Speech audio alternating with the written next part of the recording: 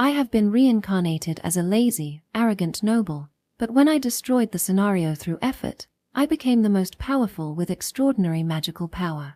Volume 2. By Kikuchi Kusei. Translated by Renkuen at JP Translations for Fun. Audiobook by Masquerade at Masquerade Audiobooks. Prologue Reminiscence. Weiss fan sent. This is the name of the man I was reincarnated as. A villainous noble who delights in despicable acts, treating people as less than human, and revels in cowardice. Lazy, disdainful of effort, the lowest of the low, garbage. It's hard to sum it up in a single word. There's a game called Noblesse Oblige. The story follows the protagonist, Alan, who has lost everything to monsters and must defeat the Demon King. The journey to that point is harsh and intense, culminating in a tale that cannot be told without tears.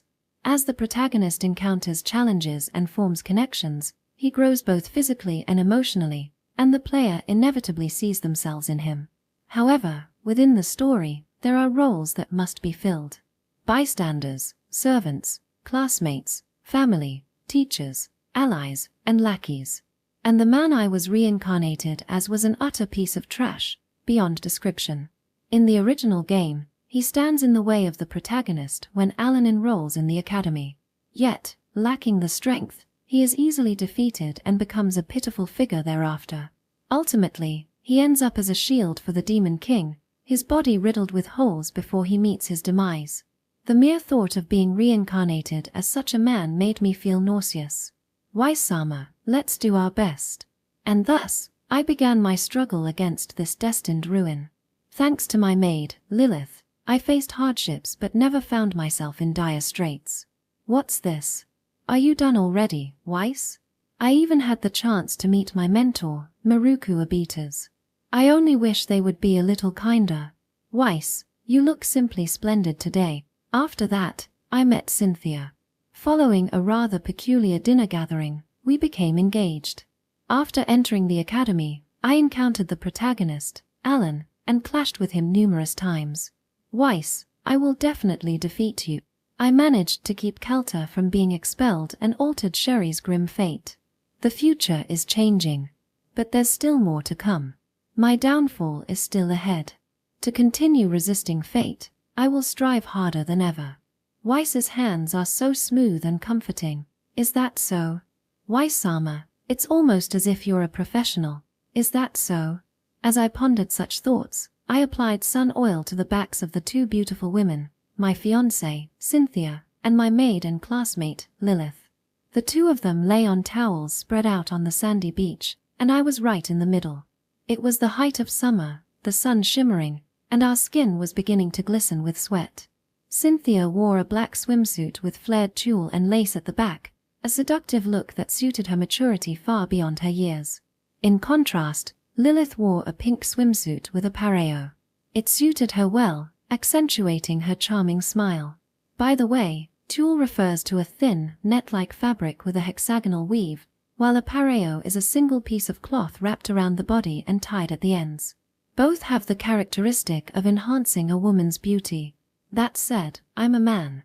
I don't know much about swimsuits, nor have I ever thought about them before. In the first place, such things shouldn't exist in this era. But it doesn't matter. This world is. Noblesse oblige. Lilith, your swimsuit looks amazing on you. As expected of Weiss's choice.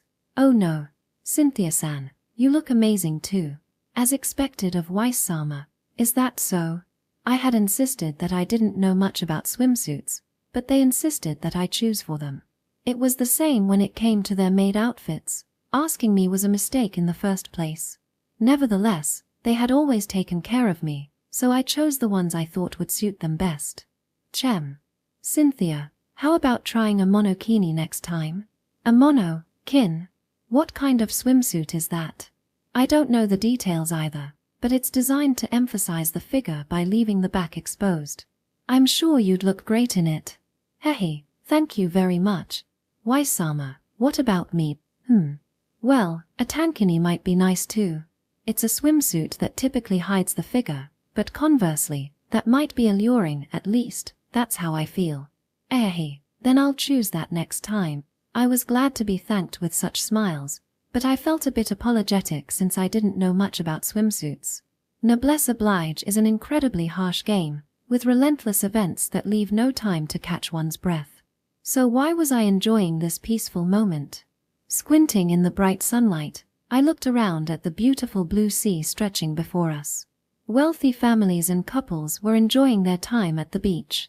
Indeed, it was summer vacation. Still, I'm so happy.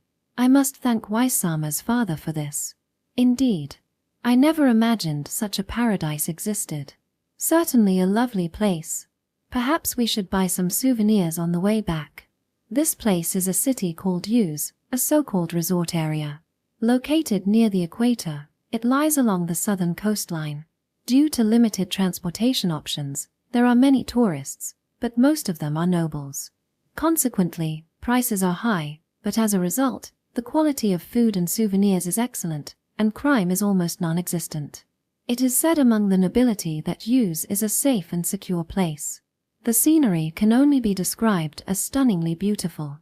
In the original work, many people expressed their fondness for this city, and I was one of them. I came here thanks to my father, specifically Weiss's father, Agat Vancent, who was considerate enough to arrange this trip. Although he is often busy with diplomacy and work, and is rarely home, I received a letter from him before the summer vacation began. To my dear and beautiful son. At first, I thought it was a typo and hesitated to read further, but upon confirming with Zebes, I found there was no issue. The letter continued like this. I know you're busy with your studies, but have you been able to spend time with Cynthia-sama? No, you probably haven't. I can tell. I am your beautiful father, after all. Therefore, I have arranged tickets for a ship and accommodation. You should take Lilith with you. Zebes has been informed of the details. Be a gentleman and escort them properly. You have inherited my kindness, charm, and cuteness, and the rest was quite lengthy, so I'll skip it. Surprisingly, it seems that Miruku-sensei comes from a good family as well. She muttered something about needing to return to her family home, although it was a nuisance, and then left. I had no time to play around. I felt bad for Cynthia, but I tried to ignore my father's letter and focus on training. However, the next morning, she came to my house with a large amount of luggage. Well then, shall we go, Weiss? As expected of my father, it seemed he had a good grasp of my personality and had already informed Cynthia. However, I was surprised to hear that our destination was Use. This was an important place that the protagonist, Alan, visits in the middle of the original story. By the way, who do you think will be chosen?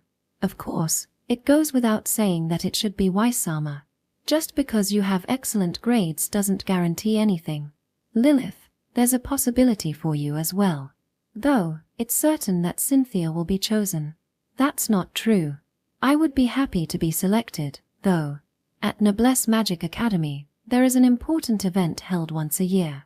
This is the inter-school tournament. For those who enjoy creative works, it's easy to imagine how exciting this event can be. In front of a large audience, students compete against one another to determine the strongest school. Naturally, there isn't just one magic academy in this world. Noblesse Magic Academy gathers the most talented individuals, but the tournament is held by grade, meaning the hierarchy can change with each generation. Last year, Eva Avery apparently caused quite a stir. I heard that many students from other schools lost their confidence and that a large number chose to withdraw.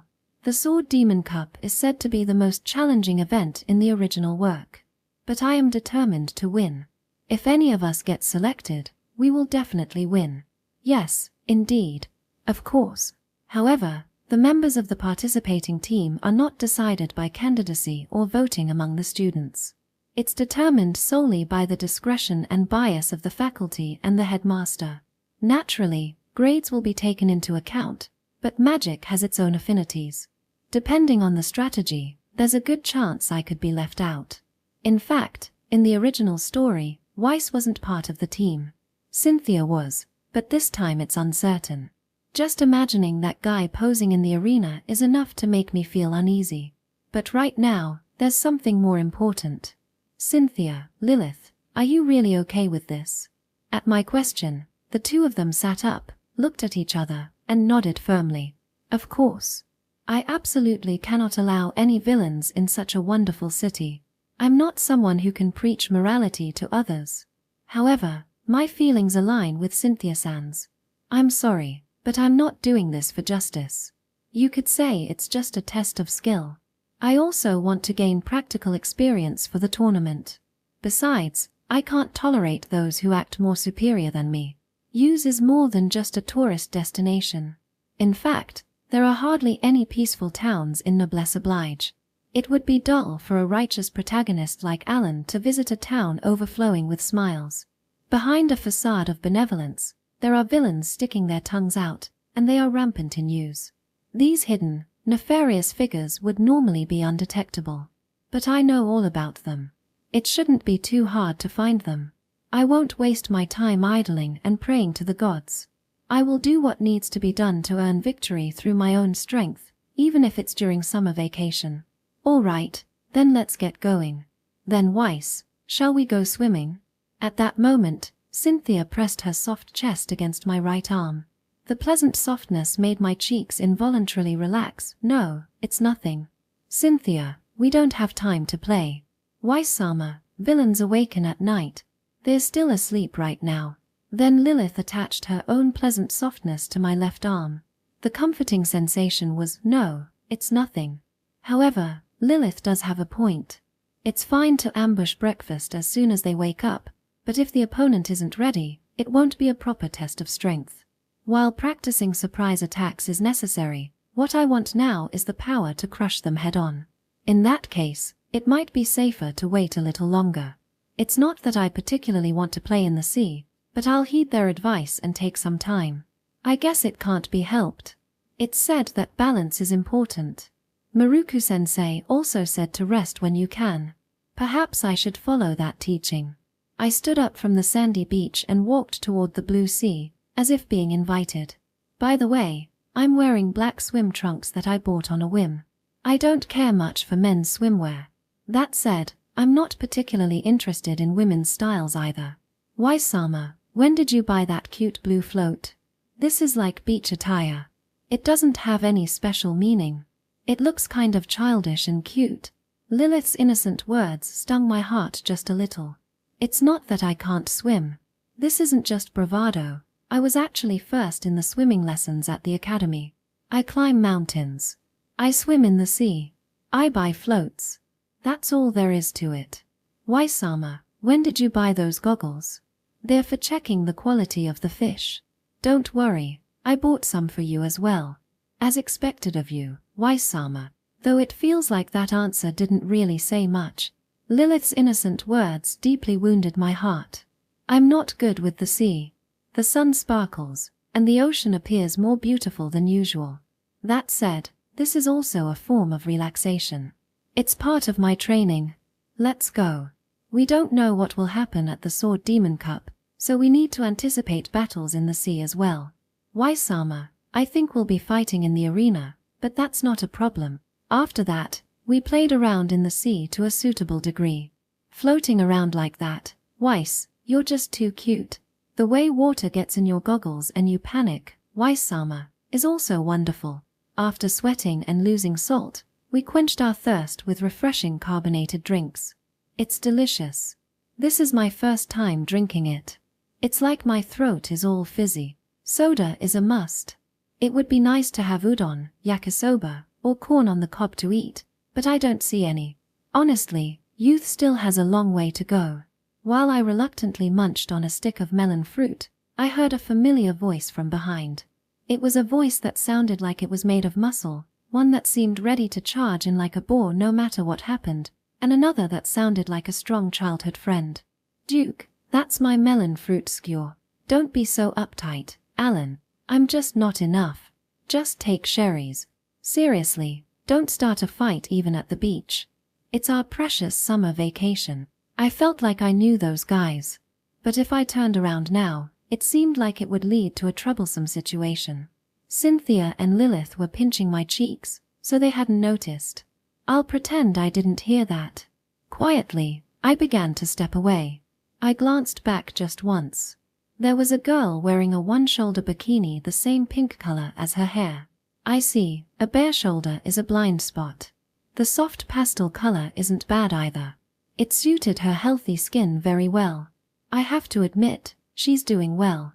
Honestly, I'm pleasantly surprised to see an unpublished scene in a place like this. No, it's nothing. Cynthia, Lilith, playtime is over. Let's go. Yes. Damn, I ended up calling it playtime. They didn't notice, right? Chapter 1 Unwavering. Black 17. Are you sure about this? Is there a problem? No. I had placed a large sum of money on the roulette, where a multitude of numbers danced before my eyes. The surroundings were adorned with extravagant decorations, and nobles enjoyed themselves at the various attractions. Use has two faces. During the day, families fill the area with laughter, but once night falls, adult establishments begin opening one after another. In this world, there are no age restrictions. Even children can drink alcohol if they wish, and anything is possible if one desires it. Whoa, amazing. It really is Black 17. That kid has been hitting it consecutively, hasn't he? Could it be he can see the future? This was the largest adult facility in use, the casino. Of course, it was legal and safe on the surface, at least. Please come this way. All of it on red 20. Understood. Beside me was Cynthia, clad in the same pure white dress as the first time we met. Opposite her was Lilith, dressed in deep crimson. The dealer was trembling. It was understandable. Even though only a few minutes had passed since we sat down, a child was piling up a fortune. But this wasn't mere luck. The movements of my fingers, the flow of magic, and my knowledge of the original work had all contributed to this near cheat. Though, there were no tricks or schemes involved. But this was merely bait. The game would soon come to an end. This was just the prelude. Duke, stop it. You're going to run out of money. I'm fine, Alan. I'll definitely hit it next time. Just watch. You're definitely the type to bring about your own ruin. I heard something from behind, but I ignored it. After hitting the mark once again, I ordered a melon juice. The juice of victory. No alcohol. Weiss, you're incredible. Can you really see the future? Something like that. Foo-foo, if Weiss says so, it must be true. The atmosphere around us was buzzing, but that was just fine. Soon enough, as I expected, a group of large, intimidating men approached me. One of them leaned in and whispered discreetly in my ear. Bingo. Please, this way. Yeah. I was led down a passageway. I was told that Cynthia and Lilith couldn't accompany me, but there was no way they would agree to that. With just a single glare, they convinced me, and after passing through several doors, I entered a room thick with a strange atmosphere. Damn, it's ruinous. Shit. Then I'll wager this slave. Me too. This was a secret place where the filthy rich gathered. There were no limits on the stakes, and only the infamous nobles could enter. It seems that being Weiss fan-sent had its advantages. Truly, I had reincarnated as a despicable person. But for today, I was grateful for it. I quietly let my magic surge within me. Most of the people here were criminals, some even being bounties or fugitives. I'll capture them all. Cynthia, Lilith. From here on, this isn't a game. You need to protect yourselves. Of course. I came here of my own volition. Likewise. I will seal all entrances to ensure no one gets out. Truly, they were both exceptional. What bothered me most was that there was a slave in a cage present here. In this place, even humans could be used as wages. This is the episode one hate the most. What are you kids doing in a place like this? Hiya. Your bounty was 1 million, right? For now, just writhe in pain over there. The first to approach me was someone I recognized from a bounty poster. He claimed to be a slave trader, but he was nothing more than a kidnapper. He was wanted in many countries. With a single strike, I severed his arm, and he writhed on the ground. Faced with the sudden brutality, the men present quickly drew their weapons. Not everyone here was weak just because they were lost in gambling. There were mages, washed-up swordsmen, and a few skilled fighters among them. For me, this was just training for the tournament. An excellent opportunity for real combat. Well then, I suppose I won't hold back. The blessing of healing and the impulse of destruction. What the hell is this? A magic circle. Kill them. Don't underestimate adults, you brats. As the magic circle on the ground glowed brilliantly, it drained the attack power, defense, and magical energy from those present. All of it poured down upon me, Cynthia, and Lilith as blessings. I'll let you enjoy the gambling you love. Bet your lives on whether I win or you do. The ones confident in their strength were the first to unleash magic at me. However, there was no way any of it would hit. I was also a qualified adventurer. Generally, you could earn money for killing bounties, but some had to be kept alive. I didn't have time to check every single one. I focused solely on stripping away their combat abilities. Die, fire, too slow. High. What the hell is this guy? Why is he so fast? Isn't it you who are slow? None of them came close to matching Miruku-sensei's speed. Even those who used to be renowned would rot if they spent their days lounging around lazily. Of course, that applied to their personalities too. Ice Spear. You're all right now. Thank you. Cynthia was saving a slave who had been captured illegally. It was just like her, truly a heroic act. Didi. Please do not touch my body. But when she made contact with the arm of the man swinging at her, it froze in an instant. That wouldn't just be frostbite. She had become harsher than in the original story. She's really suited my tastes now. From here on out, no one will escape. That brat. You all are so predictable. Lilith was even more merciless. She plunged knives into their arms and legs, completely stripping them of their combat abilities. Of course, she wasn't killing them, but it was definitely a close call. She knew exactly where to strike, fighting in a way that was truly characteristic of her. We continued to trample over our opponents, and soon, there were no more who dared to resist. The bet was in my favor. The combined bounties of everyone would amount to an outrageous sum. Wise-sama. But at that moment, I noticed a figure wearing a black hood who was moving strangely. He dodged Lilith's attack and evaded Cynthia's ice spear, making his escape down the corridor. Could it be that movement? No, that's impossible. Lilith, Cynthia, keep an eye on these guys to make sure no one escapes. I chased after him alone. If he was who I thought he was, the two of them wouldn't stand a chance. The doors had already been sealed, but he could probably break through by force. I caught up to the hooded man at a dead end. Judging by the magical aura he was channeling, he seemed to be attempting to break through. I had just made it in time. Where do you think you're going? If I could just hear his voice, I'd know who he was. But perhaps he had realized this, as he remained silent. Just as I was considering using force, the door opened from the other side. What appeared was the trio. Duke, Alan, Sherry, don't let him escape. I shouted strongly on the spot. All three were strangely holding their swords. What on earth had happened? The first to react was that protagonist punk Alan. As the hooded man tried to advance and escape, Alan swung his sword at the perfect moment. There was no stagnation in his magical flow, it was a refined movement. Damn it, has he gotten stronger again? But to my surprise, the hooded man easily dodged Alan's attack. Without counterattacking, he made his escape. There were plenty of civilians ahead. Continuing the pursuit would be dangerous. However, I had fully recognized who he was from his movements. He wouldn't harm anyone. What was that just now? Shut up, Duke. Damn it, he got away. And what are you all doing with your swords drawn? I heard screams and thought something was going on. The timing was almost divine. It would be reasonable to consider this an event summoned by the protagonist. Weiss, more importantly, what about that blood? Are you okay? Sherry approached, her pink hair bouncing as she came closer. She touched my clothes and gasped in surprise. Seriously, she never changes. It's just splatter from the fight. There were plenty of bounties ahead. Splatter, wait, what? Hey, Duke, Cynthia and Lilith are fighting up ahead. Go help them first.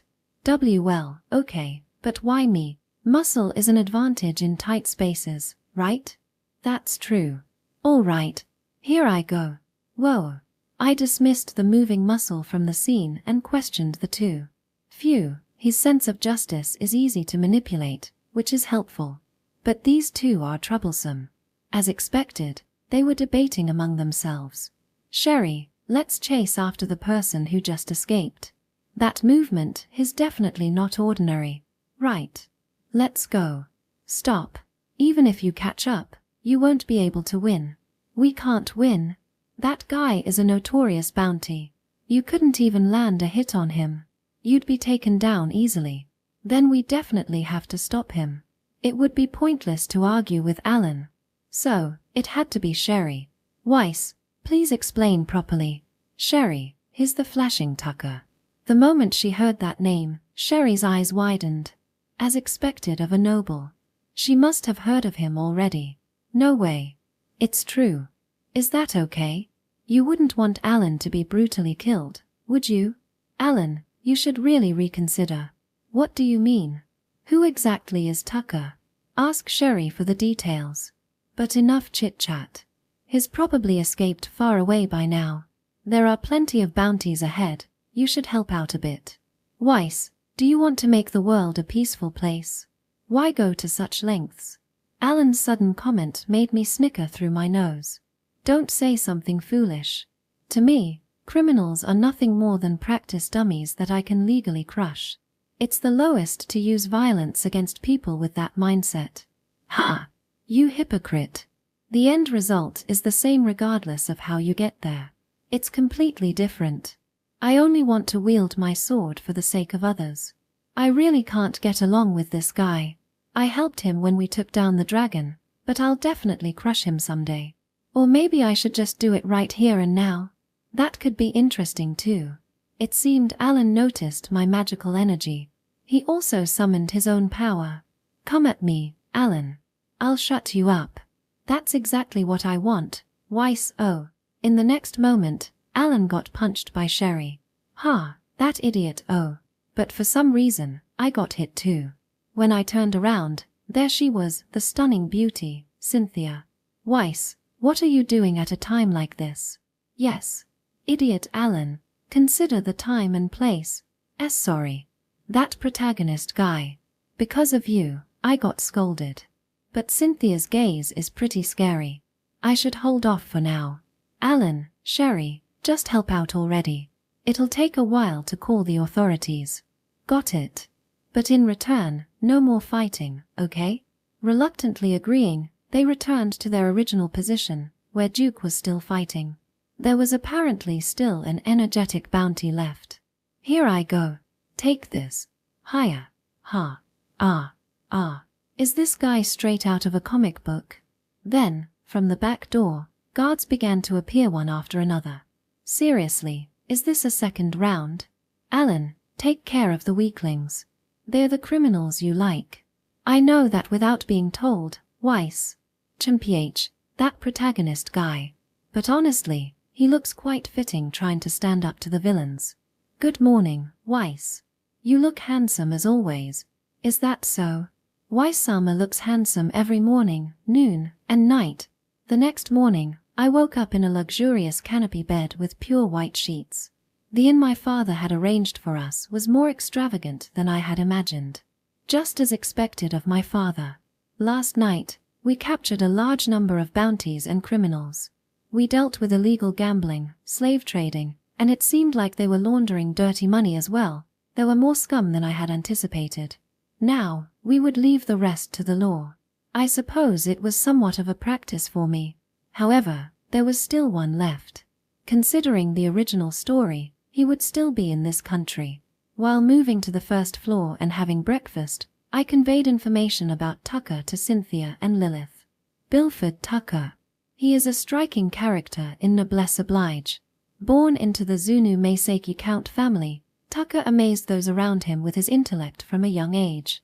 By the time he entered the Noble Academy, he was already skilled enough in magic and swordsmanship to defeat adults. He was also a person of great character, well respected, and promised a bright future as a court attendant. However, to fully utilize his extraordinary talents, he aimed to become a knight from scratch and eventually rose to the position of captain. On the battlefield, He achieved numerous military accomplishments. His title is the Flash. However, this does not refer to speed. Tucker possesses the ability to use magic that allows him to perceive the flow of time as if it were in slow motion for brief moments. Naturally, his opponent's attacks do not hit him. The ease with which he dodged Alan's ambush can likely be attributed to this ability. It's infuriating, but those attacks were not something an average person could evade. Yet, such a Tucker would suddenly commit a grave sin. He killed the king he served. In the original story, midway through the plot, the protagonist Alan confronts Tucker. A battle against a major sinner, it ignites the heart. The difficulty level is extremely high. In a game like Noblesse Oblige, known for its punishing nature, dying around 10 times is considered normal. With Tucker, however, the average is said to be 100. It's a frustrating game, but it's the best game. And this marks the beginning of the Tucker arc. I will find him and crush him. If I can do that, I might even win the Sword Demon Cup. Cynthia, Lilith, I'm searching for Tucker, but you must not interfere, I said firmly to the two. Naturally, they replied that such a thing was impossible. However, I insisted multiple times until I forced them to accept my decision. As long as we don't make a move, he probably won't come after us to kill. If Waisama insists that much, Tucker must be quite formidable, yes? Just considering this moment, he might be equal to Eva. Is it really all right to seek someone of that caliber? It's not that I don't trust you, Weiss, but I can't help but feel anxious. Cynthia was worried about me. Her expression was deeply sorrowful, yet beautiful. There is danger. But a little danger makes for a better practice opponent. This is the truth. It's pointless to hunt only weaklings. Then Lilith asked curiously, how do you know so much? Didn't you just learn about Tucker the other day? It's a long story. I'm skilled at gathering information. It's somewhat like cheating, but I can't say anything just yet. Well, I suppose looking smart is a little bit of a perk, right? I feel kind of pathetic. However, if I determine that your safety is at risk, I will assist you, she said. Yeah, that's fine. I'm glad to hear her say that. Now, let's see if I can track down Tucker's whereabouts. So, why did Tucker come here? Did he come for a swim? Should we look for the ocean then? Do you think he's the type to be so leisurely, like Duke? What do you think, Sherry? I think he must have come with some sort of purpose. Otherwise, why would he come to a place so full of people? Perhaps to gather escape funds or something? At that moment, an unbearably familiar voice came from behind. Before I even turned around, Cynthia noticed and said, "Thank you for your hard work yesterday." "Oh, what's up, Weiss? You guys are staying at the same inn?" The muscular guy stood up and rushed over, grabbing my shoulder. His overly familiar demeanor has completely crossed the line. Moreover, the muscles in his arms have doubled. I won't forgive this. I can't believe you guys managed to get such a nice inn. Did you make a lot at the casino? Hell yeah. But we donated all of it. The money we spent brings smiles to the kids, right? That's not a bad thing. Oh, I didn't know Weiss could say such noble things. Have you become a good boy without me noticing? Shut up, Sherry. This guy is still the same. That annoying smile hasn't changed a bit. Weiss, we're definitely going after Tucker. It's our fault we let him escape. You still don't understand your own abilities, do you? You can't win against him. Have you forgotten how I pummeled you during the entrance ceremony? Alan looks mild-mannered, but he has a strong competitive streak, just like me. He immediately frowned in dissatisfaction. However, Cynthia whispered to me, "Please get along. That's just advice." I'm grateful that thanks to you, the damage was kept to a minimum. Repaying a favor is the rule of the Fansent family. All right, let's hurry up. Let's all grab some food. Food? I've already eaten. You guys. There were melon fruits. Should I go get some for you? Are you still a bit hungry? Honestly, that's Sherry. Unlike me, Cynthia and Lilith looked pleased. They had never had the chance to play outside with their classmates before. Weiss, I really think we should join forces. Enough already. I don't care if you two get hurt. But how do you plan to take responsibility if that leads to the Sword Demon Cup being cancelled? Why would you say something like that? Sensing the ominous atmosphere, Sherry quickly pinched Alan's cheek. I took a deep breath, feeling Cynthia's coldness. By the way, are you guys preparing for the Sword Demon Cup? Of course. We're training every day. Duke is always training. We're also coming up with strategies for the other schools. We ended up here while exterminating monsters. I see, so that's why they came to use. There's no doubt that Sherry, who shouldn't originally exist, is involved. I wonder how this will affect the future. But regardless, I will definitely avoid destruction. Weiss, shall we go? Chem. Where to? Shopping, of course. Weiss-sama. I'm looking for Tucker. He's still somewhere in this town. I understand that allowing criminals to roam free is unacceptable and not a good thing. However, our primary duty is as academy students. I want to enjoy this time with you while we still can.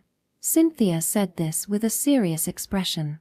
Indeed, she had gone along with my whims and had a big showdown last night. We had the handover until morning, and I barely spent any time with them. I suppose this is technically an engagement trip, after all. Just a little bit, then. As expected of Weiss. You really are a good guy. Don't touch me, Duke. You're not involved. Oh, you're calling me by name now? Has our distance closed a bit? Shut up, you musclehead. That's a bit too much, don't you think? In the end, thanks to Cynthia and Lilith's strong encouragement, I ended up joining the protagonist and his group. Though I hated the feeling of enjoying summer vacation, it wasn't so bad to see Cynthia and Lilith's cheerful smiles. We toured the town of Use until sunset, and it seemed that Alan and the others had some submissions to take to the Adventurers Guild, so we parted ways halfway through. I had played around quite a bit today, but I would definitely search for Tucker starting tomorrow. I'm glad I got to know more about the good things in Use, I said. Hey, Lilith. Yes. I never imagined I could have so much fun playing with everyone like this, she replied. Considering Lilith's past, this truly felt like a miracle. Noticing Lilith's sad expression, Cynthia gently caressed her cheek. We will always be together. But at that moment, a large surge of magical energy clashed from a short distance away. Magical energy has its own characteristics. Even from far away, if I activated my observational skills, I could immediately recognize familiar energies. Just as I thought. One of them belonged to someone I knew well. Cynthia and Lilith seemed to have noticed it as well. They truly were impressive. It's probably Alan and Tucker, I said. As expected, he was the protagonist. With the recent events in the hallway and now today, it seemed too coincidental. I had suspected it for a while, but back when we fought the dragon, it was Alan who noticed first. The center of the story remained Alan, just like in the original. Then, let's hurry. Cynthia, Lilith, you too. We'll follow you, Cynthia said. Yes, same here, Lilith added. Their eyes showed that they wouldn't listen to anything else. Their resolve seemed firm, or was it? Then we're going to snatch our prey. Tucker is mine. Is that all right? Yes.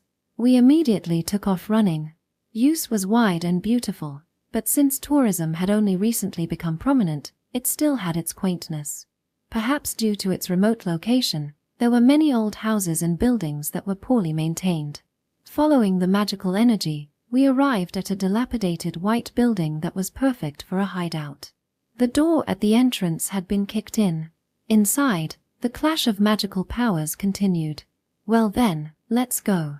I'll go alone. You two, wait in the forest just outside the north gate. There's an open area about 500 meters in. What do you mean by that? How do you know? I'll explain later. I'll lead him in. Once Tucker arrives, hold him off. Cynthia, Lilith, I'm counting on you. If that's the case, I understand, Weiss. I'll comply as well, Lilith added. The two exchanged glances and left without questioning me further.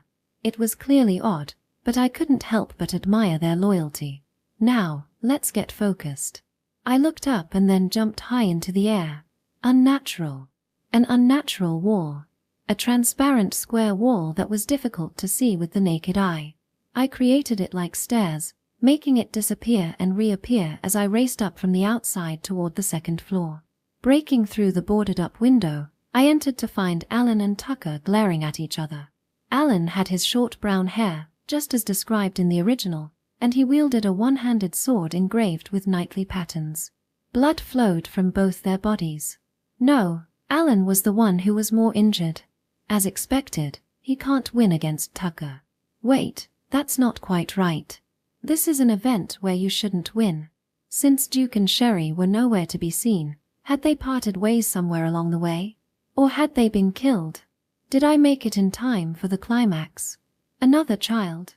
Again. So it really is those two. Nothing good comes from a bunch of weaklings grouping together. Now, what should I do? There are pursuers coming from below. Tucker. What did you say? Alan, where are the two? They're fine. But they've been injured. So that's why you're angry. You're easy to read, Alan. Now, what will you do, Tucker? There's no way for you to verify the truth of my words. You have your own agenda. You can't be caught here. HMPH. Tucker's expression changed. I surged my magical energy, applying pressure. But Alan, to inflict wounds on Tucker's body. Is this what it means to be a protagonist? See you. In the next moment, Tucker kicked through the wall and vanished. He must have sensed the magical power and concluded that he couldn't take on both me and Alan. And if there are more pursuers on the way, it makes even more sense. Even so, that was some exceptional magical technique. Even if the wall was old, to instantly channel magical energy to his feet and break through like that. Hey, this is just the best. Tucker, wait. Alan, don't interfere. Plus, you're bleeding too much. He hurt Duke and Sherry. I have to stop him. You idiot, you think you can stop him by force. Alan. At that moment, Duke and Sherry appeared from the stairs. Both seemed uninjured at first glance. However, I could sense traces of magic.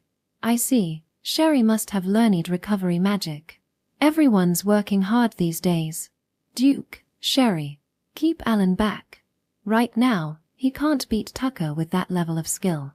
He'll die. No way. I'm not going to die. That's probably true. But it doesn't matter. Alan, if you follow me, I'll kill you. I'm serious. It seemed they sensed my murderous intent, and the atmosphere shifted.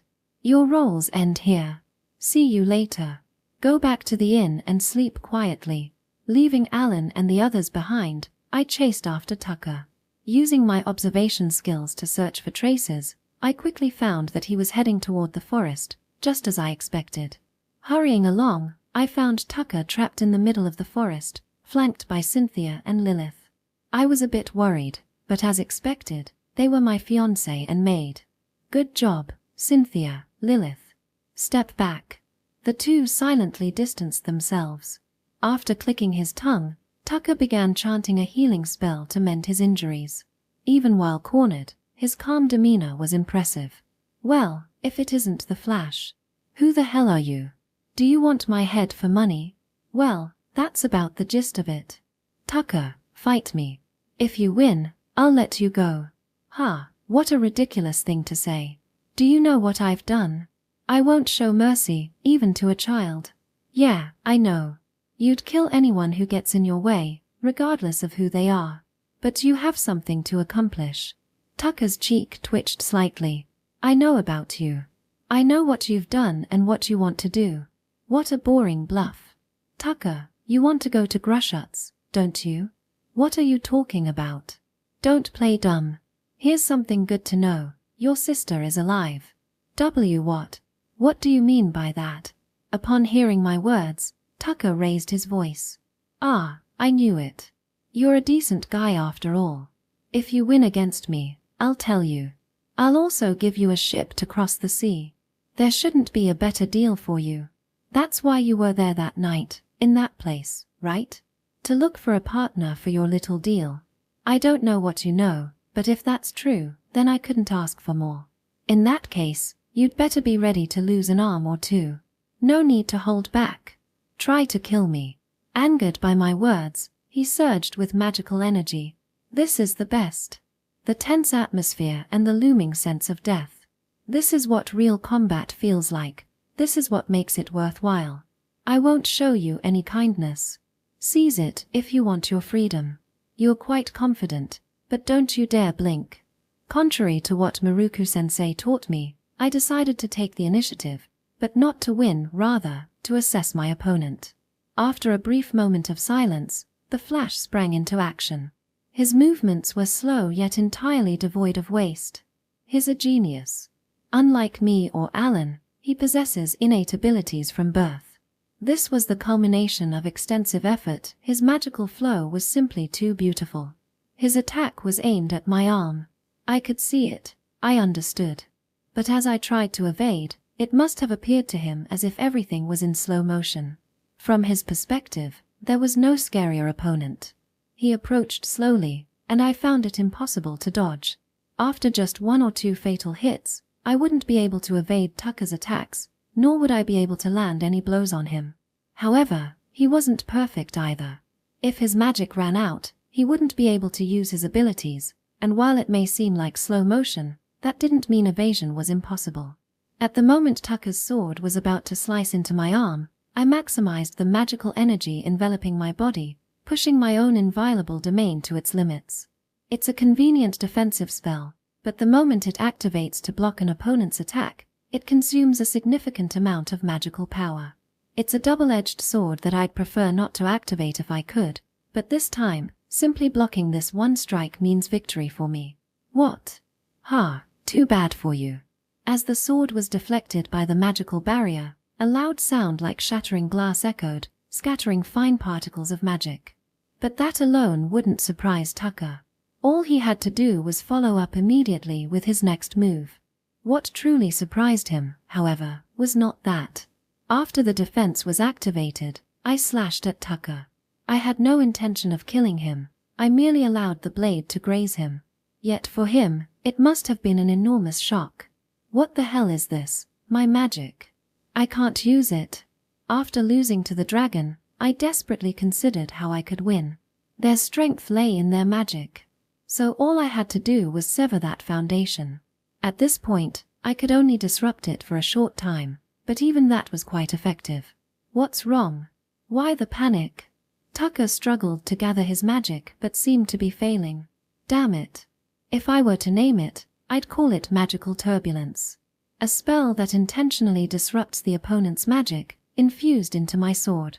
It's a technique only I can use because I have an affinity for all elements. That said, it's not invincible. If my opponent's magical defense is superior to mine, it won't work.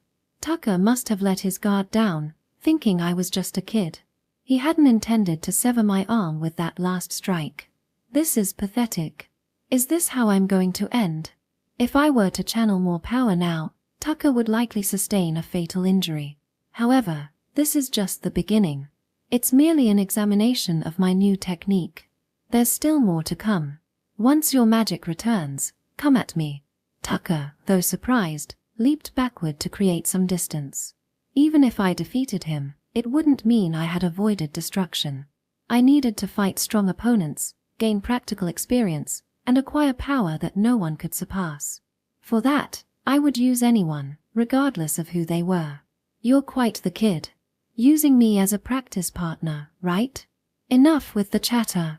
If you keep losing to me, you'll never escape this forest. You child. I'll make you regret that overconfidence. With that, Tucker launched attack after attack against me. From all directions, his strikes were sharp, showcasing incredible swordsmanship without relying on magic. I was cut several times, blood flowing from my wounds. Hours later, I found myself fighting Tucker with bones visible in my arm. Cynthia tried to intervene, but I firmly held her back. Lilith remained quietly at a distance, waiting. I'm sorry for being such a selfish man. However, the moment my finger was severed, they could no longer contain themselves. Weiss-sama, Weiss. It seemed Tucker's movements were nearing their limit. At this point, it was a matter of who would die first, also it seemed. That's enough. Kill me. No, it's over. I've learned quite a bit. I'm glad I got to see your brilliance up close. Magic exists in the realm of imagination.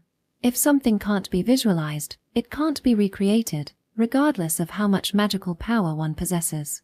Unlike fire or water, brilliance was unexpectedly complex, but it allowed me to learn. Wise-sama, let me help you. Cynthia picked up my severed finger, and she and Lilith began chanting a recovery spell together. It seemed I could raise my arm again. Their magical power was remarkably refined. That said, I still felt pain akin to having my head severed. In the end, what did you want? It's simple. I want to become stronger. Tucker, you were a worthy practice partner for me.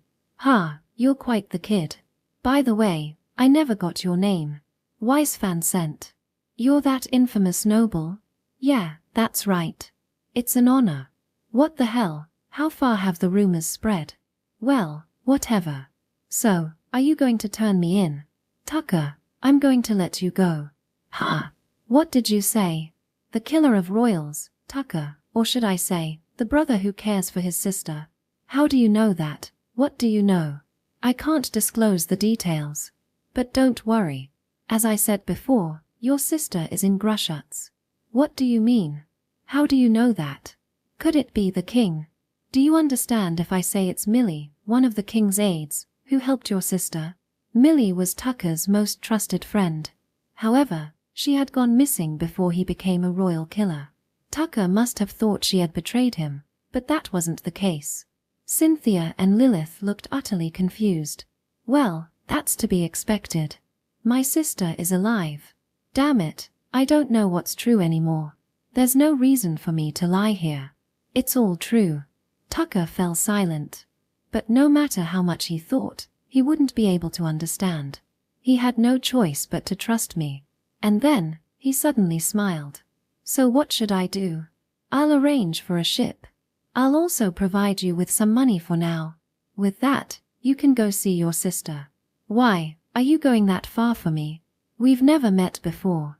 Yeah, that's true. I do wonder why I'm doing this. That said, it's only natural to pay my master a fee, even if it's just for a time.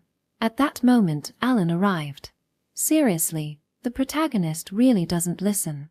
Wise. I thought it was just you, but you brought your friends along, I said, noticing Sherry and Duke trailing behind him. Alan, I'm taking this guy's head. But I won't kill him here. I've decided to hand him over to his country.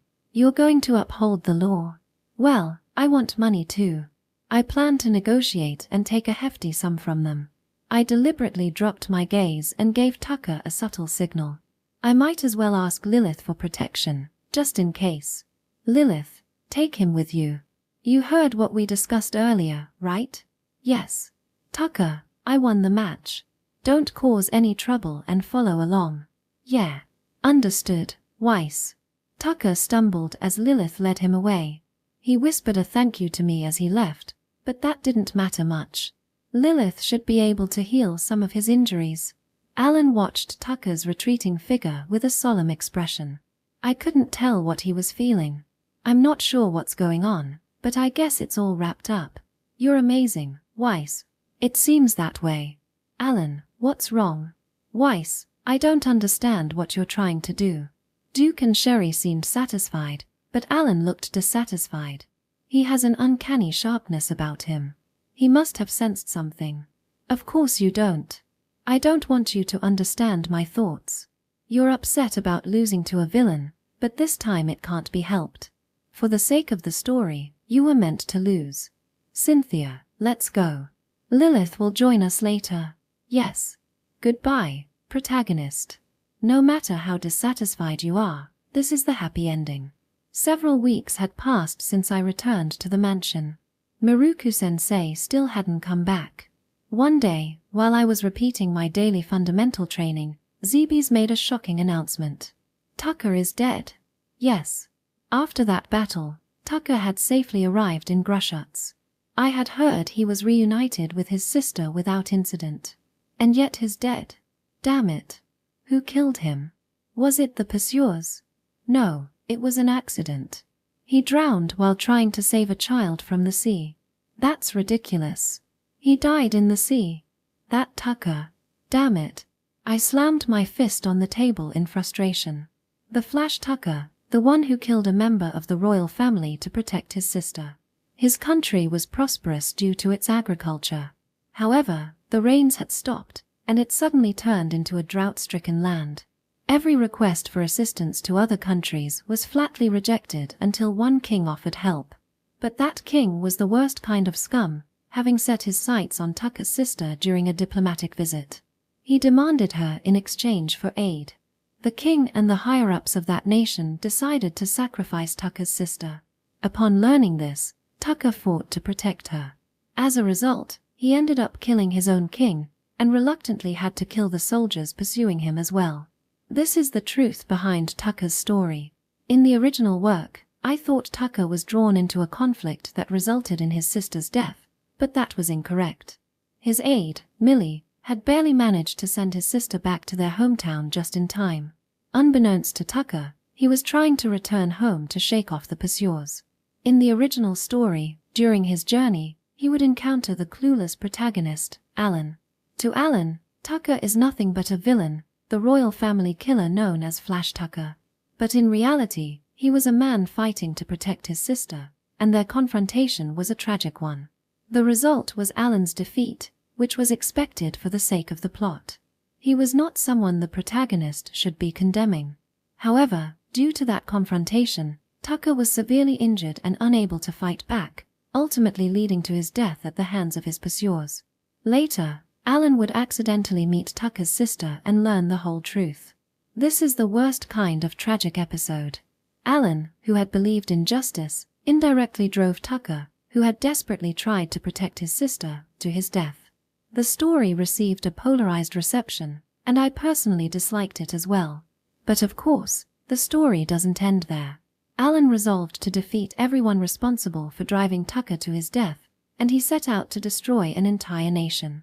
One might say this is a grand act of venting frustration. Of course, I was aware of that.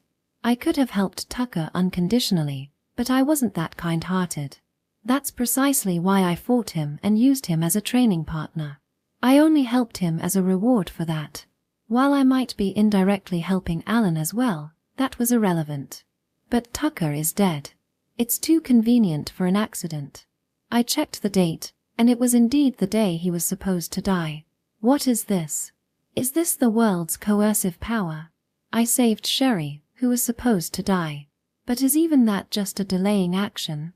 Are all my efforts completely meaningless? I don't understand. Yet, even now, the true villain who indirectly drove Tucker to his death and put his sister in danger remains unpunished and alive. I had no intention of intervening. I had no obligation to go that far, and it might have caused trouble for the Fansent family. But he is dead. Who will take revenge for him? Because I clumsily altered the story, Alan doesn't know about this. Zebes. Tucker's sister is alive, right? Yes, that is without a doubt. I see. I had only revealed the truth to Zebes. I didn't tell him how I knew, but he trusted me enough not to ask unnecessary questions. If I'm going to intervene, I must see it through to the end. Zebes, get in touch with Father. Also, I have another favor to ask of you. Please, give me your orders. From that day on, I took action. The ones who cornered Tucker were all worthless scum, trash that I could kill countless times over without feeling satisfied. Thanks to my knowledge of the original story, it was easy to track them down. I gathered evidence by any means necessary, through bribery and power, exposing all their misdeeds. Weeks later, those involved in Tucker's case received their just punishment, all of them hanging from the gallows. With this, Tucker might finally find some peace. He was like a second mentor to me. Zebes, please give all this money to Tucker's sister. It's a condolence gift. All of this money, it's just a windfall. After all, he was a bounty. I owe him. Do I need a reason? No, understood. I will do as you command. In the end, I was unable to do anything. Tucker is dead, and his sister will have to live on alone. Monsters have begun to stir across the world. A war has broken out in the south. All of this follows the original story. There will be disasters, 2. But I will never give up. Time and again, I will resist my fate. I sat alone in my room, staring into the eyes reflected in the mirror. As I summoned my magic, the shadows deepened slightly. The reason I fought Tucker was that I wanted to see his abilities up close. It took quite some time to master it, but I finally achieved it. In the game, it had been displayed like this. Unique skill, Flash. When activated, the world appears to slow down.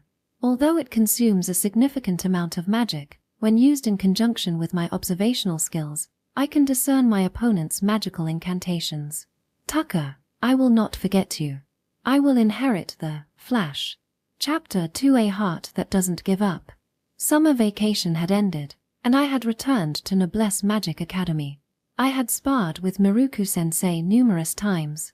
Battling while using Flash was harsher, more intense, and refreshing compared to before. I discovered several issues. First, maintaining magical power was incredibly challenging.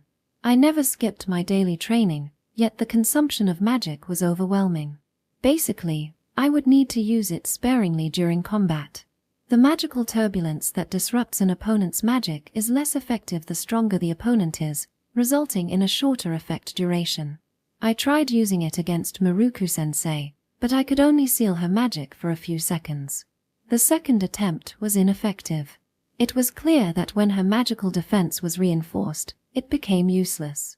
Still, even being able to interrupt a spell's incantation, even just once, is a significant advantage. The sword magic cup is approaching soon. I cannot afford to waste a single day. However, unlike usual, I wasn't filled with motivation. I knew the reason. I had started to wonder if what I was doing was meaningless. Tucker was dead. If fate was already decided, then no matter what I did, the outcome might not change. I knew you'd be here. You still love swinging that sword, right? While swinging my sword in Training Ground B, I heard a bright voice from behind. I immediately recognized who it was. However, I hesitated to turn around. I deliberately faced forward and replied, "What do you want?" Then, from the side, she popped her head out, almost getting hit by my sword, and I stopped in surprise. Seeing this, Sherry laughed mischievously. "That was close. You really should pay attention to your surroundings, you know? What do you want? What do you think? Hey, what do you think?" Her carefree smile was as bright as ever. Ever since Tucker died, I had been avoiding looking at Sherry's face. In the original story, her life had already come to an end. However, I had shattered that fate. But was it really like that? It might just be a delaying tactic. "Thanks, Weiss." "For what?" Then Sherry suddenly said something like that. It was as if she could see right through my heart. "The reason I can smile like this is because you helped me. I just wanted to tell you that again. Back then, I just granted you flight magic as part of my training. I wasn't trying to save you. Honestly, you're so not straightforward." "Shut up." "Hehe, I won't." Though I tried to avoid being familiar, it had no effect on her at all. On the contrary, she seemed to enjoy it even more. "Seriously, Sherry."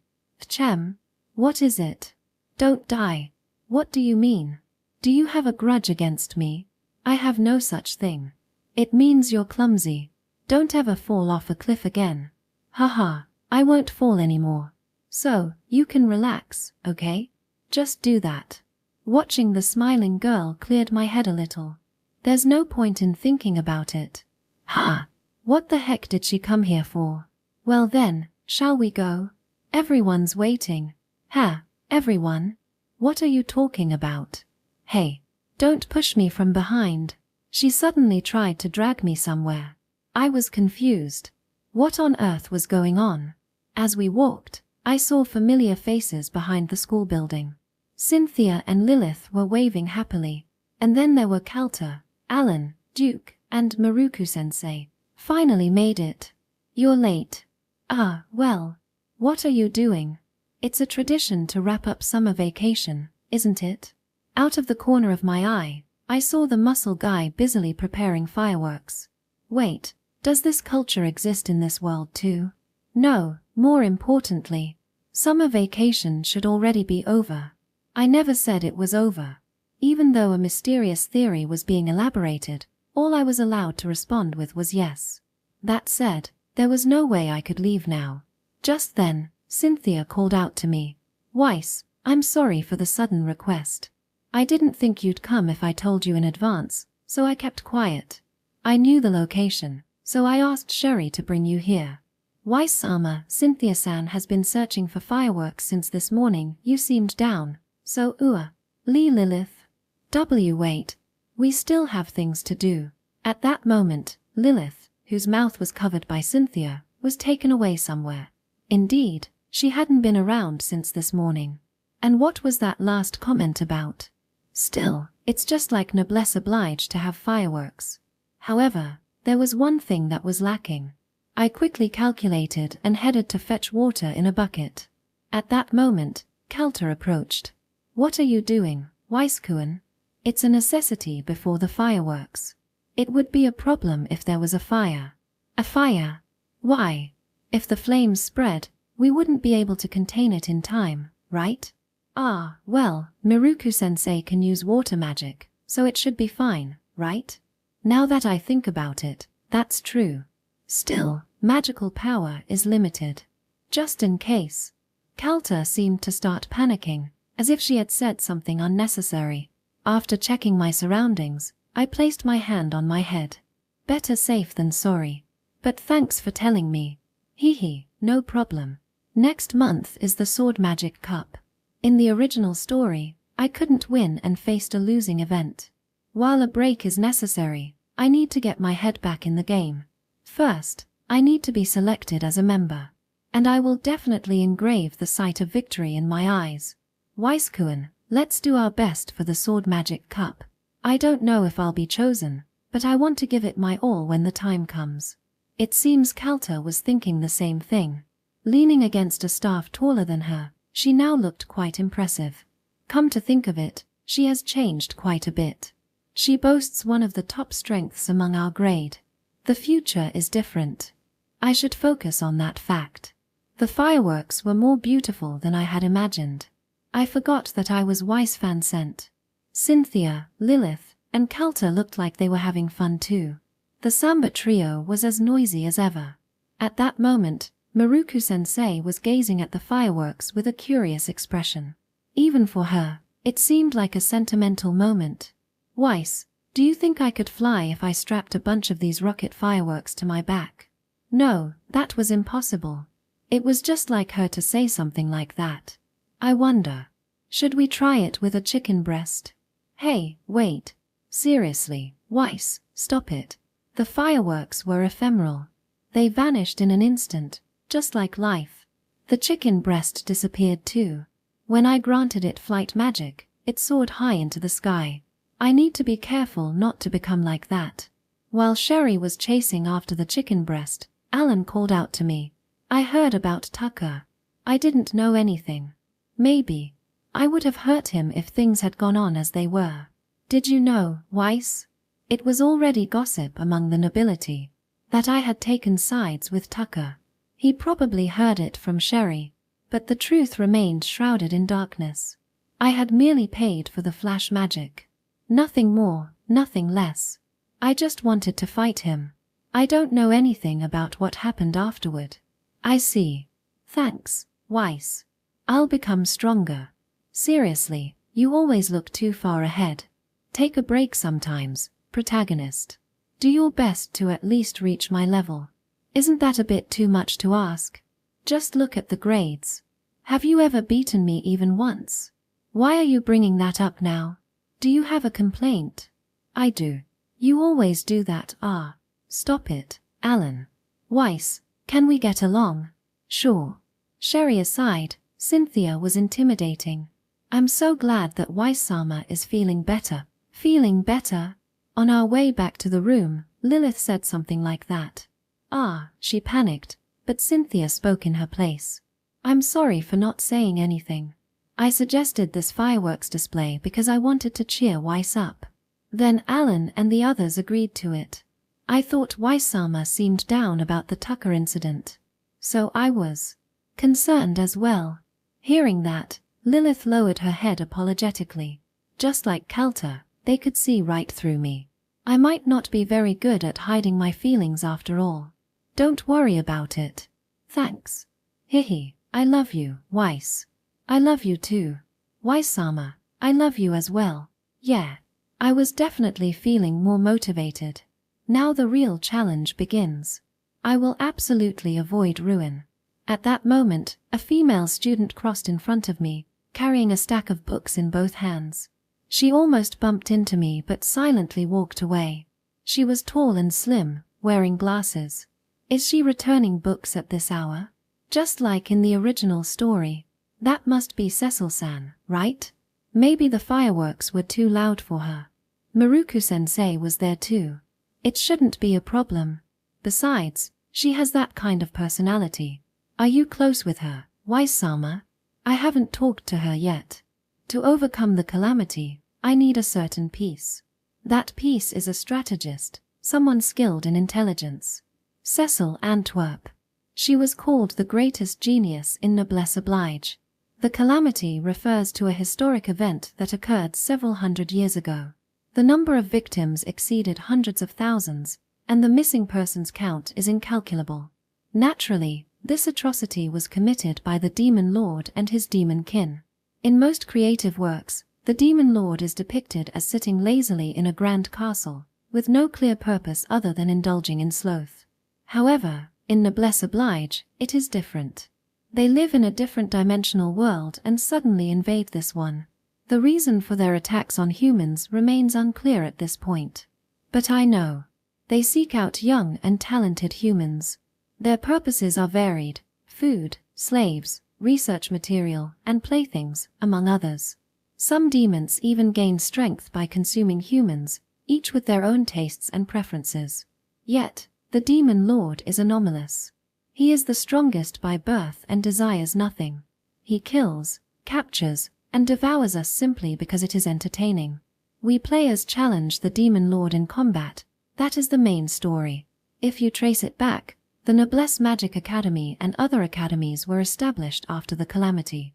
Their original purpose was to nurture talented individuals to prevent a similar tragedy from occurring, but that intention has faded over time, and each academy has developed its own ideology. What I fear is the second calamity, which will soon come to pass. This calamity serves as a sort of prologue to Noblesse Oblige, but it is quite troublesome and unpredictable regarding when it will occur. It is essentially random. A sudden start to a troublesome event, and there are countless other annoying occurrences to count. In terms of game progression, it is like the first major obstacle. To repel the demons, considerable skill in breaking and a good amount of luck are required. In the original game, it took me over a week to clear this section. I no longer remember how many times I faced game over. And this was on the quicker side. Many players have had to quit the game because they could not clear this event. I have to complete it in one go. It's hard mode with no continues. One might say that this sadistic game has become even more cruel in this ultra-hard mode. But I won't give up. I will absolutely conquer this. Is the fruit shop in the royal capital trending? While many were honing their skills in preparation for the Swordmaster Cup, I found myself in the library of the academy. With hundreds of thousands of volumes, any student can access this vast collection. I had read every book in my residence, but there were few texts about the demons. Even I can't remember everything. There are countless settings I'm unaware of. If I could have just one wish, it would be to obtain the complete strategy guide to Noblesse Oblige. No. If that's the case, I'd rather be a different character than Weiss. If I could choose, I'd definitely want to be a genius. Speaking of which, they're using plenty of melon cream. I was trying to research demons, but I found a completely unrelated book mixed in with the history section.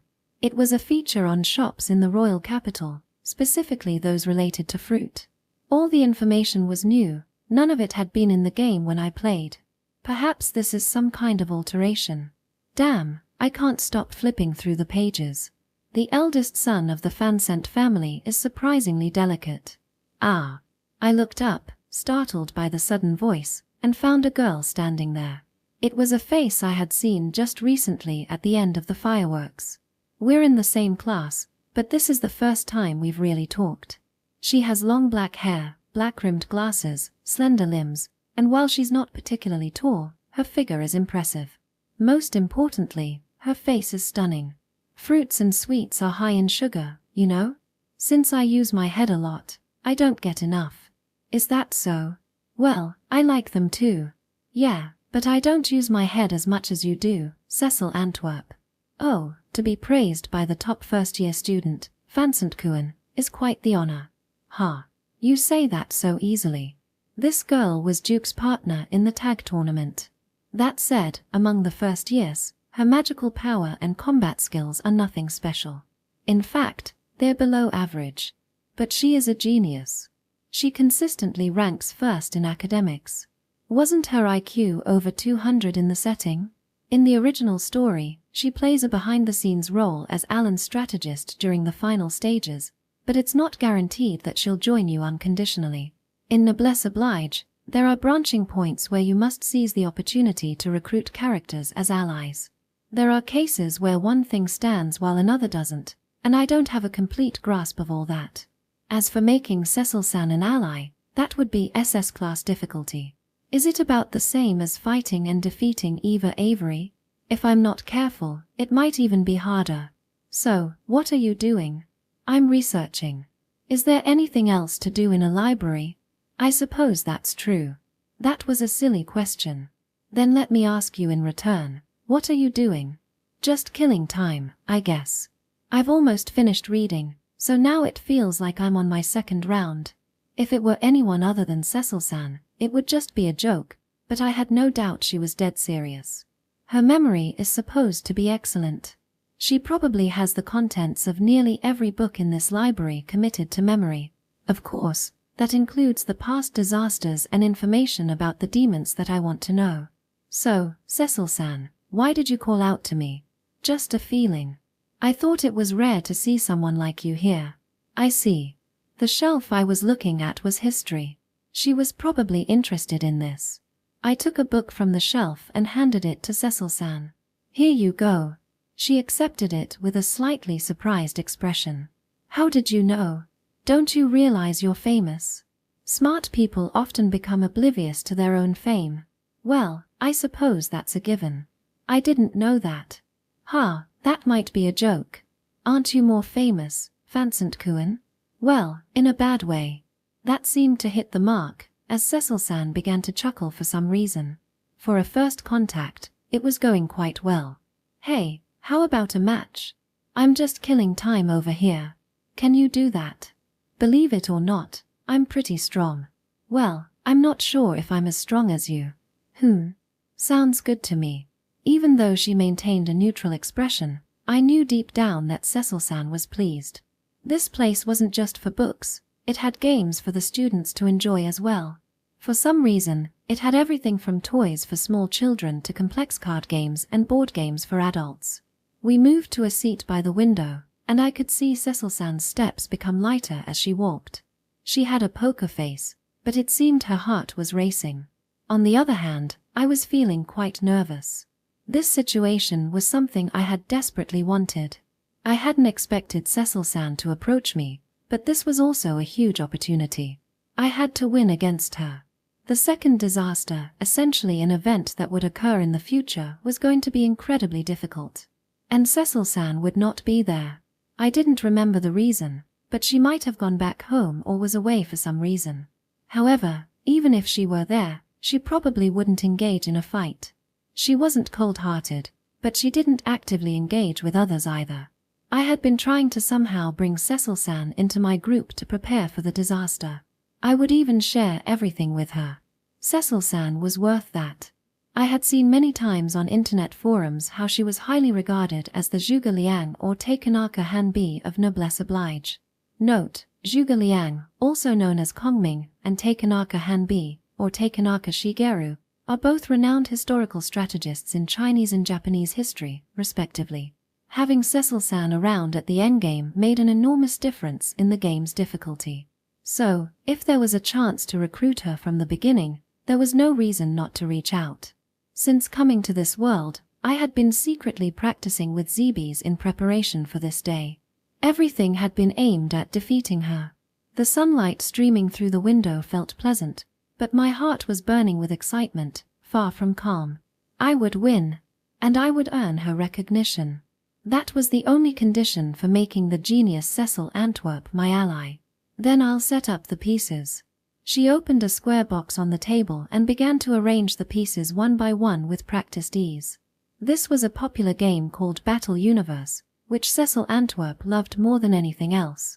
The pieces had roles such as knights and mages, each with designated attack and defense ranges. There were 20 by 20 pieces, and they took turns moving in an alternating sequence. Simple yet profound, it was a minigame within Noblesse Oblige, but it later had its own dedicated software released, quickly achieving million-seller status. I had become so engrossed in it that I sometimes neglected the main story to play. From children to adults, people of all ages and genders can enjoy it. That's Battle Universe. In the original story, countless players attempted to recruit Cecil-san as an ally. However, everyone gave up. Some spent over 1,000 hours without achieving victory. I, too, had never won against her in the original. The reason was simple. She was the strongest player in the world at this game.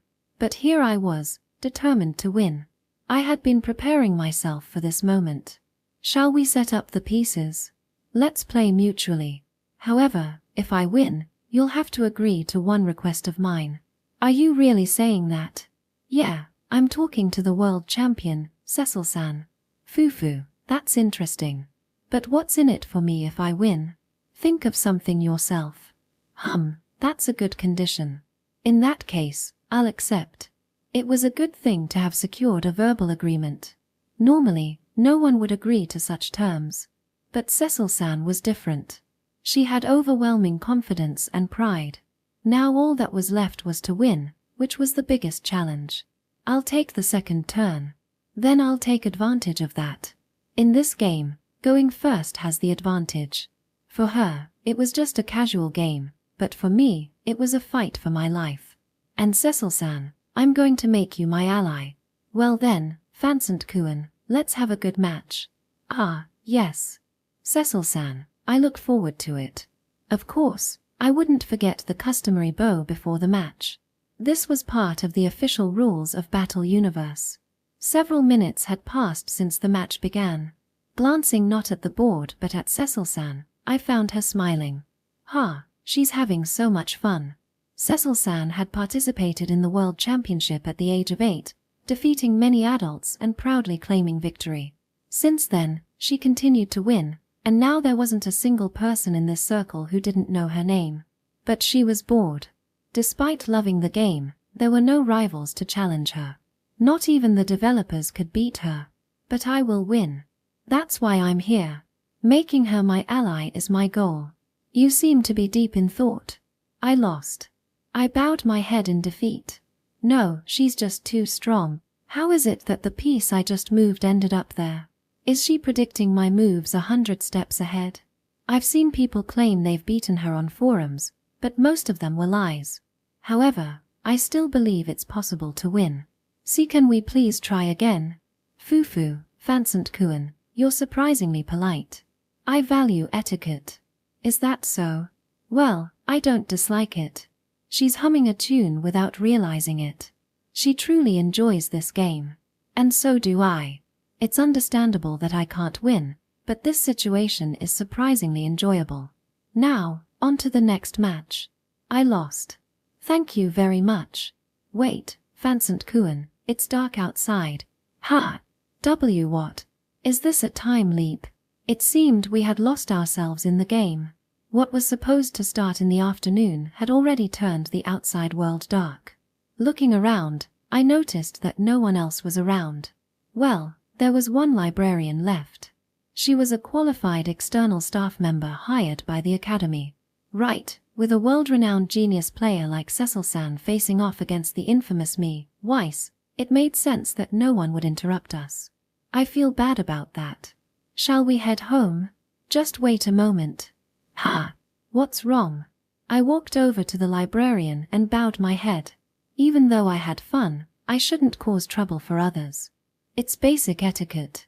However, She smiled brightly and said, "It's fine. You both looked like you were having so much fun. So we really looked that happy." I thought to myself, but I made sure to apologize properly. After returning to my seat, I called out to Cecil-san, and we quickly left the library. She looked surprised at me. "What's that about? Did something happen? I just thought you were a lot different from the rumors. Now that I think about it, I'm not sure why I approached you." "What do you mean?" "I had this scary image of you, you know?" "Oh, and the book you were holding was cute." "Sugar." Yes, it's good for your brain, but maybe your skills in Battle Universe still need some work." "That's just because you're too strong." "That might be true. You're not one to be humble, huh?" "There's no point in that, and either way, it would just be taken as sarcasm." "Well, maybe that's true." "Cecil-san, are you free tomorrow? I'd love to challenge you again." "Ha! I don't mind, but here again." Thinking about it calmly, playing a game with Cecil-san in the library might disturb the librarian. "The weather's been nice lately. How about the rooftop in District B? There, we shouldn't disturb anyone." "Sure, that sounds good." "Then see you tomorrow, Vincent-kun." "Yeah, see you again, Cecil-san." As I was leaving, I noticed her skipping away with quiet footsteps. Just how much does she love games? Well, I had fun for the first time in a while, too. Tomorrow, I will definitely win. And I will bring Cecil-san into my team. Section. I lost. Yes, thank you very much. The city is usually used for training, but it's empty on holidays. The rooftop feels nice. The blue sky is beautiful, and the air is clear. We were once again engaged in a serious match. Well, maybe I was the only one taking it seriously. Cecil-san seemed delighted, humming a tune as she played. But what the hell is going on in that head of hers? I've been studying my ass off since coming to this world. Why can't I win? Next, please. Yes, but let's take a little break. I haven't eaten anything since this morning, and I'm starving. Well, now that you mention it, I guess so. Come to think of it, this is the first time I've been so absorbed in something other than training. This world may be a game, but it's also reality. Ah, I'm really inside noblesse oblige. Wait, I hadn't prepared any food. Just then, a beautiful white arm reached out toward me. Vincent-kun, here you go. What's this? If you're going to eat while playing, then this is it, right? In her outstretched hand was a delicious-looking sandwich. I caught a glimpse of the filling, and it contained my favorite, melon. There was plenty of cream, too. Where did you get this? I woke up early to make it. The other day, you were reading that fruit book, and I've seen you eat it in the cafeteria a few times. Are you a genius? I get told that often. It's just a small token of my gratitude. Gratitude? What does that mean? Did I do something? For playing Battle Universe with me. Tournaments like this don't happen often, and I'm usually alone. I don't have any friends, and there's no one to play with. Now that I think about it, she's so strong that no one dares to challenge her. Being too much of a genius might have made her seem unapproachable, resulting in her having no friends. Well, I won't hold back then. I gratefully accepted the sandwich. Just one bite was enough for the sweetness of the fruit and cream to burst in my mouth. Maybe what I'm eating is just a program's code, but I really don't care about that. I am alive. Cecil-san, Cynthia, and Lilith are alive too. The impending disaster is at such a high difficulty that it wouldn't be surprising if anyone dies. Even Maruku-sensei might be at risk.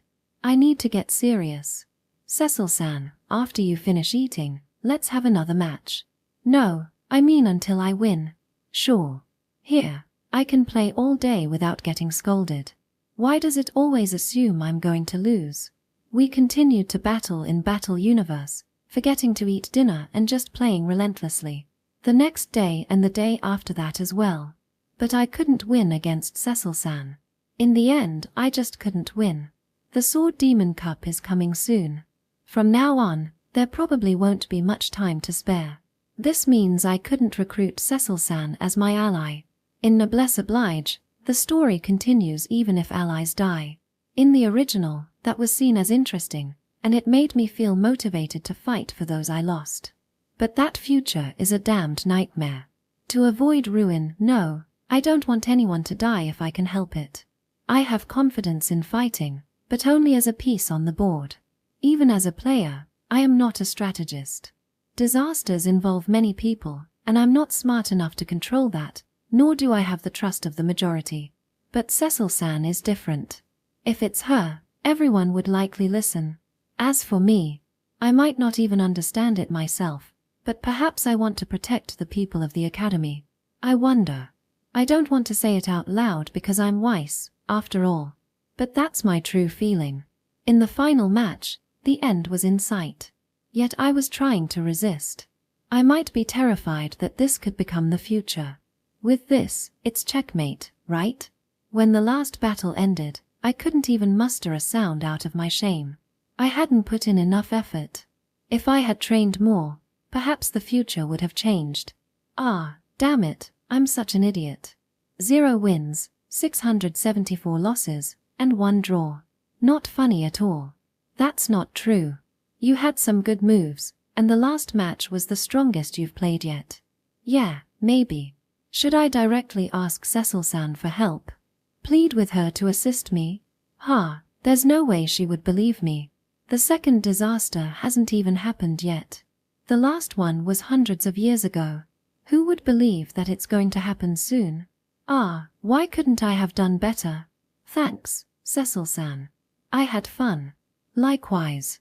I'm glad to see various sides of you, Vincent-kun. But it can't be helped.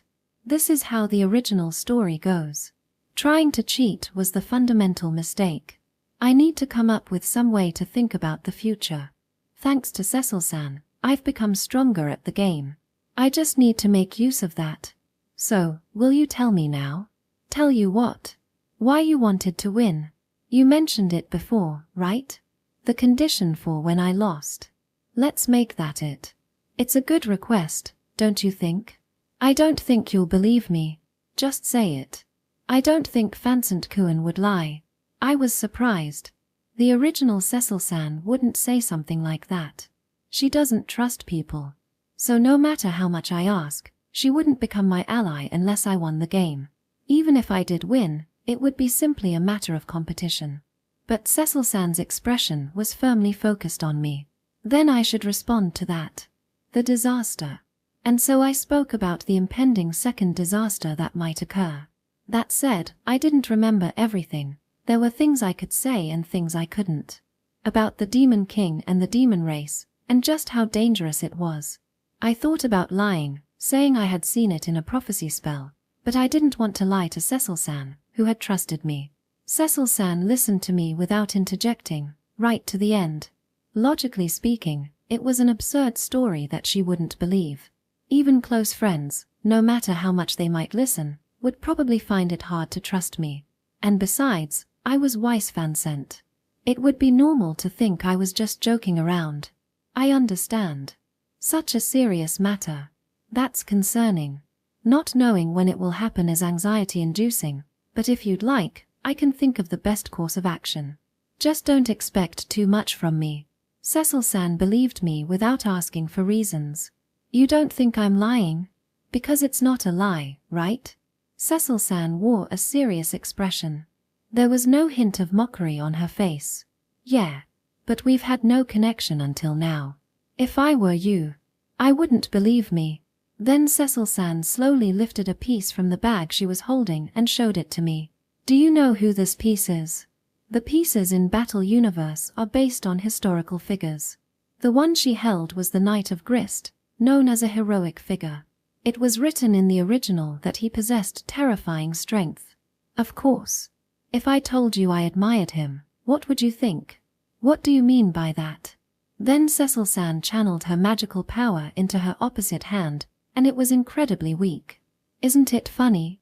No matter how hard I try, I'm really weak. I know that. But you see, I truly wanted to become strong. Just like you, Vincent-kun. Just like me. Foo, didn't you know? I admired you. Despite always being overwhelmingly number one, you just kept looking straight ahead. I was caught off guard by her unexpected words and struggled to respond. Cecil-san continued, I have a low capacity for magical power. Even if I try to cast spells, I can't do it effectively. The more time you spend training, the more your magical power increases. But there are exceptions, of course. Human bodies have a magical tank, and it's impossible to exceed that capacity. Cecil-san's limit was significantly low. However, pure strength isn't everything. The reason I desire her is that I understand victory or defeat isn't determined solely by combat power. That's certainly true, but everyone has their strengths and weaknesses. In fact, I've never beaten you in academics. It's the same in Battle Universe. I know, but everyone in this world admires strength. I'm no exception. So when I saw you in the library, Fansant-kun, I was happy. It was nice to see someone from that side in my space. That's why I called out to you. So that was the reason. However, it didn't justify why she accepted me. Well, I'm honored. But you must have been disappointed, right? I've never won against you even once. That's not true. Battle Universe is a fascinating game, more than you think. You can learn a lot about a person from how they fight. Fansant-kun, you're stronger than you believe. You've surprised me several times with your strategies, but your hesitation in moving your pieces revealed a fear of sacrifice. That's why I felt your strong desire to protect many people, and that's why I trust you. But this is just a game. Yes, for some, it's just a game, but for me, it's everything. It's no exaggeration to say I live because of the Battle Universe. But because of that, no one wanted to connect with me. When you invited me, I was truly happy. So I want to be of help to you. I think I'll have many questions moving forward, so I hope you'll teach me each time. That's just what I hoped for. Foo. Then I'll count on you. Why are the people in this world so kind? I realized I was living supported by them. However, there's no doubt that this has increased my chances of choosing a better future. I wanted to avoid destruction. But right now, I find myself thinking about something even more greedy. I want to make the impossible possible. Hey, Weiss. You think so too, don't you? You want to make everything the best it can be, right? Hey, answer me. Thanks, Cecil-san. It's nothing. Also, make sure to tell Cynthia that we were playing games together. Why? If we were playing late into the night, just the two of us, she'd worry, right? To be honest, I was anxious about when she might show up. It was indeed late at night again, or rather, is that the case? I guess I could get in trouble. I should definitely let her know. Well then, Fansant-kun, good night. If this leads to a fight and you break off your engagement, just let me know, and I'll comfort you. Comfort me? Good night, it was fun. Also, the fact that I drew is something to be proud of. It's been since the second time I started Battle Universe that I've done that. So take pride in it. I will. I didn't quite understand the last part, but in the end, it turned out to be the best outcome. Moreover, the people in the academy, myself included, have become even stronger than in the original. I will resist everything. Demon King, I will kill you. Just wait and see. Chapter 3 Golden Generation. Since Cecil-san started offering her help, we had begun talking about the disaster after school in the library. So, what about the demon's abilities? She didn't touch on how I knew about it and listened seriously. We had indeed connected through Battle Universe. Even so, it was still an absurd story. I couldn't help but be curious, and before I knew it, I was asking questions. Even though I was hiding so many things. Fansant-kun is always serious. If you say it, then it must be true. Right now, I just wish I could protect everyone with all my heart. I was happy. Just honestly happy. Because I knew the original story, I appreciated how much she trusted me. This is a huge debt. Foo. Then how about playing Universe with me again sometime? By the way, do you think everyone will listen to my words? There might even be teachers, and there are stronger people too. That's fine. I trust Cecil-san.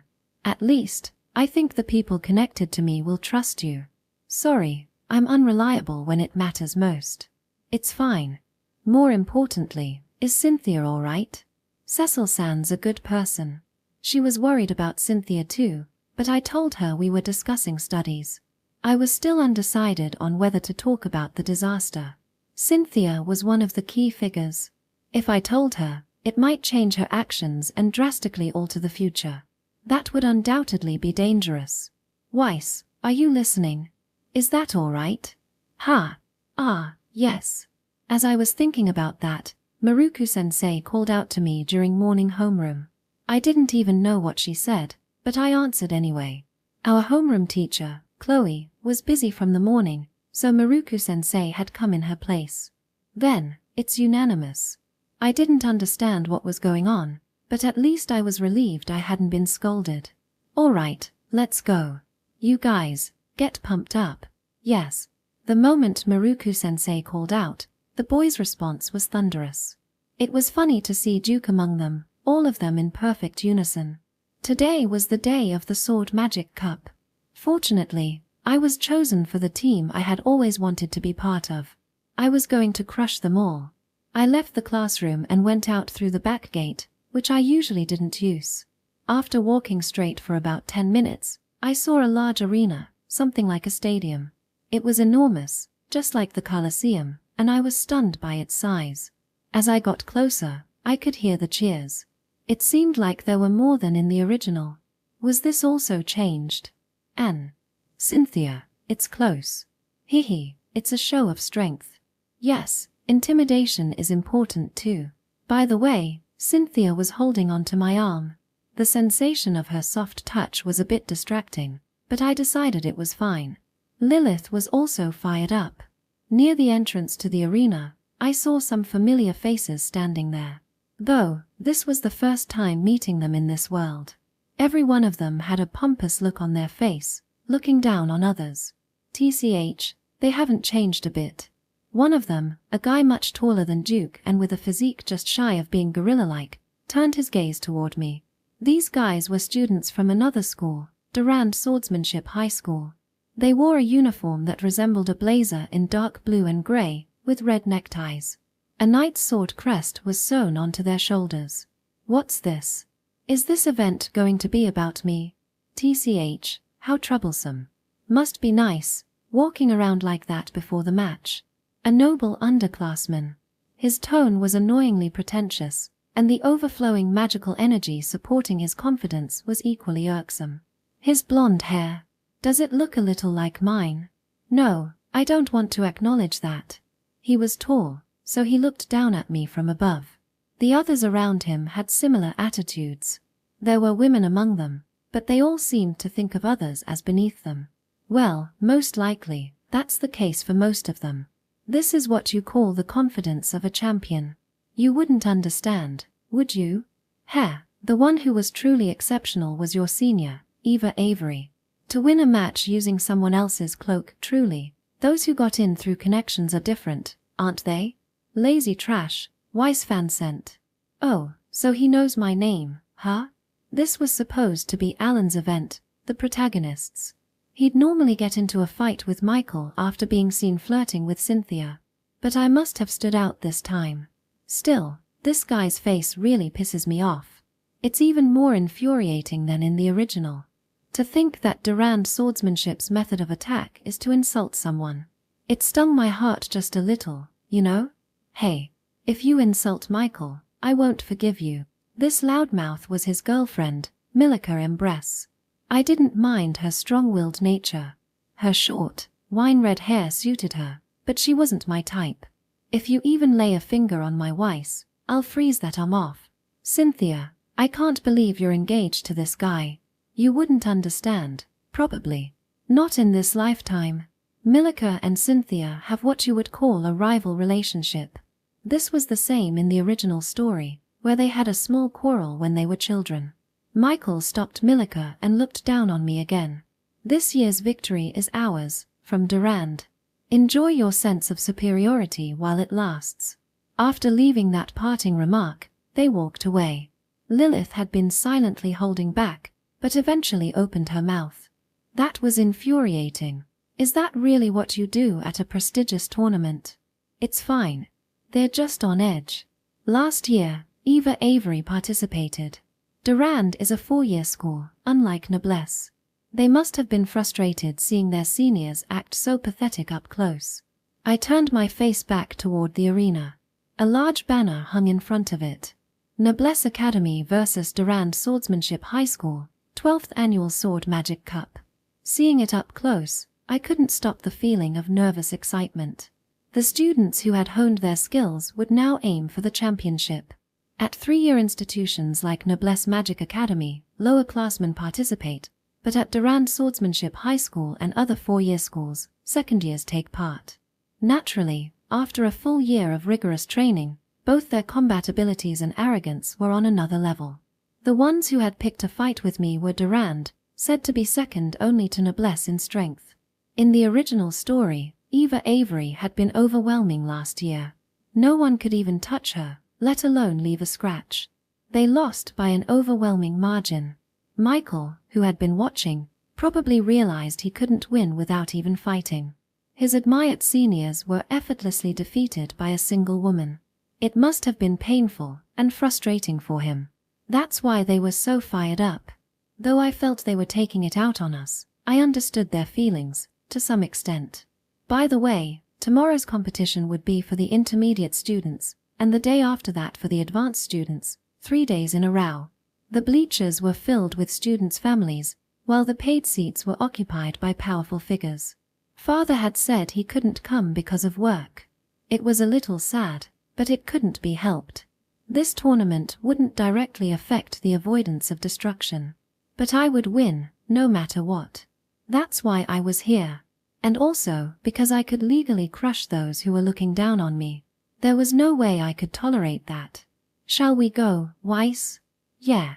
We entered through the student-only corridor on the first floor. From here on, the area was divided into sections, each dedicated to a different school. Noblesse Magic Academy's section was in the prime spot, right in the center with a clear view of the arena. From the darkness, light emerged, and suddenly, the arena appeared before us. When I looked up slightly, an overwhelming sight rushed into my eyes. Honestly, my heart trembled. Seeing it in person was so incredible. The stands were packed, and cheers were echoing throughout. The heat in the air was intense, and my body felt numb from it. Durand, win it. Fury is number 1, Noblesse. Until I stood here, I hadn't really thought of myself as the representative of Noblesse Magic Academy. I had come to test my own abilities as Weiss fan sent. But the moment I saw this scene, I was reminded that I was indeed representing Noblesse. Come to think of it, even though she was just a temporary teacher, Maruku-sensei was still a faculty member. I couldn't disgrace my teacher's face. I had been taken care of by Darius-sensei, Chloe-sensei, and the other teachers as well. More than anything. Weiss-sama, do your best. Fansant-kun, good luck. Weiss-kun, you've got to win. When I looked up, I saw Lilith, Cecil-san, and Calta cheering from the seats for the lower-classmen. They were so energetic, even though the match hadn't even started yet. In the Sword Magic Cup, we would fight as teams of 5 against students from other schools. It was a shame that Lilith and Calta weren't on the team, but there was no use complaining. The original me shouldn't even be here. If I considered that I was taking up someone else's spot, I couldn't afford to lose. Weiss, the match is about to start. As the team captain, say a word to everyone. Suddenly, Maruku-sensei addressed me. A word to everyone? What was that about? Come to think of it, I remembered what had happened earlier. Weiss, are you listening? Is that okay? Then it's unanimous. Is that what this is about? Unanimous, what a bunch of idiots. Well, whatever. Is there a problem? No problem. It was frustrating, but right now, my feelings aligned with theirs. Last year, Eva Avery made history. She did. I owe Eva a debt for helping me during the dragon slaying. As a student of Noblesse, I couldn't tarnish that honor. I slowly turned around and looked at each face. It was almost pitiful. Every one of them, they were strong enough to make the opponent feel sorry. The difficulty of this event was, needless to say, extremely high. Even without winning, the story would continue, but of course, everyone wanted to take first place. Yet, in the original, no one managed to win. Some even said it was a losing event from the start. However, there was one person who conquered it, and that became the talk of the town. He uploaded a screenshot to the internet, and those who saw it were overjoyed, thinking it was possible to win, and they tried again and again, but no one followed in his footsteps. Because of that, there were rumors that he used cheats to win, or that the photo was fabricated altogether. The truth was never revealed. I was curious too, but no further information came out. But I had a chance. If I won, the truth would be revealed. Whether this tournament was a losing event or not. The final prize for the winner was shown in the SS photo. If it matched, the answer would be clear. Then, I'll see it for myself. And so, I slowly turned to face my team. Cynthia, your ice magic should be unbeatable. I believe in you. Hee, of course. Duke, as long as you don't lose your composure, there's no way you'll lose. Stay calm. Leave it to me. Sherry, I know you've been training with Lilith. Show me the results. Of course. I won't lose. And then, Alan, I only have one thing to say to you. I won't lose, so you can't lose either. Leave it to me. Weiss. Even though we were a team of 5, we wouldn't all fight at once. There might be tag battles, but the basic format was one-on-one. I didn't want to admit it, but with this team, there was no way we would lose. No, Weiss Fansent was going to defeat everyone with overwhelming power. After the explanation of the Magic Bird match, the heads of each academy began delivering their grandiose speeches. As I listened, something came to mind. It was a concept the developers had put into this tournament. Golden Generation. Anyone who enjoys creative works will likely recognize this term and feel excited by it. It refers to a generation where an exceptional concentration of talent appears in a single era. Last year, Eva Avery was the strongest, but nothing specifically was said about that. What makes this event so interesting is that, this year, all the students from other schools are, as if by agreement, part of the Golden Generation. The ones who challenged me earlier were from Duran Swordsmanship Academy, led by Michael, who are considered second only to Noblesse Magic Academy in terms of excellence in this world. However, in the original story, I've seen them win multiple times. Their arrogance is supported by the talent every member of the team possesses. Especially Michael, who is one of the strongest characters in the story, using both incredible swordsmanship and magic with great skill. Although this is the first time I've been mocked by him in this world, I've seen it happen countless times in the game. The one whose blood is boiling is not him, but me. That being said, I can't underestimate the other schools. In Noblesse, with its many branching paths, there's even a storyline where Duran doesn't win. Oscar Magic Academy, Williams School of Sorcery, Mason Royal Magic High School, and so on. Each of them is a wild card, and this year, every team is called the Golden Generation. Furthermore, if I look up, representatives from each country are watching us. They are more keen on observing than focusing on strength, looking to identify students with bright futures. Graduating from an academy doesn't necessarily mean staying within the territory, it's up to the individual. Exceptional talents like Eva Avery are wanted by every country. That's why it's so exciting. With the gambling system being legalized, everyone was eagerly awaiting the Sword and Magic Cup. Though, it's not like anyone is as excited as me. Turning my gaze to the teams from other academies, I noticed that discussions were already taking place. As soon as Michael, who had challenged me earlier, noticed me, he made a gesture as though to slit his throat. Now that I think about it, Weiss might have met him when we were children. I don't remember exactly what happened, but I'm sure I embarrassed him somehow. I don't think it's my fault that his personality turned out twisted. Enjoy the moment while it lasts. By the way, where's Maruku-sensei? I looked around, but she had disappeared without me noticing. Each team was supposed to have a teacher accompanying them. She said, "I'll just watch and relax. Enjoy yourself, Weiss," and then vanished. When I think about it, it makes sense that Miruku-sensei would be like that. After all, it's us who are going to fight. We can't rely on the teacher. At that moment, a woman in a bikini-style outfit appeared in the arena. She was a referee hired to liven up the tournament. I think she was employed for this purpose, but I don't really remember the details. She was holding a small rod imbued with sound magic.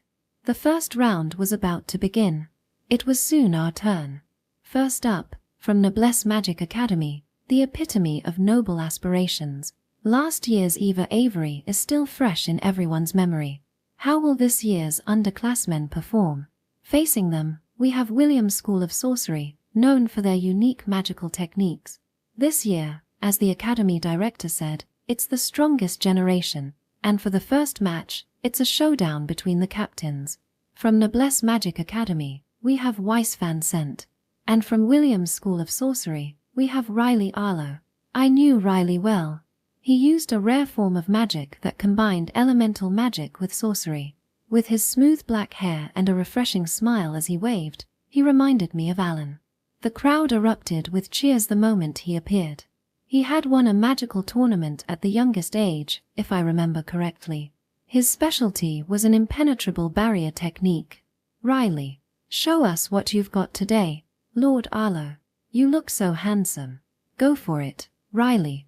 The cheers were loud, and it seemed like the female students were especially fond of him. I could go all out, but this is also a bit of an exhibition. Since the audience came to enjoy the event, maybe I should entertain them a bit. All right, let's go, Anne. Weiss, let's silence everyone. Just as I was about to step forward, Cynthia called out to me. Her face was incredibly beautiful, and it had a charm that matched my preferences. Ah, this is nice. All right, maybe I'll go all in from the start. Weiss, I'm looking forward to it. It'll be over quickly. Do some warm-ups. Even though it was frustrating, Alan's support was oddly comforting. The moment I stepped onto the arena, the cheers abruptly stopped. I guess they finally recognized my name and appearance. As soon as they saw me, some of them started muttering with disdain. Is that Weiss? That's the infamous Weiss, right? Well, whatever. I wasn't expecting any cheers from the start anyway. Weiss-sama, go for it. Weiss-kun, do your best. Just as I thought that, I heard Lilith's loud voice and Kelter trying her best to cheer me on. What the hell? When did those two make a fan with my name written on it? Weiss, show them what you've got. They don't know you, Weiss. There's no way they can win. Our Weiss is the best. I thought it was just them, but soon enough, even some of my classmates, with whom I hardly interacted, were cheering for me. Some of them were people I'd knocked out during training without holding back. Page, those guys. The match was simple. It would take place on a wide arena, and anything goes. Weapons were, of course, allowed, but both of us were dressed in our usual training outfits. Just like in class, the ground was imbued with a special magic, and when we dealt damage to each other, magic would leak out. But to add some tension, it seemed like the power of the magic was slightly lowered compared to usual. Breaking a bone or two was something we'd have to accept. Riley stopped smiling and became serious, then raised his magic wand toward me. I've heard the rumors about you. It's unfortunate, but I won't take my time. We, the strongest generation, plan to become adventurers who will make a name for ourselves in the future. I'll treat this as just a stepping stone. I see, I'm honored. In the original story, I'd lost to this guy countless times. I've won before, but it was only after many attempts. Ah, my hands are itching for this. Now then, let the match begin. Time seemed to stop. The cheers were deafening, but they didn't reach my ears. Only Riley Arlo, standing in front of me, was slowly coming into focus. Using my keen observational eye and the body enhancement techniques I learned from Duke, I efficiently channeled my magic into my limbs. I sprinted straight toward him. Riley chanted a barrier spell, enveloping himself in a 360-degree shield, and then tried to cast magic outside the barrier. He was a dual-element user, fire and water, just like Maruku-sensei. Rather than summoning magic from his palm, he summoned it from the air, a highly advanced technique. It was a skill not normally attainable at our age, but for him, it was nothing special. The two elements, fire and water, emerged from thin air, as if they had a will of their own, and they lunged toward me like snakes, weaving in the air. Ha, how naive. Riley wore a grin. Perhaps sensing the difference in our abilities, he must have been confident of his victory. I couldn't hear his voice, but I could see the words on his lips. But I could see it. His magic, his spell. It was like a program. I could see the flaw in his magic. I could see where the connections were. I knew exactly where to place my sword to cut through. I just had to trace it carefully. Wait, what? Weiss fan scent, cut through the magic. As I closed the distance, I destroyed the fire and water magic completely. Riley stood in front of me. He seemed surprised, but I could tell he was relying on his barrier. Fool. You think that kind of defense spell is enough to stop me? I win.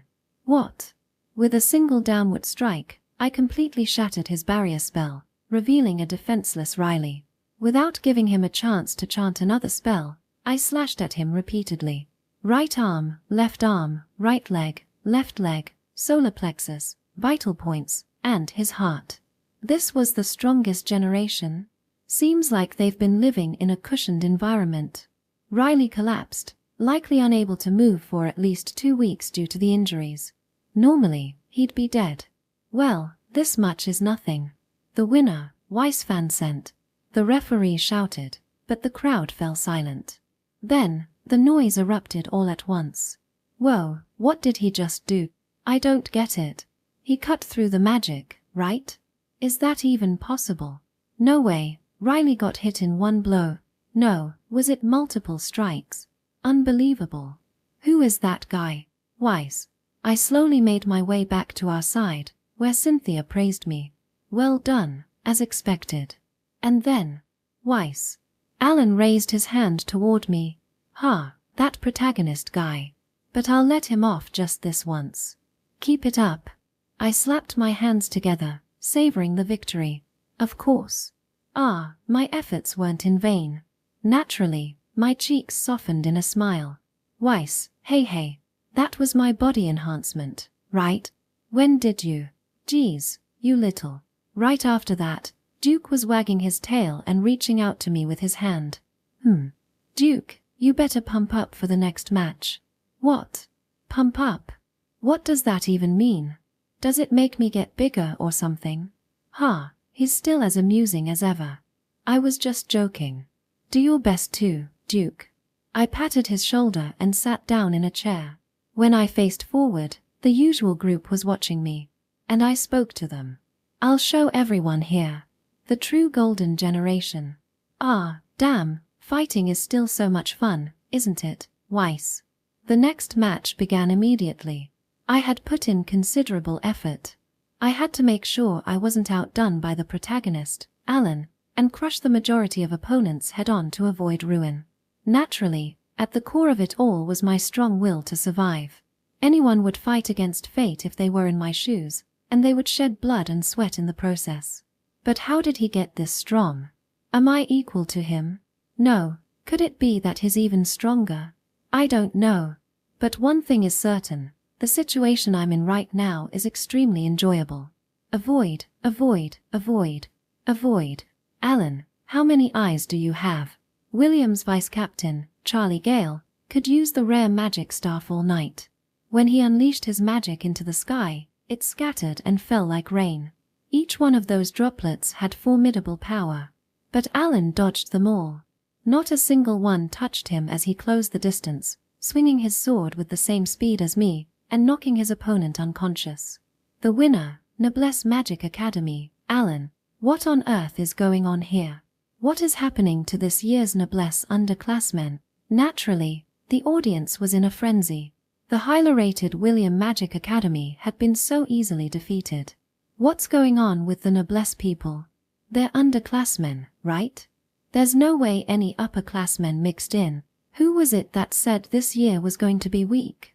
So far, things were going smoothly, but I couldn't afford to let my guard down. There might be others who've grown stronger just like we have. Alan wiped the sweat off his forehead as he returned, giving a high five to Sherry and Duke. Got this, Duke. Yeah, alright, I'm going. Duke's opponent was, ironically, also someone with body enhancement magic. In the original story, This type of opponent had a good balance between offense and defense, and it took a long battle to win. Even my attacks wouldn't have been easy on him. The winner, Duke Billion. Ha! Isn't the opponent kind of weak? Yeah, I thought the same thing. Duke returned, looking somewhat disappointed, and Alan scratched his cheek.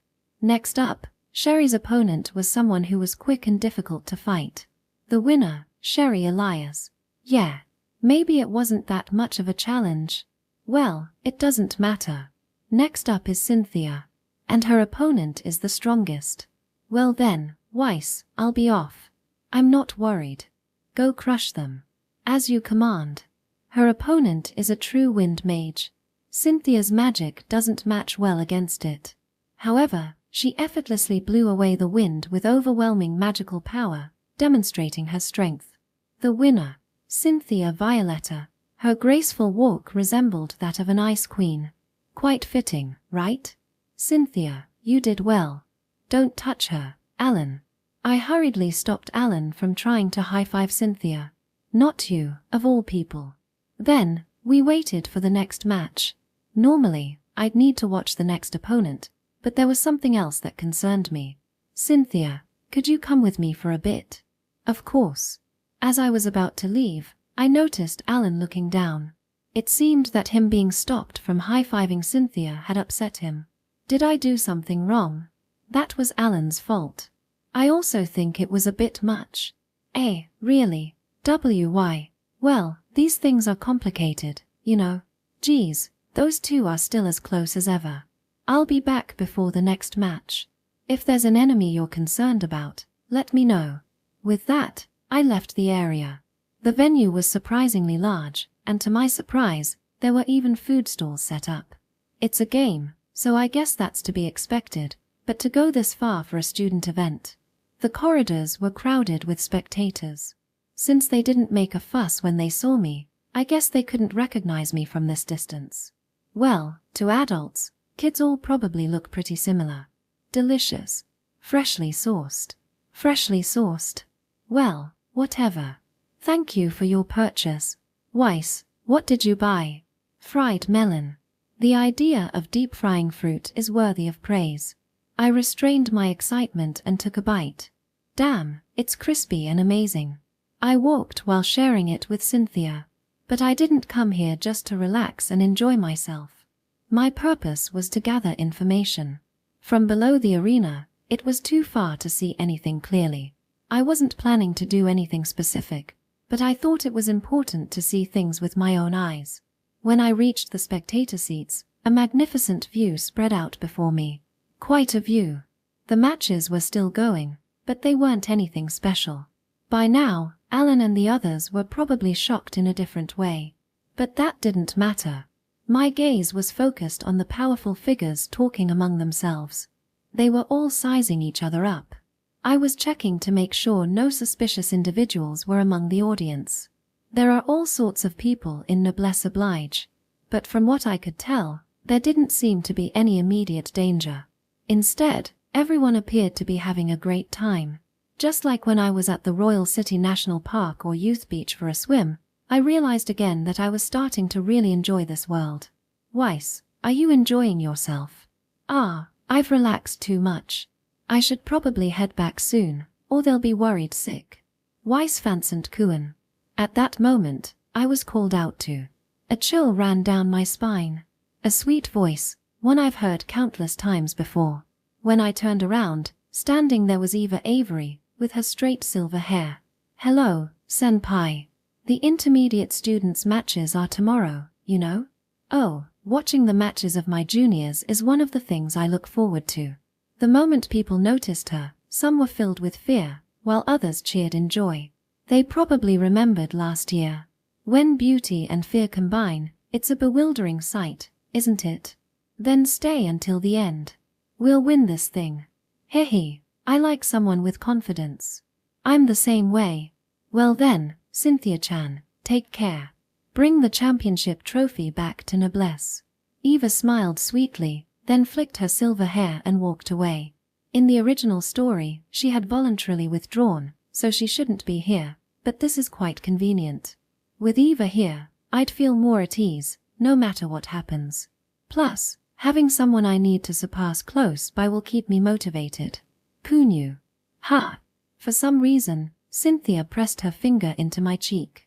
She also has the habit of making sound effects with her mouth. Cute. There wasn't a hole, but my cheek dented with a puny. Cheating is not allowed. Yes. Women's hearts are complicated. I sensed that if I denied it, I'd just get scolded. At that moment, an announcement rang out. Now, the next match. Noblesse Magic Academy vs Mason Royal Magic High School. Let's go, Cynthia. Yes. Alright, time to crush them next. Durand Swordsmanship High School, Michael Thomas. He's proud and arrogant, but he's allowed to be because he's strong. He can use all basic magic, and on top of that, he can use 3 types of elemental magic.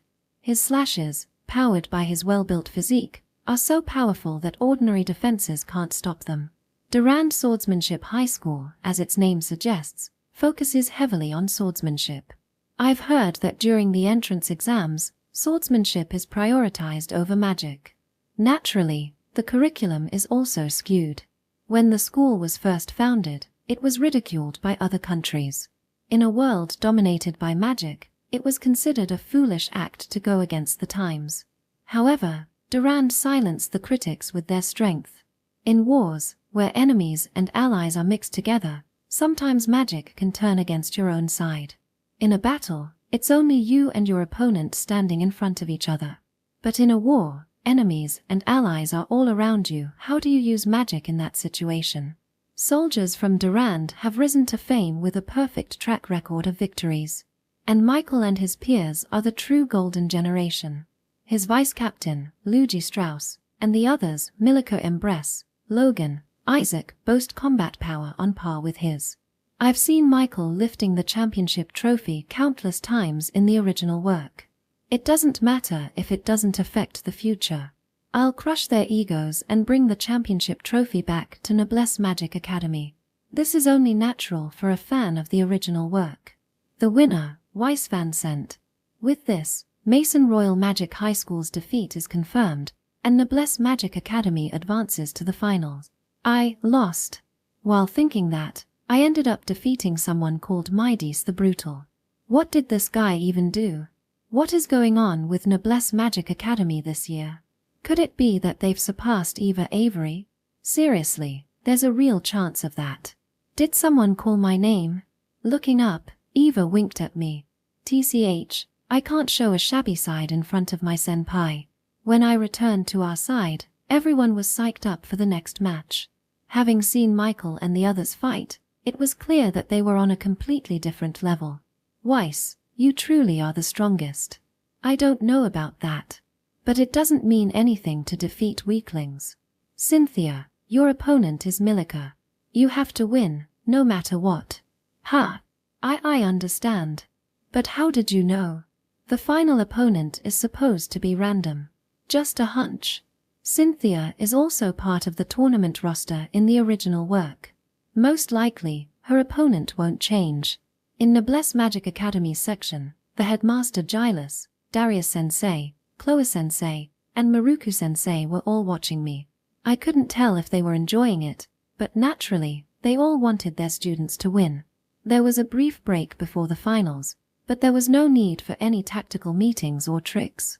All that was needed was to crush the opponent, that's all. Alan and the others had the look of people who desperately wanted to win too. It was annoying, but I felt the same way. The preparations are complete. The Noblesse Sword Magic Cup, first match of the finals, Cynthia Violetta vs Milica Embress. As the referee shouted, the crowd erupted in cheers. This was the final battle. No matter what, the excitement was inevitable.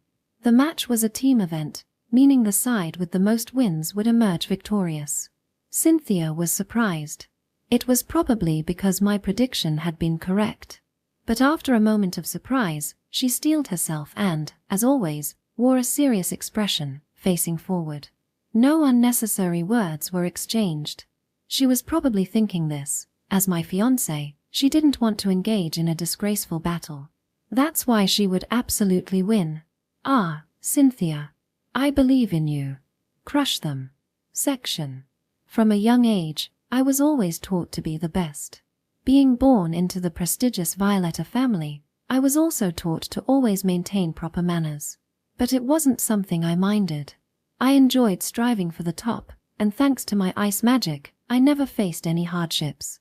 When I met Weiss at the ball, at first, I recalled the past and, without thinking, used some harsh words, only to realize that he was just a shy person. Through the dinner gathering, we became engaged, and our relationship grew even closer. To my surprise, despite having extraordinary talent, he worked much harder than I did. It was a shock, like having a goblin thrown at my head, and I was at a loss for words. However, as I continued my training with Lilith, I too began to grow. After entering Noblesse Magic Academy, Weiss continued to grow at a pace far beyond my expectations and never once relinquished the top position among the lower-class students. The fact that such a person was my fiancé filled me with great pride. But at the same time, I began to feel a strong need to improve myself. I didn't want to be a woman who merely stood by his side. I believe that being his closest confidant and seeing the same view from the same perspective is what makes me truly worthy as his fiancé. Lilith, noticing my feelings, encouraged me. And someone else also. You're working hard, Cynthia. Maruku-sensei? Why are you here so late? It's only natural to care for my beloved disciple, isn't it? Is it me you're talking about? I believe so, since I've taught you even once. And of course, I've noticed you trying to be a suitable fiancé for Weiss. So that's what you noticed. One day in the training grounds, Maruku-sensei had seen everything about me. Of course, this wasn't a bad thing. But it made me realize that I had been relying too much on the talent I was born with. I couldn't possibly compete with Alan, and there are people stronger than me. I realized that perhaps I had been too late in my efforts. With talent, people tend to become arrogant. It's inevitable. But the future is something you can decide for yourself. Even Weiss is the same. It's never too late. Cynthia, if you want, I'll help you as much as you need. Magic is powerful, but it's also a double-edged sword. If your magical power runs out, it's useless, and even if it's just a little less, the effects become significantly weaker. But swordsmanship is different. You can keep fighting until your spirit breaks. However, Cynthia, you're not limited to just that. Is that all? If you wish, you can have both. Let me tell you my secret, and surprise Weiss. Cynthia, it seems like you've changed, hanging around with those barbaric types. Your arms are covered in scars. Milika and I have known each other since childhood. We were once quite close, but recently, we've grown distant. It seems like she's looking at me very negatively now. These scars are proof that I'm alive. Don't you think they look much more impressive than clean arms? You still don't get it, do you? In swordsmanship, you're not supposed to get injured. But I guess someone like you, a mere ice mage, wouldn't understand. Milika, standing before me with her sword drawn, moves at an incredible speed. She's always had extraordinary talent since childhood, but from what I can see in this match, she must have greatly enhanced her strength through physical reinforcement. I've heard that Durand Swordsmanship Academy specializes in countering mages. She's definitely my natural enemy. But that's only if we're talking about the old me. Now then, before the match starts, both competitors, please take your positions. What's this? From Cynthia Violetta's hand. What is this? Magic is a world of imagery. My ice magic is constructed through the images I create in my mind. I was born with an exceptional ability for this, which is why I can wield such rare ice magic. But Maruku-sensei said that I could aim for a level beyond that. Perhaps this is the moment for which I've been training. Water begins to overflow from my palm. It gradually begins to take the shape of a sword. With one more infusion of magical power, the sword will be enveloped in absolute zero, turning into an ice sword. A single strike from this blade carries overwhelming power. What's remarkable is that it consumes an extremely small amount of magical energy. I am Weiss Vansant's fiancée, Cynthia Violetta. I'm not just a woman who stands by his side. Match, start. Milika still couldn't hide her surprise. The ice sword can deal immense damage even with a mere scratch. If it touches the skin, the scar left behind would be something one couldn't bear to look at. However, this time, not only is the arena using a special set of magical formulas, but Milika is also wearing her training combat uniform. As a result, all of my ice sword attacks are calculated by a numerical value. This means I don't need to hold back. Weiss, watch me. Watch my form. Silent step. First, I close the distance using the quiet footsteps that Lilith taught me. By changing the length of my stride, it creates the illusion that I've suddenly closed the gap from the opponent's perspective. Up until now, I've been skilled at casting magic from a distance. I was never good at close combat, but I told myself that it was fine to be like this. But from now on, things will be different. Ha! Milika, attempting to fend me off, raised her sword. And the next moment, she sent a blade of air, infused with magical energy, flying towards me. I'm surprised, Cynthia. But I can use a lot of different things too. But I didn't dodge. I kept charging straight ahead. Why? It hit, so why? As Milika was surprised, she must have thought that her attack had struck me. The reason it didn't, however, is because a faint chill of ice was emanating from my body. Ice shadow, if I had to name it, it might be called water clone. To Milika, it must appear as though I'm not in the place where I actually am. This is a technique I created myself.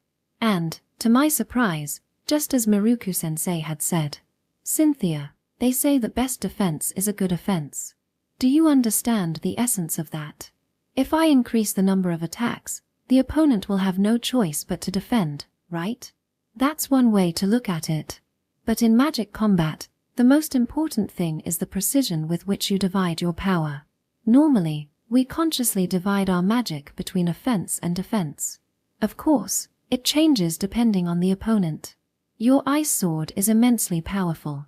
So, what do you think the opponent will do? They'll have no choice but to allocate their magic to defense, right? That's exactly right. As a result, their offensive power decreases. That's the essence of it. This was my first time putting it into practice. I'd watched several of Milika's matches, and it was clear that she was distributing more of her magic to defense than offense. No, as Miruku-sensei had said, she likely had no choice but to do so. I cannot lose. Milika desperately tried to defend, but she couldn't see through my water clone. Even when she swung her sword, it didn't hit me. In the instant her sword passed, I struck her shoulder, and the numerical value of that part seemed to exceed her defense, causing it to freeze. Milika was startled and quickly backed away, pressing her shoulder. This lead is huge. What? Milika's attacks aren't landing, but Cynthia's attack is landing so easily. What is going on with this year's Noblesse Magic Academy? I still couldn't let my guard down. This is where the Real battle begins. I'm surprised. Honestly, I thought you wouldn't change, too proud of your talent. But I'm happy. Cynthia, if you're going this far, then I'll fight you with everything I've got. I didn't join the Sword Magic Cup just to watch idly. I've researched Milika thoroughly. Her element is fire. She imbues her sword with magic and surrounds herself with flames to unleash offensive and defensive techniques in one. However, it takes time to prepare. Right now is the perfect opportunity to strike. But that wouldn't be enough. My goal isn't just a quick victory, but to become stronger. Is this Milika's true power? A sword enveloped in flames, and flames spilling from her body. Now the real fight begins, Cynthia. The next moment, she disappeared as if she had teleported. She must have greatly enhanced her physical abilities by burning through her magical power. I didn't think she'd bring this out. I heard a voice from behind before I even realized it. She's aiming for my neck, planning to strike. I could feel the terrifying force of her strike in the air. If it landed, my magic would leak out, and I might lose consciousness. But that's only if it hits. I jumped high into the air. I can't use flight magic like Carter, nor have I been able to learn Weiss's unnatural wall techniques. But I have ice magic. Until now, I hadn't put in enough effort to fully utilize the talent I was born with, granted by the heavens. But that was the old me. Ice levitation. By releasing ice magic from my feet to the ground, my body floats, rapidly pushing me upwards. It's like an acceleration device. Combined with my ice clone, all Milika would see is a blur of afterimages. Milika, this match is mine. Ice spear. I followed up by firing a barrage of ice from above. However, to my surprise, Milika noticed my attack and took evasive action. What, CK? But she had no room to breathe. I wouldn't let her escape. This is the end. Letting gravity take over, I brought my ice sword down. But just before it hit, she dodged, and it struck not her head, but her right shoulder. With a scream, her right arm became useless, hanging limply at her side. She specializes in swordsmanship. Without her dominant arm, there's no way she could win. Weiss, did you see that? I've gotten stronger. Milika, are you still going to fight? Of course. I won't give up until the very end. Even so, she readied her sword with just one arm. Ah, incredible. The golden generation is no joke. But I am not merciful. Because I am Weiss Fanson's fiancé. Even though Milika, now with only one arm, refused to give up, the early lead proved to be decisive. Unbelievable. What was that magic sword? That's insane. Cynthia, you're amazing. Cynthia, congratulations. I smiled at Lilith from afar, and she returned the smile with joy. Thank you. As I returned to my side from the arena, Weiss was watching me. I'm so happy. Cynthia. Weiss, I am your fiancé, but I'm not just here to smile beside you. Please, see me as you would anyone else. Honestly, I might have sounded a bit arrogant. But it's okay. We are equals. There is no hierarchy between us. Weiss seemed a bit surprised, but then gave a small smile. He then extended his hand toward me. I gave it a gentle yet firm shake. Well done, Cynthia. Hee, yes.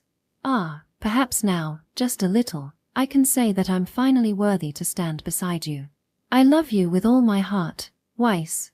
Section. When Cynthia raised her ice sword, I was probably the most shocked. Because that shouldn't have been possible. I know about Noblesse Oblige.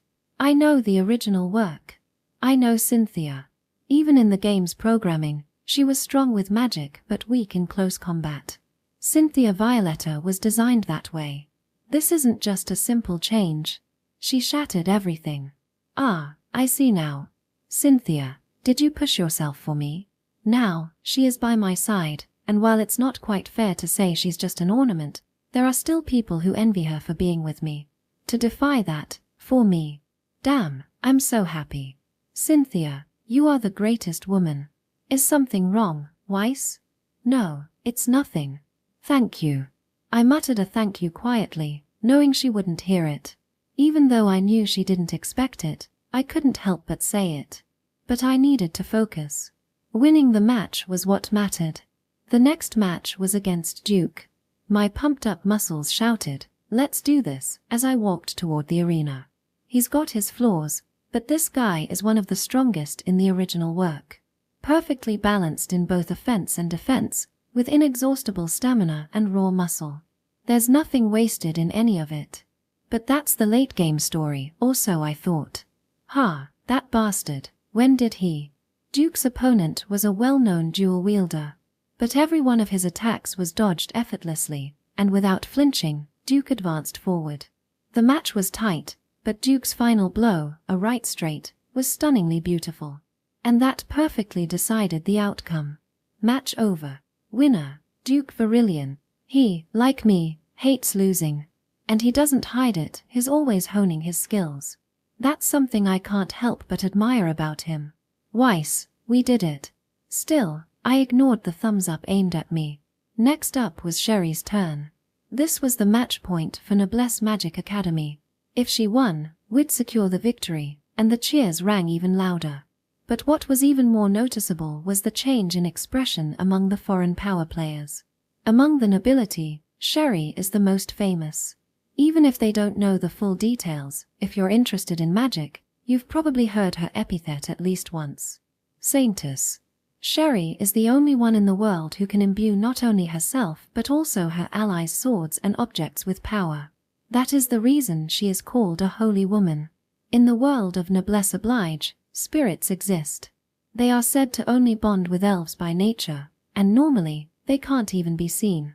However, there is one human who possesses a unique ability to borrow the power of spirits. That person is Sherry Elias. This is not something that can be achieved through mere effort. And the reason she died in the original work lies with the spirits. Normally, this magic would have been inherited by Alan, the tragic hero who gains the power of his childhood friend. This is the traditional storyline, and from a player's perspective, it would be thrilling. But I've changed that. Sherry's power is still intact. To Alan, it may seem like a weakening of sorts, but he has no idea, and more importantly, she has grown stronger. Well, from my perspective, that's what makes it fun. However, her only weakness is that she is not suited for solo combat. She is, for all intents and purposes, a support type. This can't be helped. Even so, Sherry showed an incredible tenacity. She pushed the enemy into a corner with attacks and traps I had never seen before. But still, the enemy overcame everything. If they lost, the team would be eliminated. That likely fueled their determination. At the very last moment, Sherry took a blow. Unfortunately, she lost. Sherry staggered back, supported by Alan, and Duke also praised her efforts. You did your best. But seriously, you're way too down about it. I lost. Sorry, everyone. Sherry. I slowly approached and called out to her. If this were a battlefield, you would have won the moment you trapped the opponent. This is just a game, don't worry about it. I wasn't praising her. I was just telling the truth. Sherry's eyes widened, and then she laughed loudly. Ha ha, I never thought I'd hear that from Weiss. Thank you. But still, she showed me something great. I had seen something no one else had. Sherry's serious fight. It was the best unseen scene.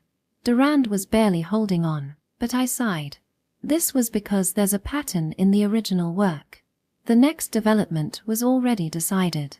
In most games, the protagonist side tends to be at a disadvantage. And it's the same here in Noblesse Oblige. I looked at Alan. Again with you. Seriously.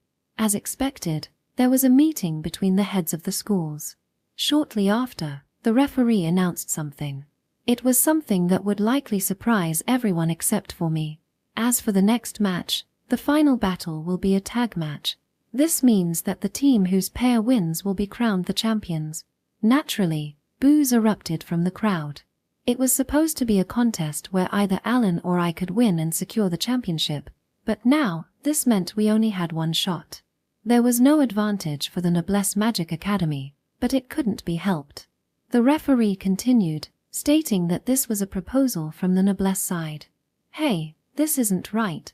Duke's outburst was understandable. But I knew the headmaster's philosophy. It was not about the victory, but the challenge. This was their principle. Complaints were pointless. This was following the original story scenario, designed to make the championship difficult to achieve. I didn't want the ending to be something pathetic like Alan winning, and me not having to fight at all. No way.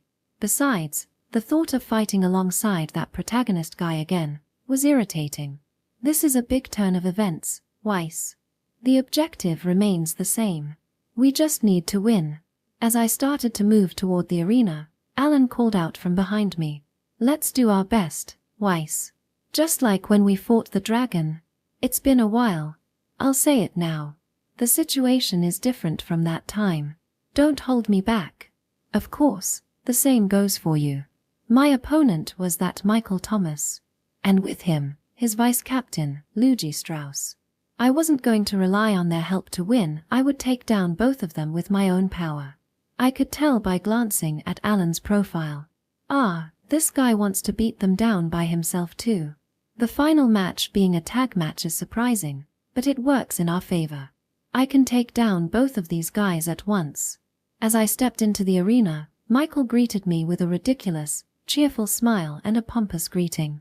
Next to him, Luigi Strauss was the serious type, quietly adjusting his glasses without saying anything. Michael, let's do it as usual. We should be able to win for sure. Yeah, that's right. I'm counting on you, Luigi. And this was the worst possible scenario from the original story. Those two were used to tag team battles. They had been close childhood friends and had always trained together in coordination. But none of that mattered. I would definitely win. Weaklings always flock together, but not me. Let's see if your Durand swordsmanship can stand up to me.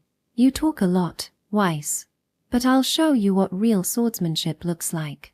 Alan remained silent, but it was clear that his fighting spirit was burning.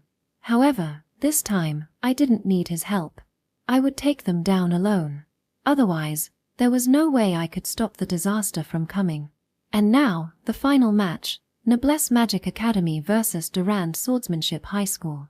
Weiss Fansent and Alan vs Michael Thomas and Luigi Strauss. Michael Thomas's attribute magic was mainly wind, supplemented by earth and water.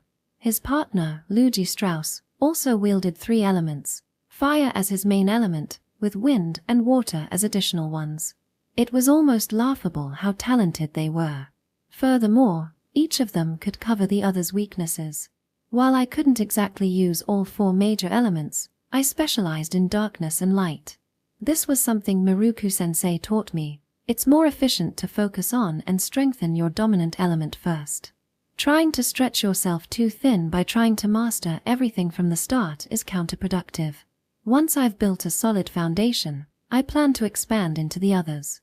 Alan's attribute leaned toward light, but for some reason, he couldn't use powerful magic. He didn't have it. His talent in swordsmanship was impressive, but there was something peculiar about how he became so strong, and I still couldn't figure it out. Sometimes it felt like his power suddenly spiked, other times he could be easily defeated. That's fine. After taking down Michael and Luigi, I'd expose Alan's secret too. And now, the match begins. To my surprise, Michael and Luigi didn't close the distance. In Durand swordsmanship, getting into the opponent's personal space was a key to victory.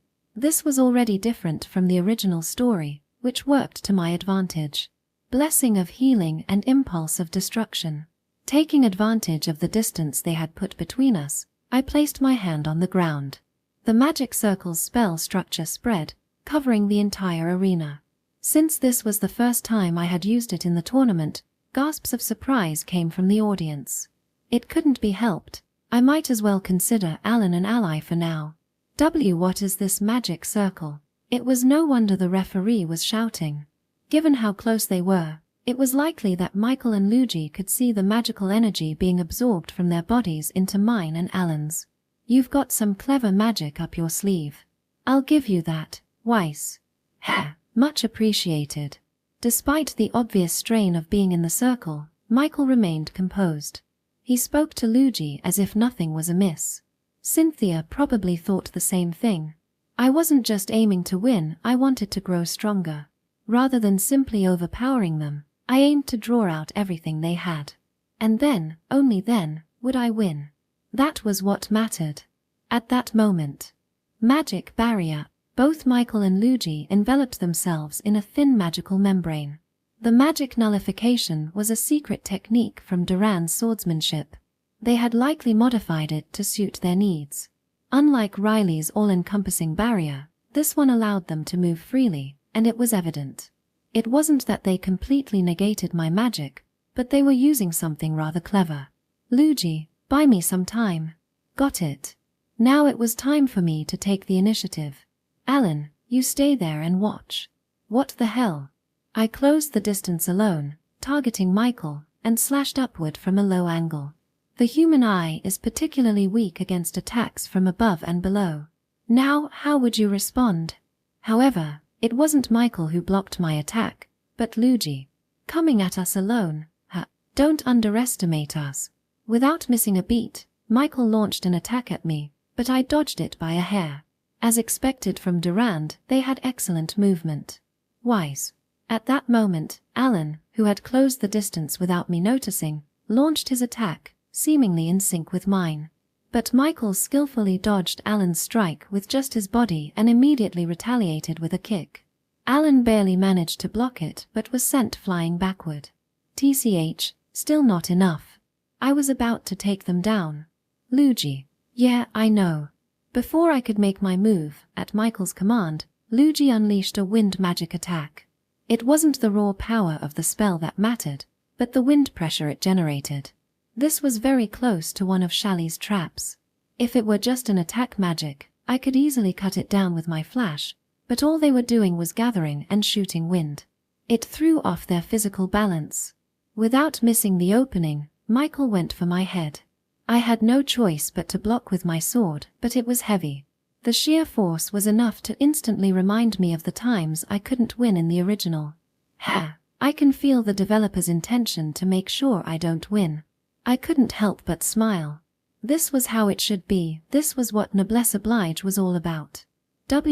What an incredible display of teamwork from Durand. But Weiss of Noblesse managed to perfectly block it.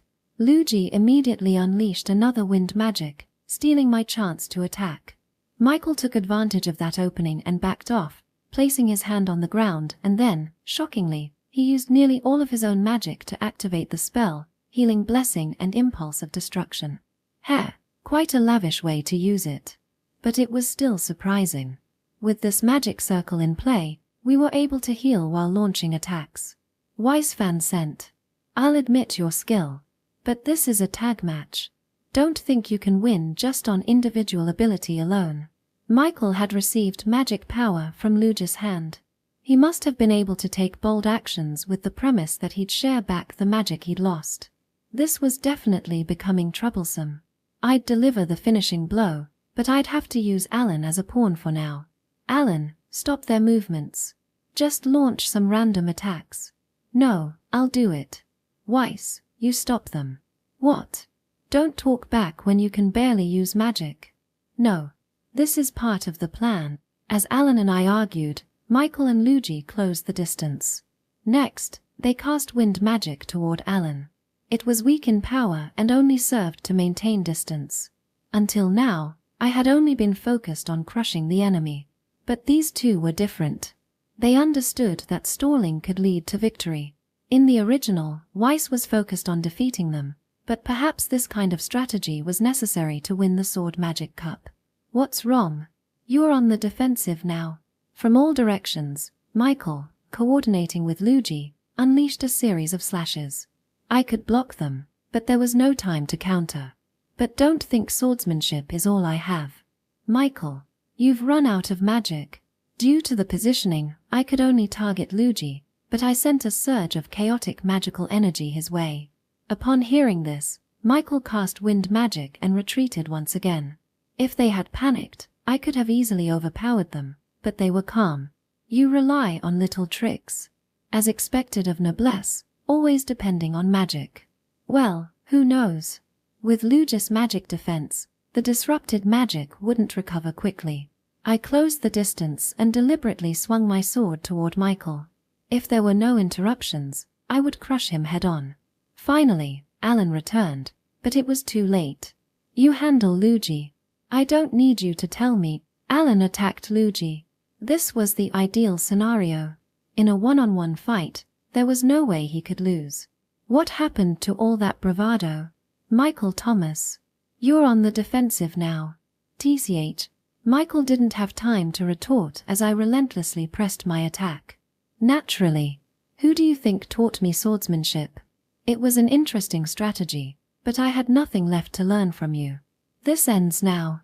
I timed it perfectly as Michael lost his balance and rose high in the air, propelled by an unnatural wall of force.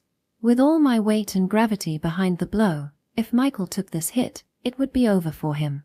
He was chanting his defensive barrier spells, but thanks to my flash, I could see through them.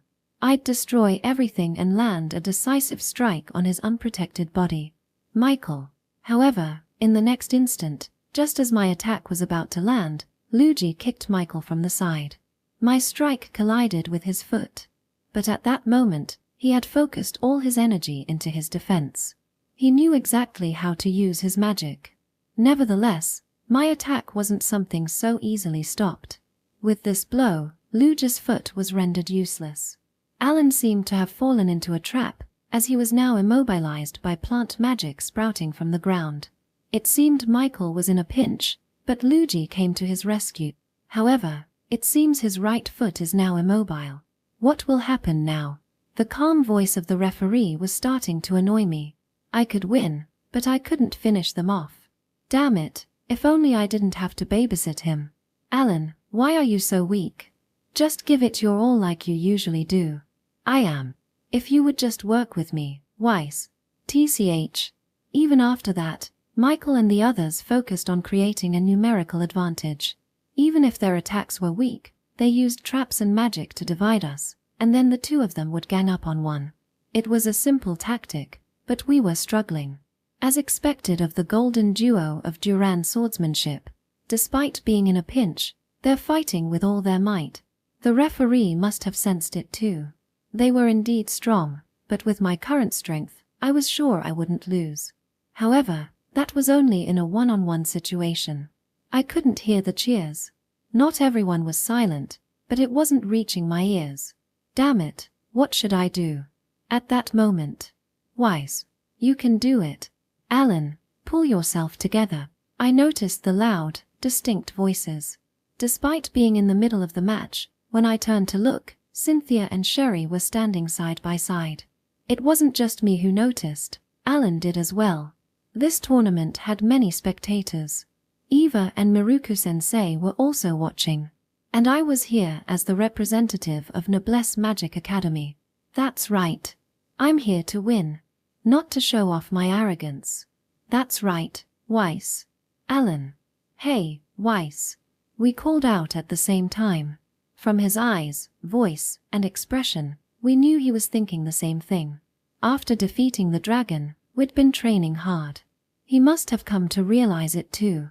That he needed to become overwhelmingly strong on his own. That very realization became his shackles, leading to this situation. But this isn't a fight to the death, it's a match in a small arena. To win, strategies suited to the match are necessary. I'll take the rear guard. You run straight ahead, Alan. You. No, sorry. Got it. I trust you. Yeah. To win, I wouldn't hesitate to use any means. That's what a villain does, right? Michael and Luigi were keeping their distance to recover their stamina. It's frustrating, but in a tag match, they might have had the upper hand. But that ends here. Alan charged forward. And he did so without hesitation, running straight ahead. There were no tricks from him. What he had was only the trust he placed in me. TCH, that protagonist attitude. But honestly, I didn't mind that sincerity.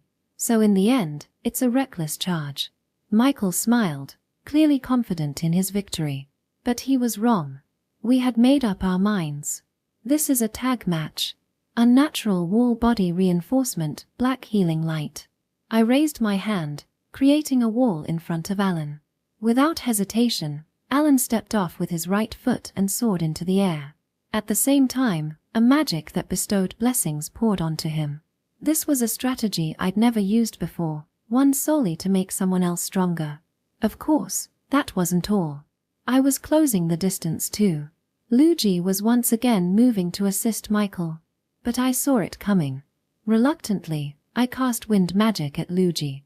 Using their strategy was annoying, but for now, it would do. What I had to do wasn't defeat them, it was to keep them from interfering with Alan. Then Alan showed more power than usual. His magic exploded, surging upwards.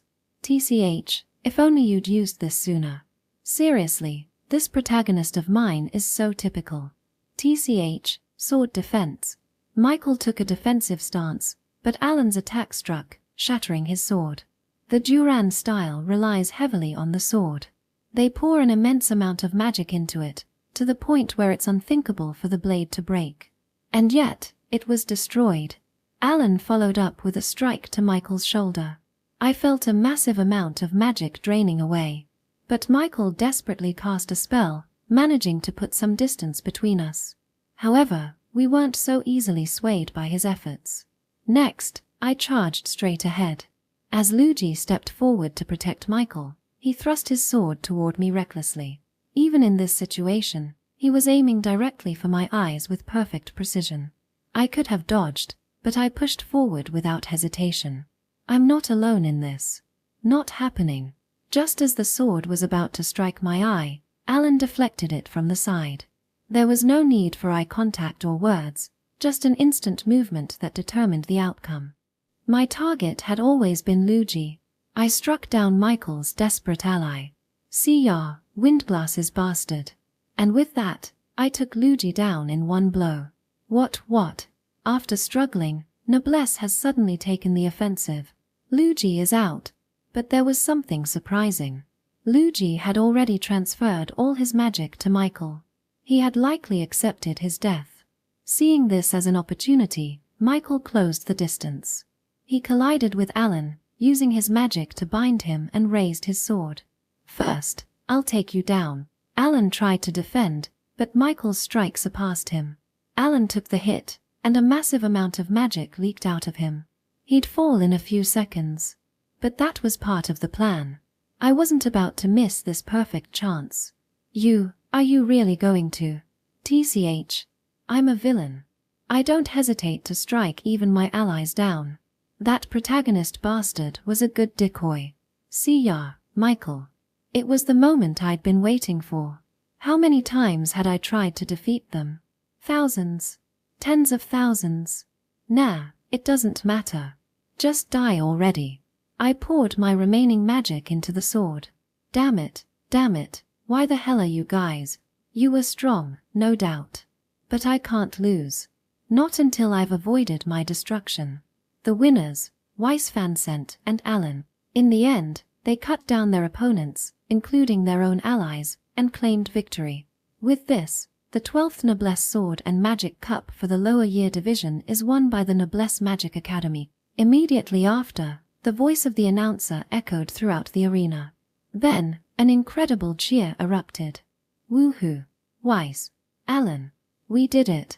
Noblesse won. The strongest. As expected. We did it. Weiss, you went too far. But it's fine. Exhausted beyond belief, I dropped to my knee, using my sword as a staff. Everyone sure looks happy. Weiss-sama, as expected. Weiss-kun, Fansent-kun, amazing. Lilith, Carter, and Cecil-san were all cheering for me. TCH, they don't even realize how crazy this is. My beautiful son, clinging to Zebes, crying uncontrollably, was my father, Agate. What? He was here. When did he? Well, I'm grateful, but no need to cry like that. Eva then smiled warmly and walked away. So she actually watched till the end? Finally, I glanced at Maruku-sensei. Well done. She mouthed those words. Much appreciated. At that moment, I heard Alan groan. It seemed like he hadn't lost consciousness after all. It was also thanks to the protagonist that we were able to turn around the losing event. I slowly approached and spoke. Get up. If the winner's lying down, it doesn't look right. I guess that's true. But what happened to the plan for me to be the rearguard? We won, so it's fine, right? You're right. I extended my hand. It wasn't because I wanted to get friendly. It was to keep Weiss's name from getting tarnished any further. And when Alan stood up, the cheers rose once again. I didn't say it out loud, but an indescribable feeling welled up inside me. Wait, did we really win this event? I proved it, It's thanks to you, Weiss. Amidst the deafening cheers, only Alan's voice stood out clearly. At that moment, something stirred deep within my heart. This feeling, it's not mine. Weiss, it's you, I see now. You're happy too. TCH, you're surprisingly honest sometimes. Well, Alan, I guess you did your part this time. I wouldn't have been able to beat those guys alone. That much is certain. But even so, I know we're still missing so much. Effort, magic power, strength, and more importantly, companions are what we need. The battle in the catastrophe can't be overcome by just me and Cecil-san alone. I'm certain of it. I need to tell these guys. ZZZZ, ZZZZZZZ. At that moment, a strange sound echoed from above. A dissonant noise, like machinery breaking. At the same time, the world began to grow dark. When I looked up at the sky, the sun, which had been bright just moments ago, was now obscured. Ah, damn it. It wasn't just me who noticed. Everyone who was there felt it. This was it. This was truly the beginning of the catastrophe. Goosebumps ran down my body, and I was reminded of the hellish scenes I'd seen in a game. The catastrophe in the original story had been random, unpredictable. But this timing, I'd never seen it happen like this before.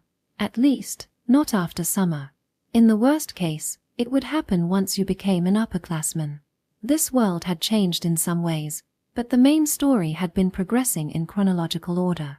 The entrance ceremony, the tag tournament, the survival event, and the sword magic cup. But of course, impossible things could still happen.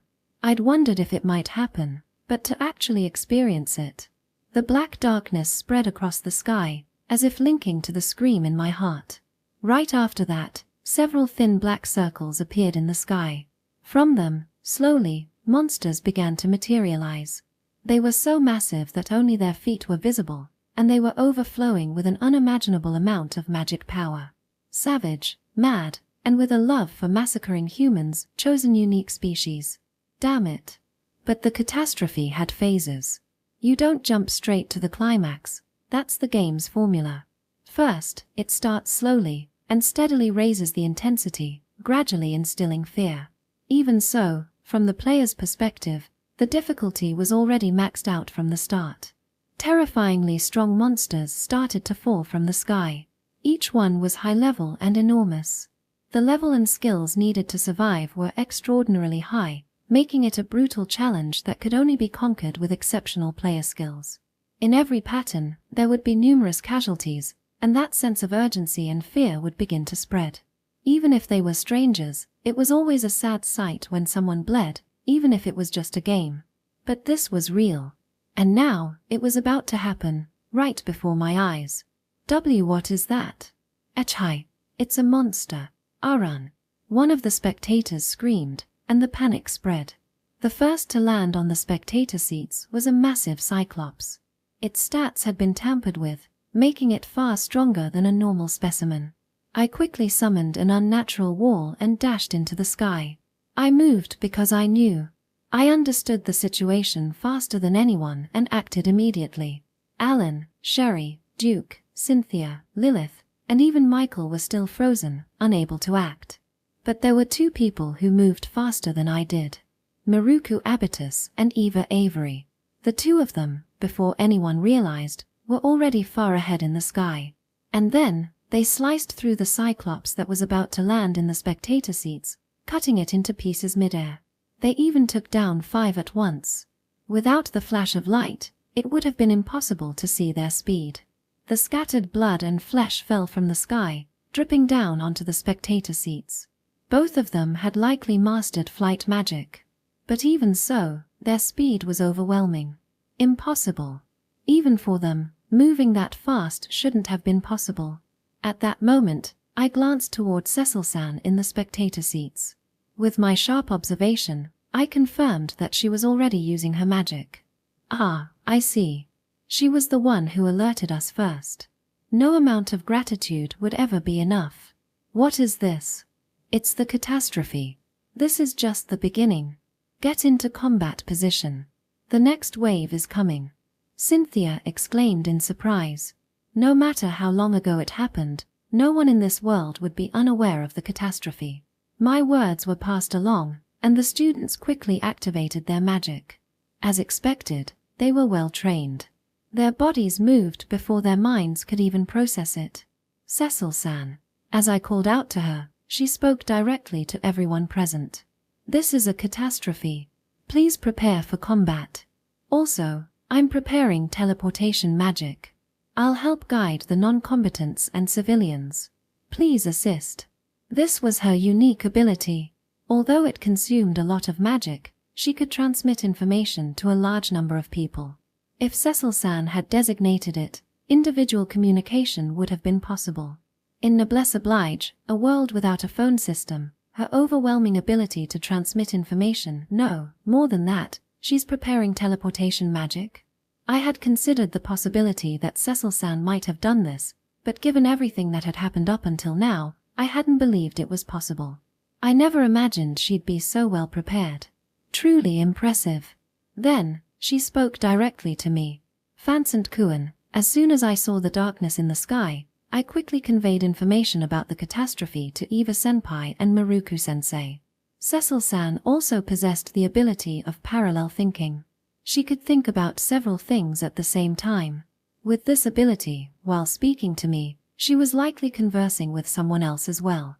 If it weren't for her, this situation would have already turned into a disaster. The darkness in the sky continued to spread. It was only a matter of time before monsters would start falling from the next teleportation magic. The reason they haven't fallen yet is likely because the Cyclops still had the time it would take for it to be eradicated by the Breya. This is very much like a game mechanic, but that precious time is still on our side. That said, we only had a few minutes, during which we needed to evacuate the spectators and civilians. First, Kelta shot up high into the sky. She was probably receiving instructions from Cecil-san. Following Kelta's directions, large groups of people began evacuating. Eva and Maruku-sensei were both looking up at the sky.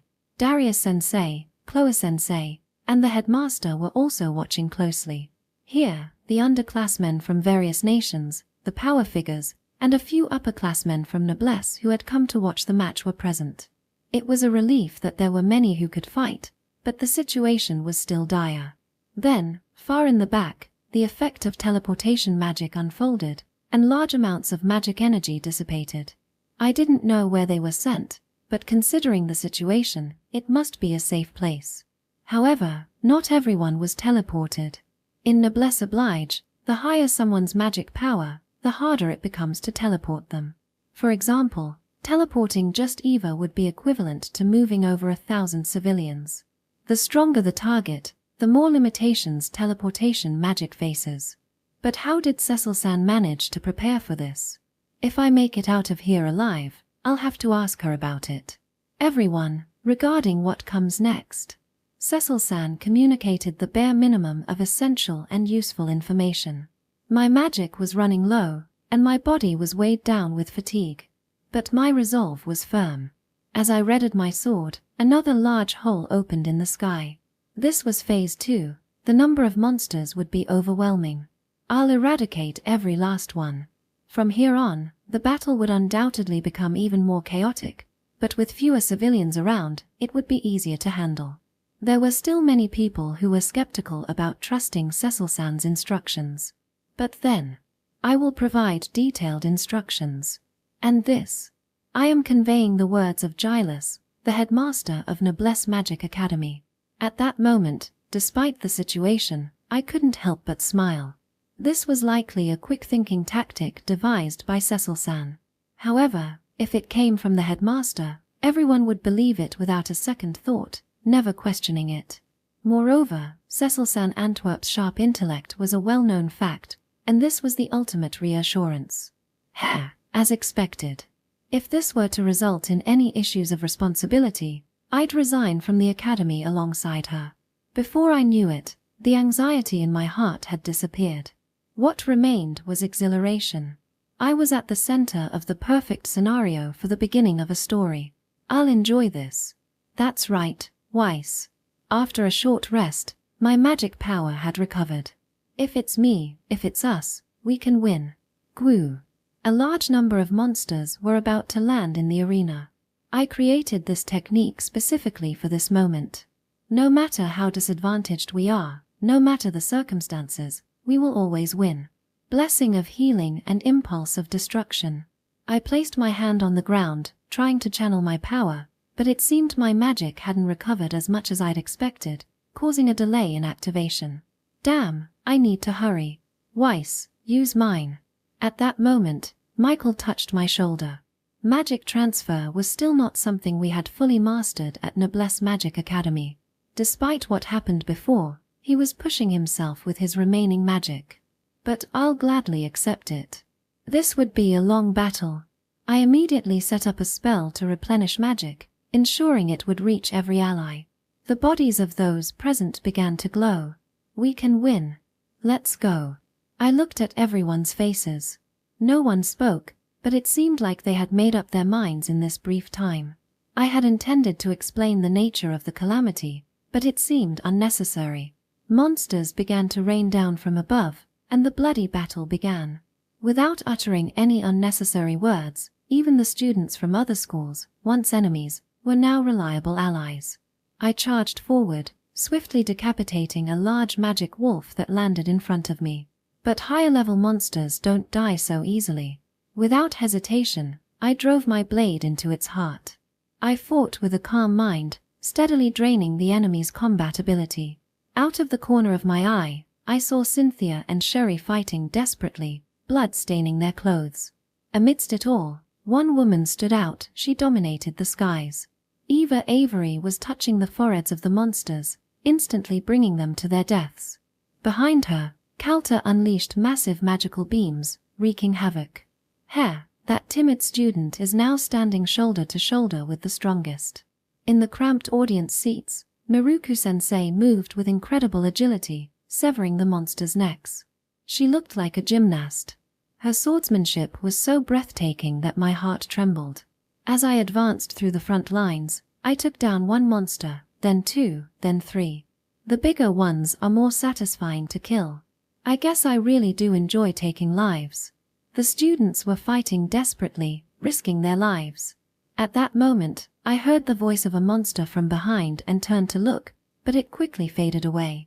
I called out over my shoulder, "Don't die, Lilith." "Of course. I am your sword and shield, Wise-sama." Without facing me, she dashed off to the opposite side. The difficulty of stopping the calamity was incredibly high. Even now, monsters were descending in impossible numbers.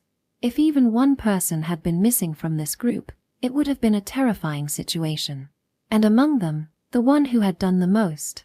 Two Cerberus on the right corridor, entering from the left side toward the north. It had to be Cecil-san. She was issuing instructions to the students as if she could see everything.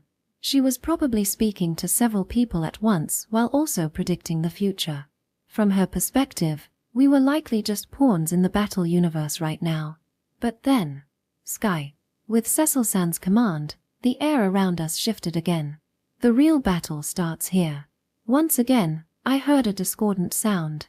While fighting, I looked up at the sky. 3 giant teleportation spells appeared. Ah, so it's finally here. There had been something I had been wondering about for a while.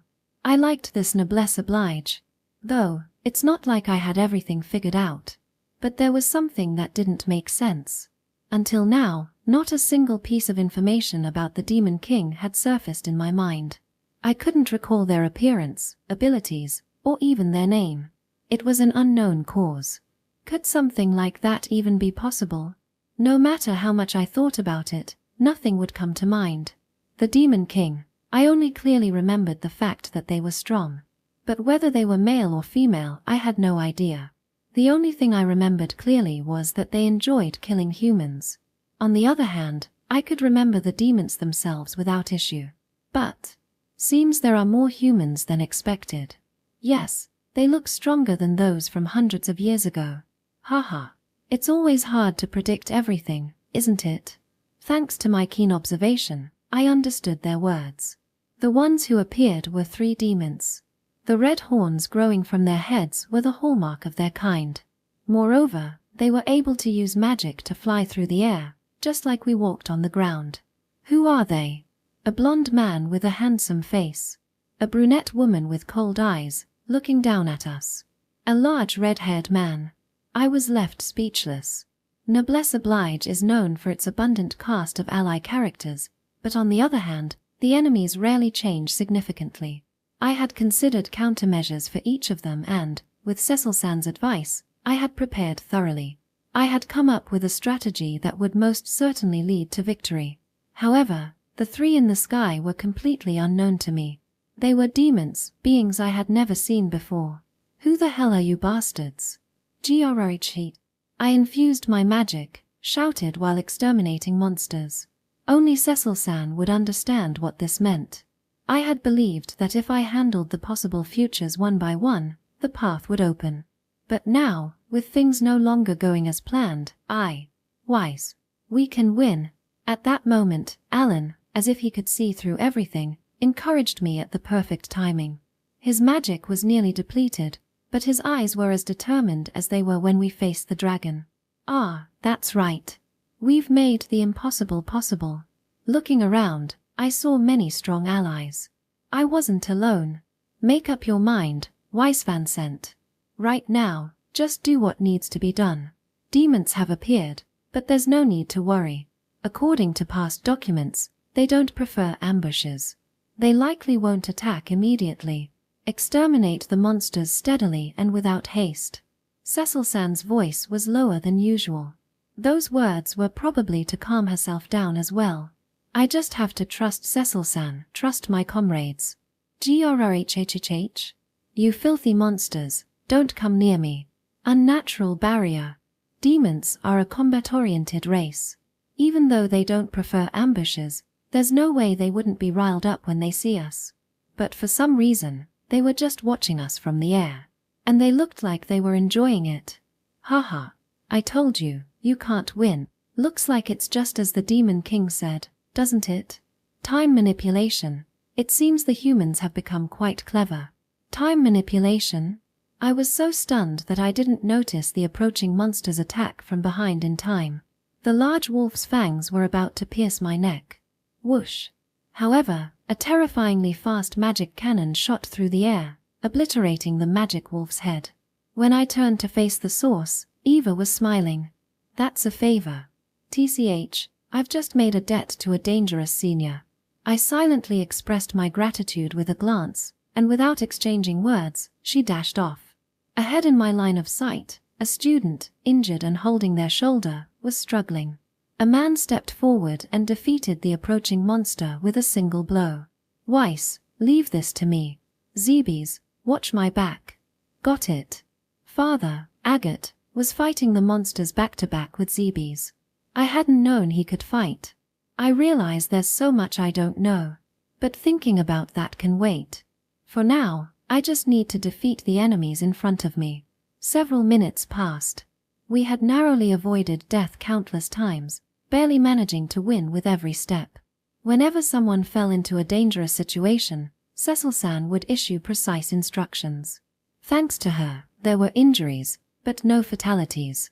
Even though the demons weren't attacking, it was an unimaginable accomplishment. But this wasn't the end. The answer to that was in the hands of the ones in the sky. One of them, a blond man dressed in jet-black clothing, descended from the air.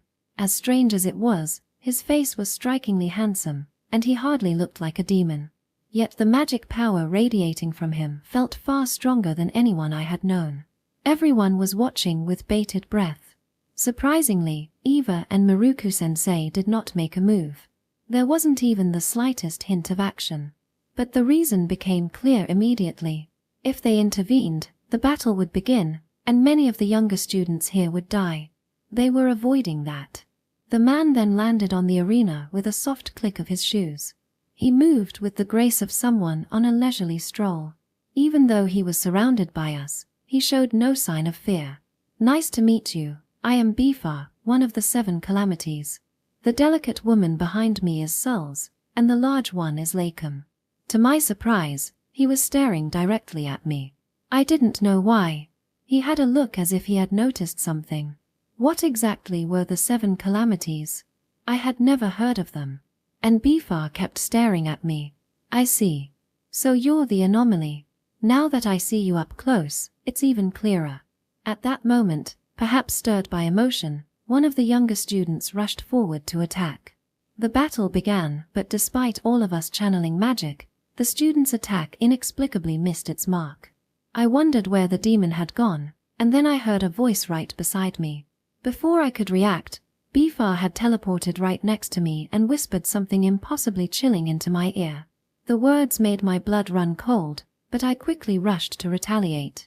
However, he vanished without a trace. The next thing I knew, he was standing high above us in the sky. I didn't understand the mechanics behind it, but it was undoubtedly magic. Demons used a different kind of sorcery than we did. It was fundamentally different.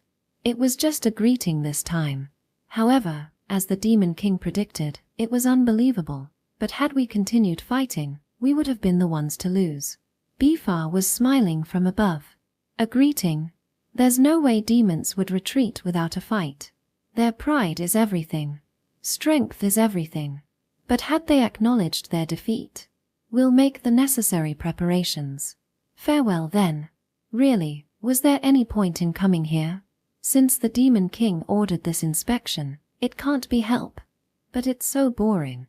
Well then, let's at least say goodbye. Teleportation magic appeared, and just as it seemed they would vanish into the sky, a large man, Lakem, as he was called, raised his hand to the heavens. The next moment, a gigantic fireball appeared. The speed and size of its appearance, completely defying the principles of magic, was astounding. The heat wave was intense, and the area was covered in high-density magical energy. What was even more surprising was that a demon I had never seen before was using more power than any demon I had known. Farewell. Lakem threw the fireball at us. It was possible to retreat from the blast. However, the injured wouldn't have such an option. Fansant Kuan. At that moment, Cecil San's voice echoed in my mind. I was already charging forward before her words even finished. I used every last drop of my magical energy in a flash of light. Everything appeared slow. The instant I leapt, something pushed against my back. It was cool and refreshing, yet comforting. This was Cynthia's ice levitation. Ah, what a relief. To my surprise, only Eva was looking at me. In this world where everything seemed to move slowly, she seemed to recognize me in that instant. She gave me a look as if to say, "Go ahead." I then aligned my sword with the fireball.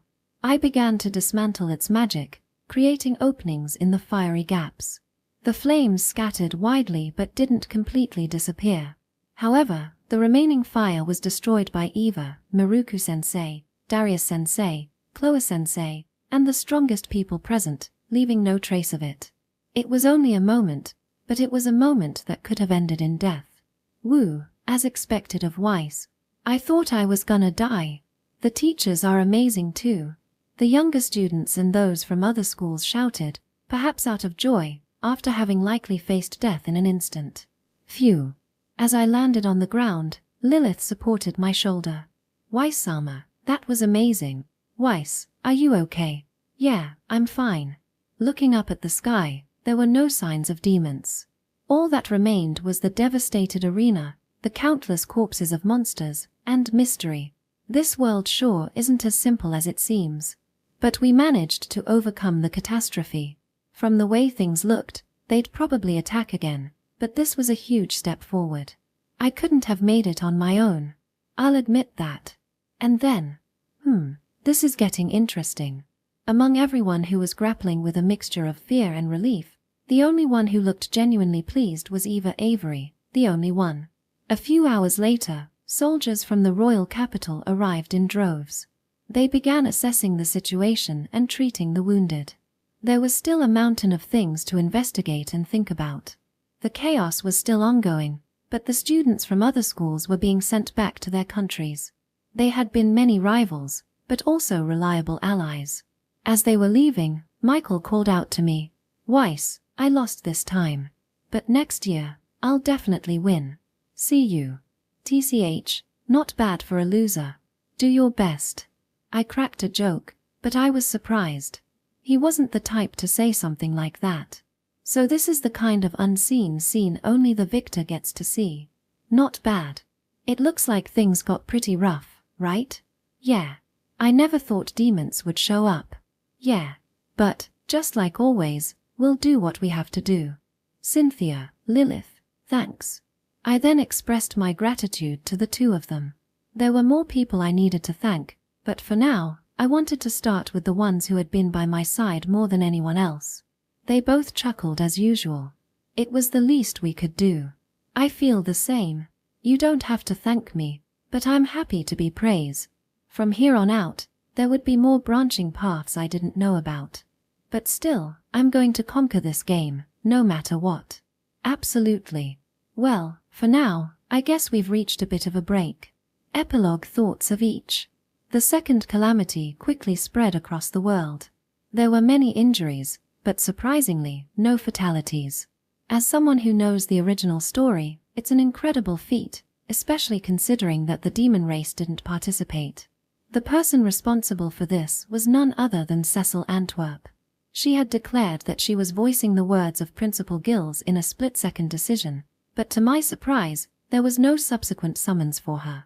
It was truly surprising, but I understood because I knew the principal had changed. However, officially, it was still attributed to Principal Giles. Cecil was relieved, but honestly, I was the one who felt the most at ease.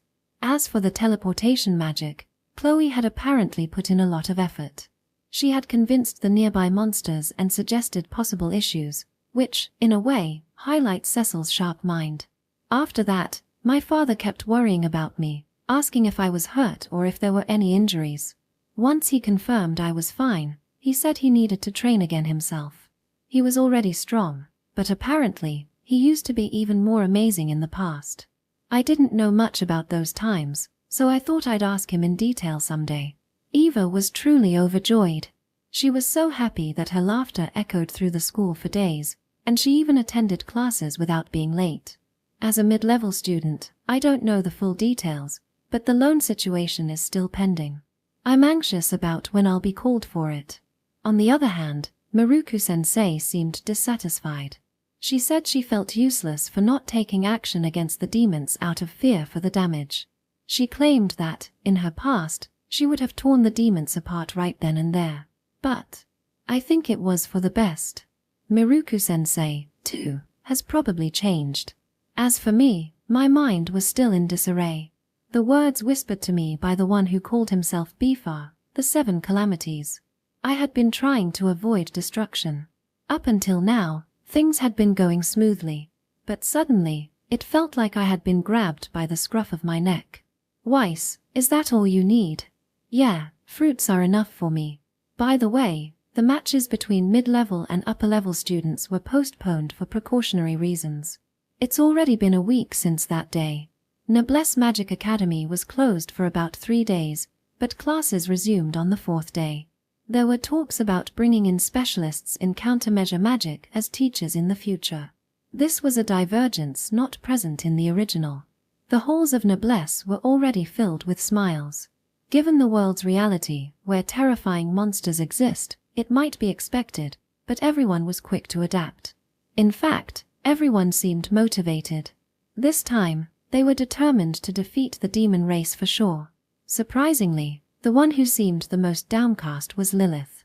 Not being chosen for the tournament seemed to weigh heavily on her, and she felt like she had been a burden during the Calamity as well. I thought she had done more than enough, but she apparently wasn't satisfied with that. Lilith was still my maid. If that's the case, then it was up to me to set an example. Guess I should eat. Lilith, you eat too. What we can do right now is build the mental strength to deal with whatever comes next. Isn't that right? Lilith had been looking down, but she suddenly raised her head and stood up. Then, I'll eat. I'll bring 2 of today's set meals. She shouted with her usual volume, then walked off with heavy steps.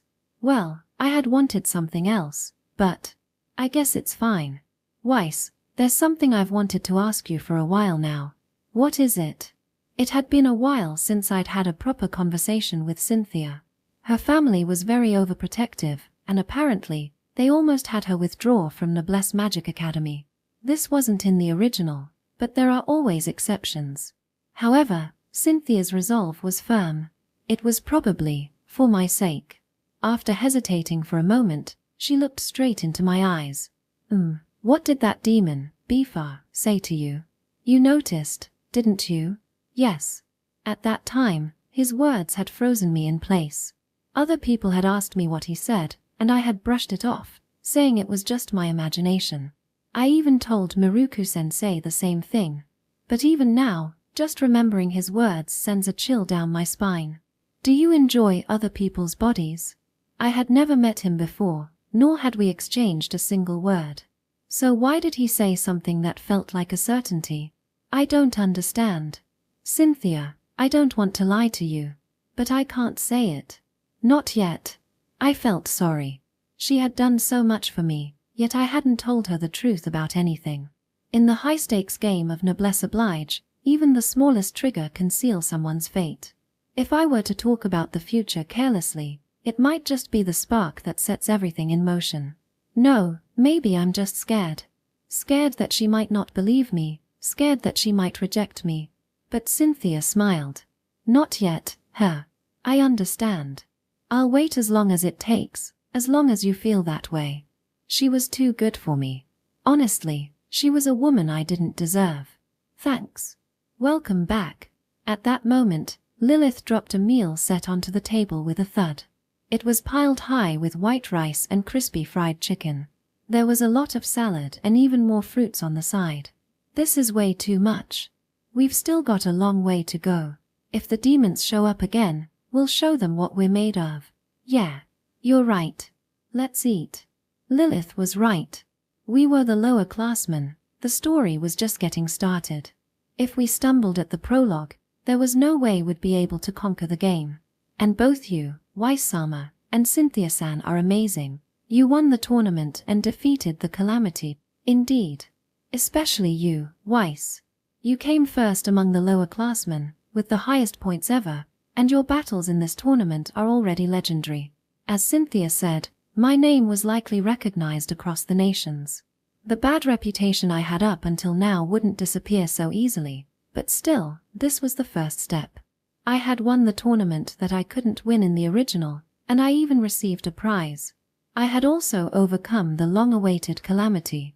If you just look at the results, it was the highest score. Next month, the lower classmen's school trip will take place. I recalled the phrase written in the concept. There will be laughter, tears, and hell. It was my favorite event. I never thought I would experience it firsthand, but now, I was looking forward to it a little. There would be a few students who would withdraw, as usual. I'd need to put in more effort myself. By the way, I envy the prize for winning. I wish I could have had it. Next year, let's have you enter too, Lilith. Yes. The award ceremony may have been cut short, but I received my prize without issue. And to my surprise, it was exactly the same as the one in the SS photo posted on the bulletin board. Honestly, I couldn't help but let out a no way under my breath. I touched the sword sheathed at my left hip. It was an ancient magical artifact that changes shape according to the nature of the magical energy it absorbs.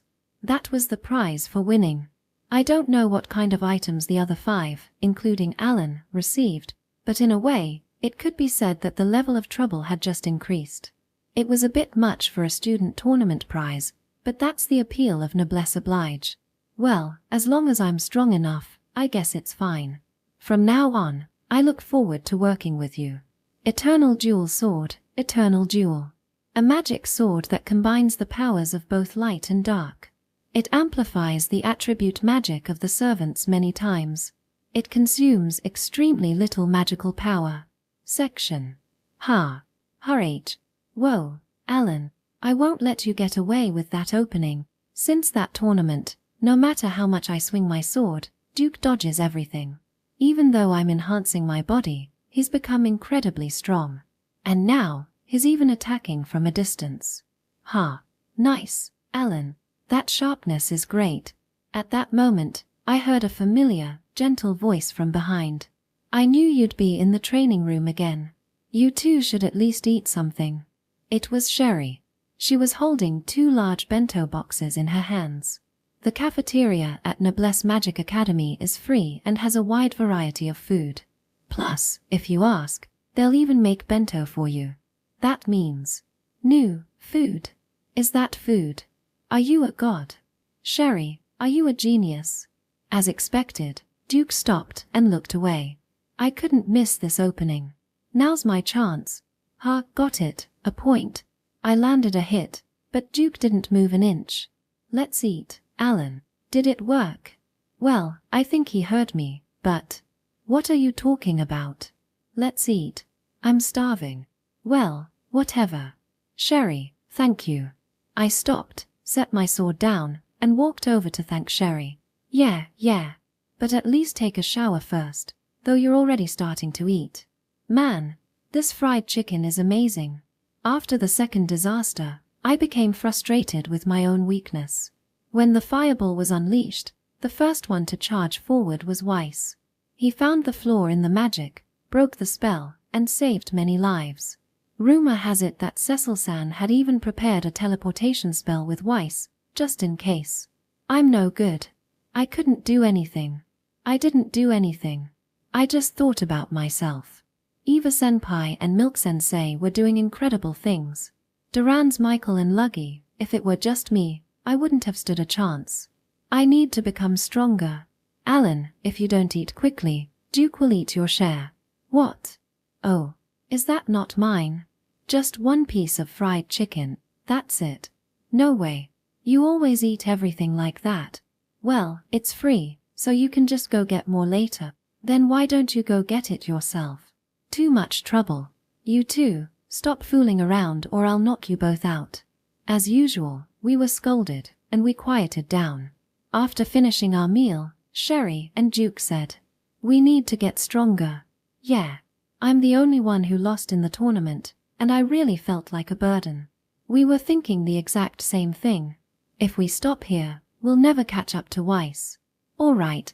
Duke, Sherry, how about you both take me on at the same time? What? You're seriously underestimating us, aren't you? Yeah, that's going too far. Wait a minute. Are you planning to use your abilities even in training? Until now, I'd been too concerned about the side effects. That's why I couldn't use them effectively when it mattered. But from now on, it's different. I'm looking ahead to the future. And to do that, I'll have to make sacrifices. My body might stop moving for a few days, but there's no choice but to repeat it. I've realized I need to practice using abilities other than my own, or I won't be able to use them in real combat. Got it. So you're saying you can even fight against my body enhancement? This should be interesting. Don't push yourself too hard. And if you feel anything unusual, don't use it. Understood. My ability is being able to mimic the abilities of others. But the downside is extremely significant. After using it, my body becomes immobile depending on the amount of magic power used, and if I exceed my limits, I lose consciousness. And even I don't know when I'll recover from that. The use of my ability is limited by a certain time, and there's a cooldown period before it can be used again. Furthermore, in order to be able to mimic an ability, I have to meet certain conditions. After the dragon subjugation, I slept for more than a week. Only Principal Gilus and a few of the teachers know about it.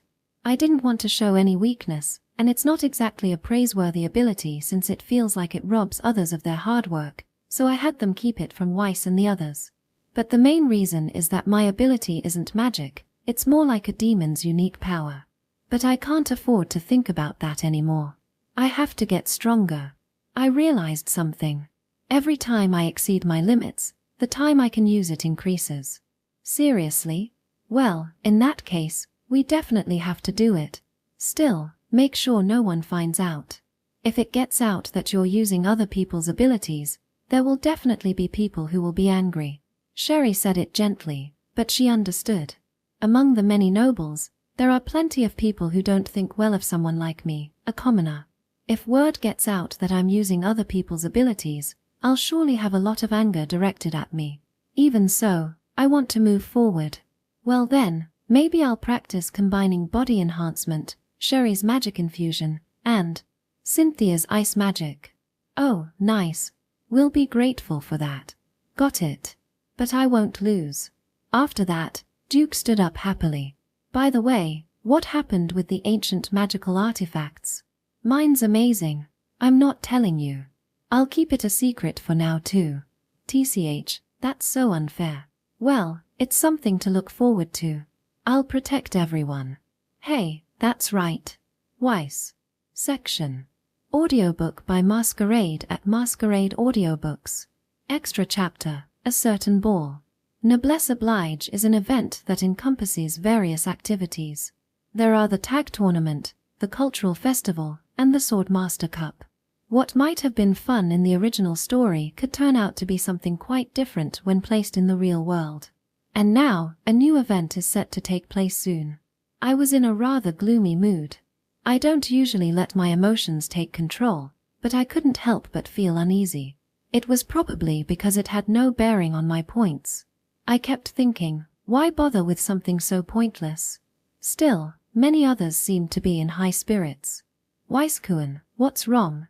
Did something bad happen? As I was lost in my thoughts, a soft voice came from beside me.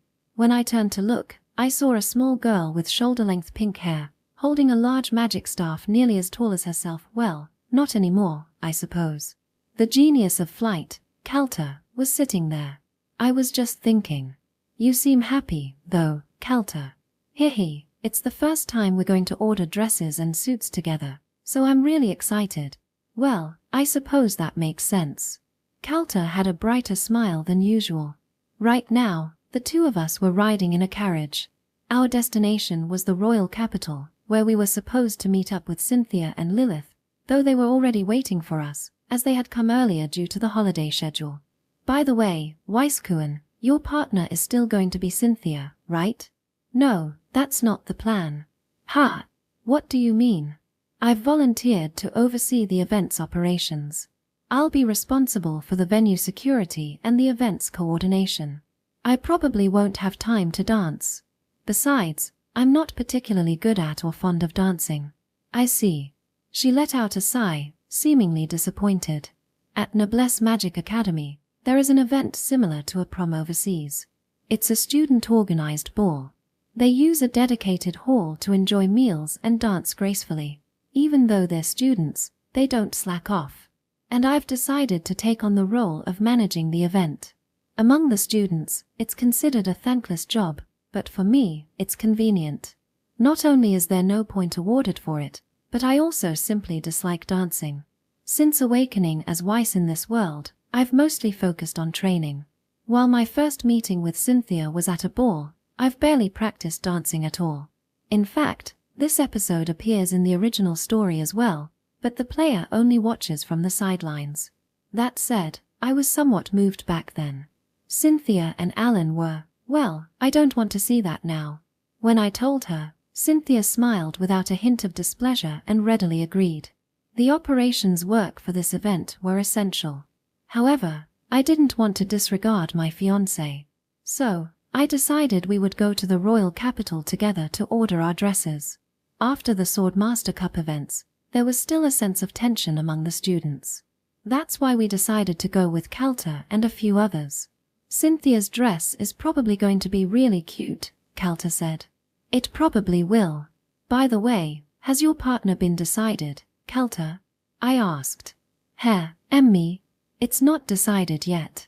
I think I'll probably dance with someone, though. At the ball, it's considered best to find a partner in advance. However, at Noblesse Magic Academy, there's a system where students can be expelled. It's difficult for everyone, both male and female, to pair up properly. They'll probably dance in shifts. Since there are some people left who weren't in the original story, there might be some differences. I casually glanced at Calta. She had delicate, well-defined features that would suit a dress. For some reason, I also remembered Marshmallow. What's wrong, Weisskuen? Nothing. I just thought you'd look good in a dress, I said. Really?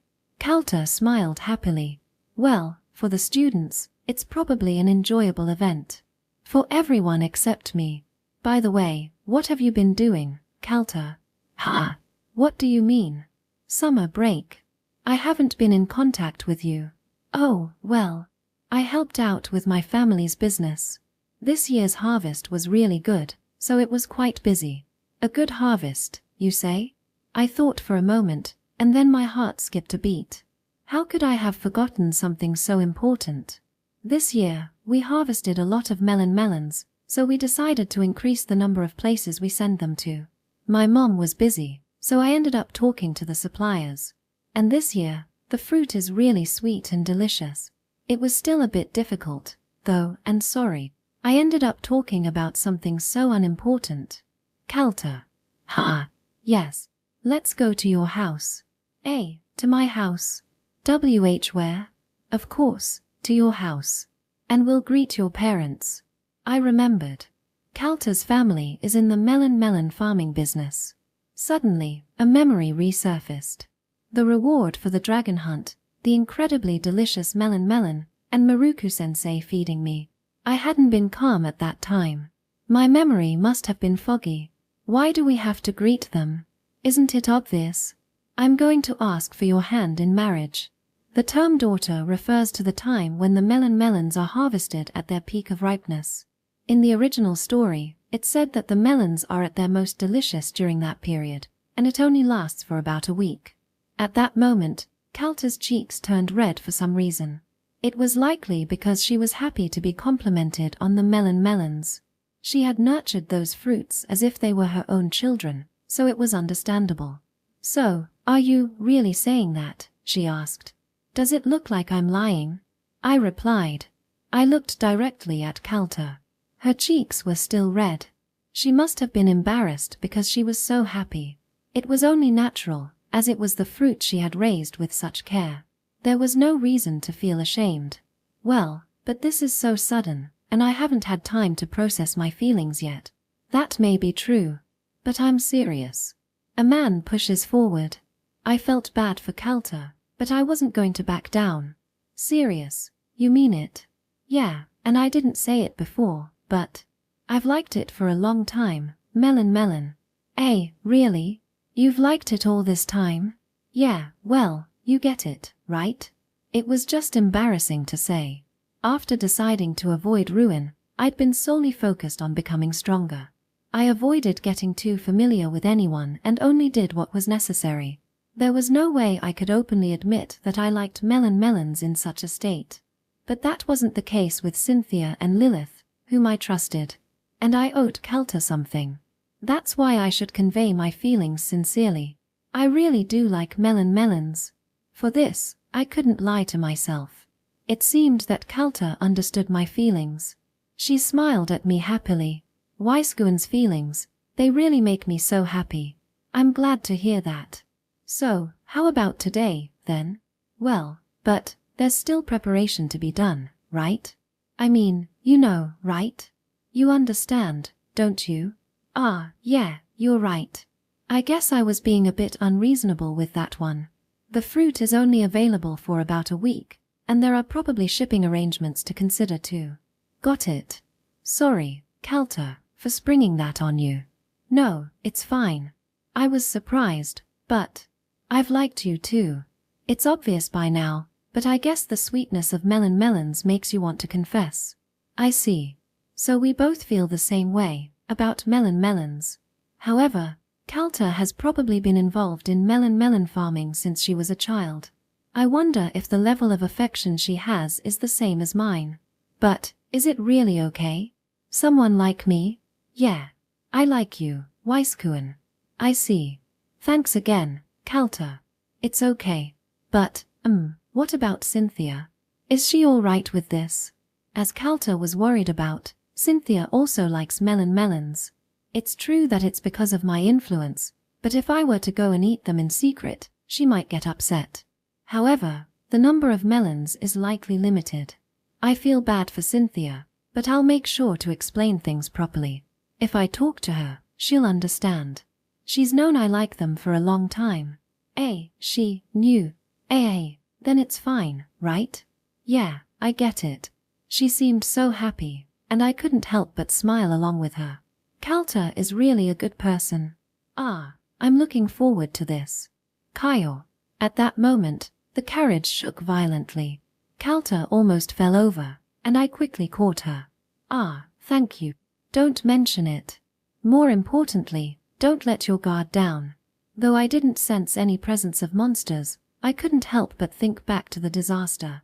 However, when I stepped outside, I quickly realized it was just a false alarm. It seemed the wheels had reached the end of their lifespan, and the axle had broken. Then, Calta pulled out her magic staff. Weiskuen, we're on a schedule, so why don't we just keep going? I agree with that suggestion, but what do I do? Oh, well, I was thinking you could ride behind me. Realizing my pride, Calta started to panic. But it was impossible for me to fly all the way to the royal capital. Don't worry about it. That sounds good.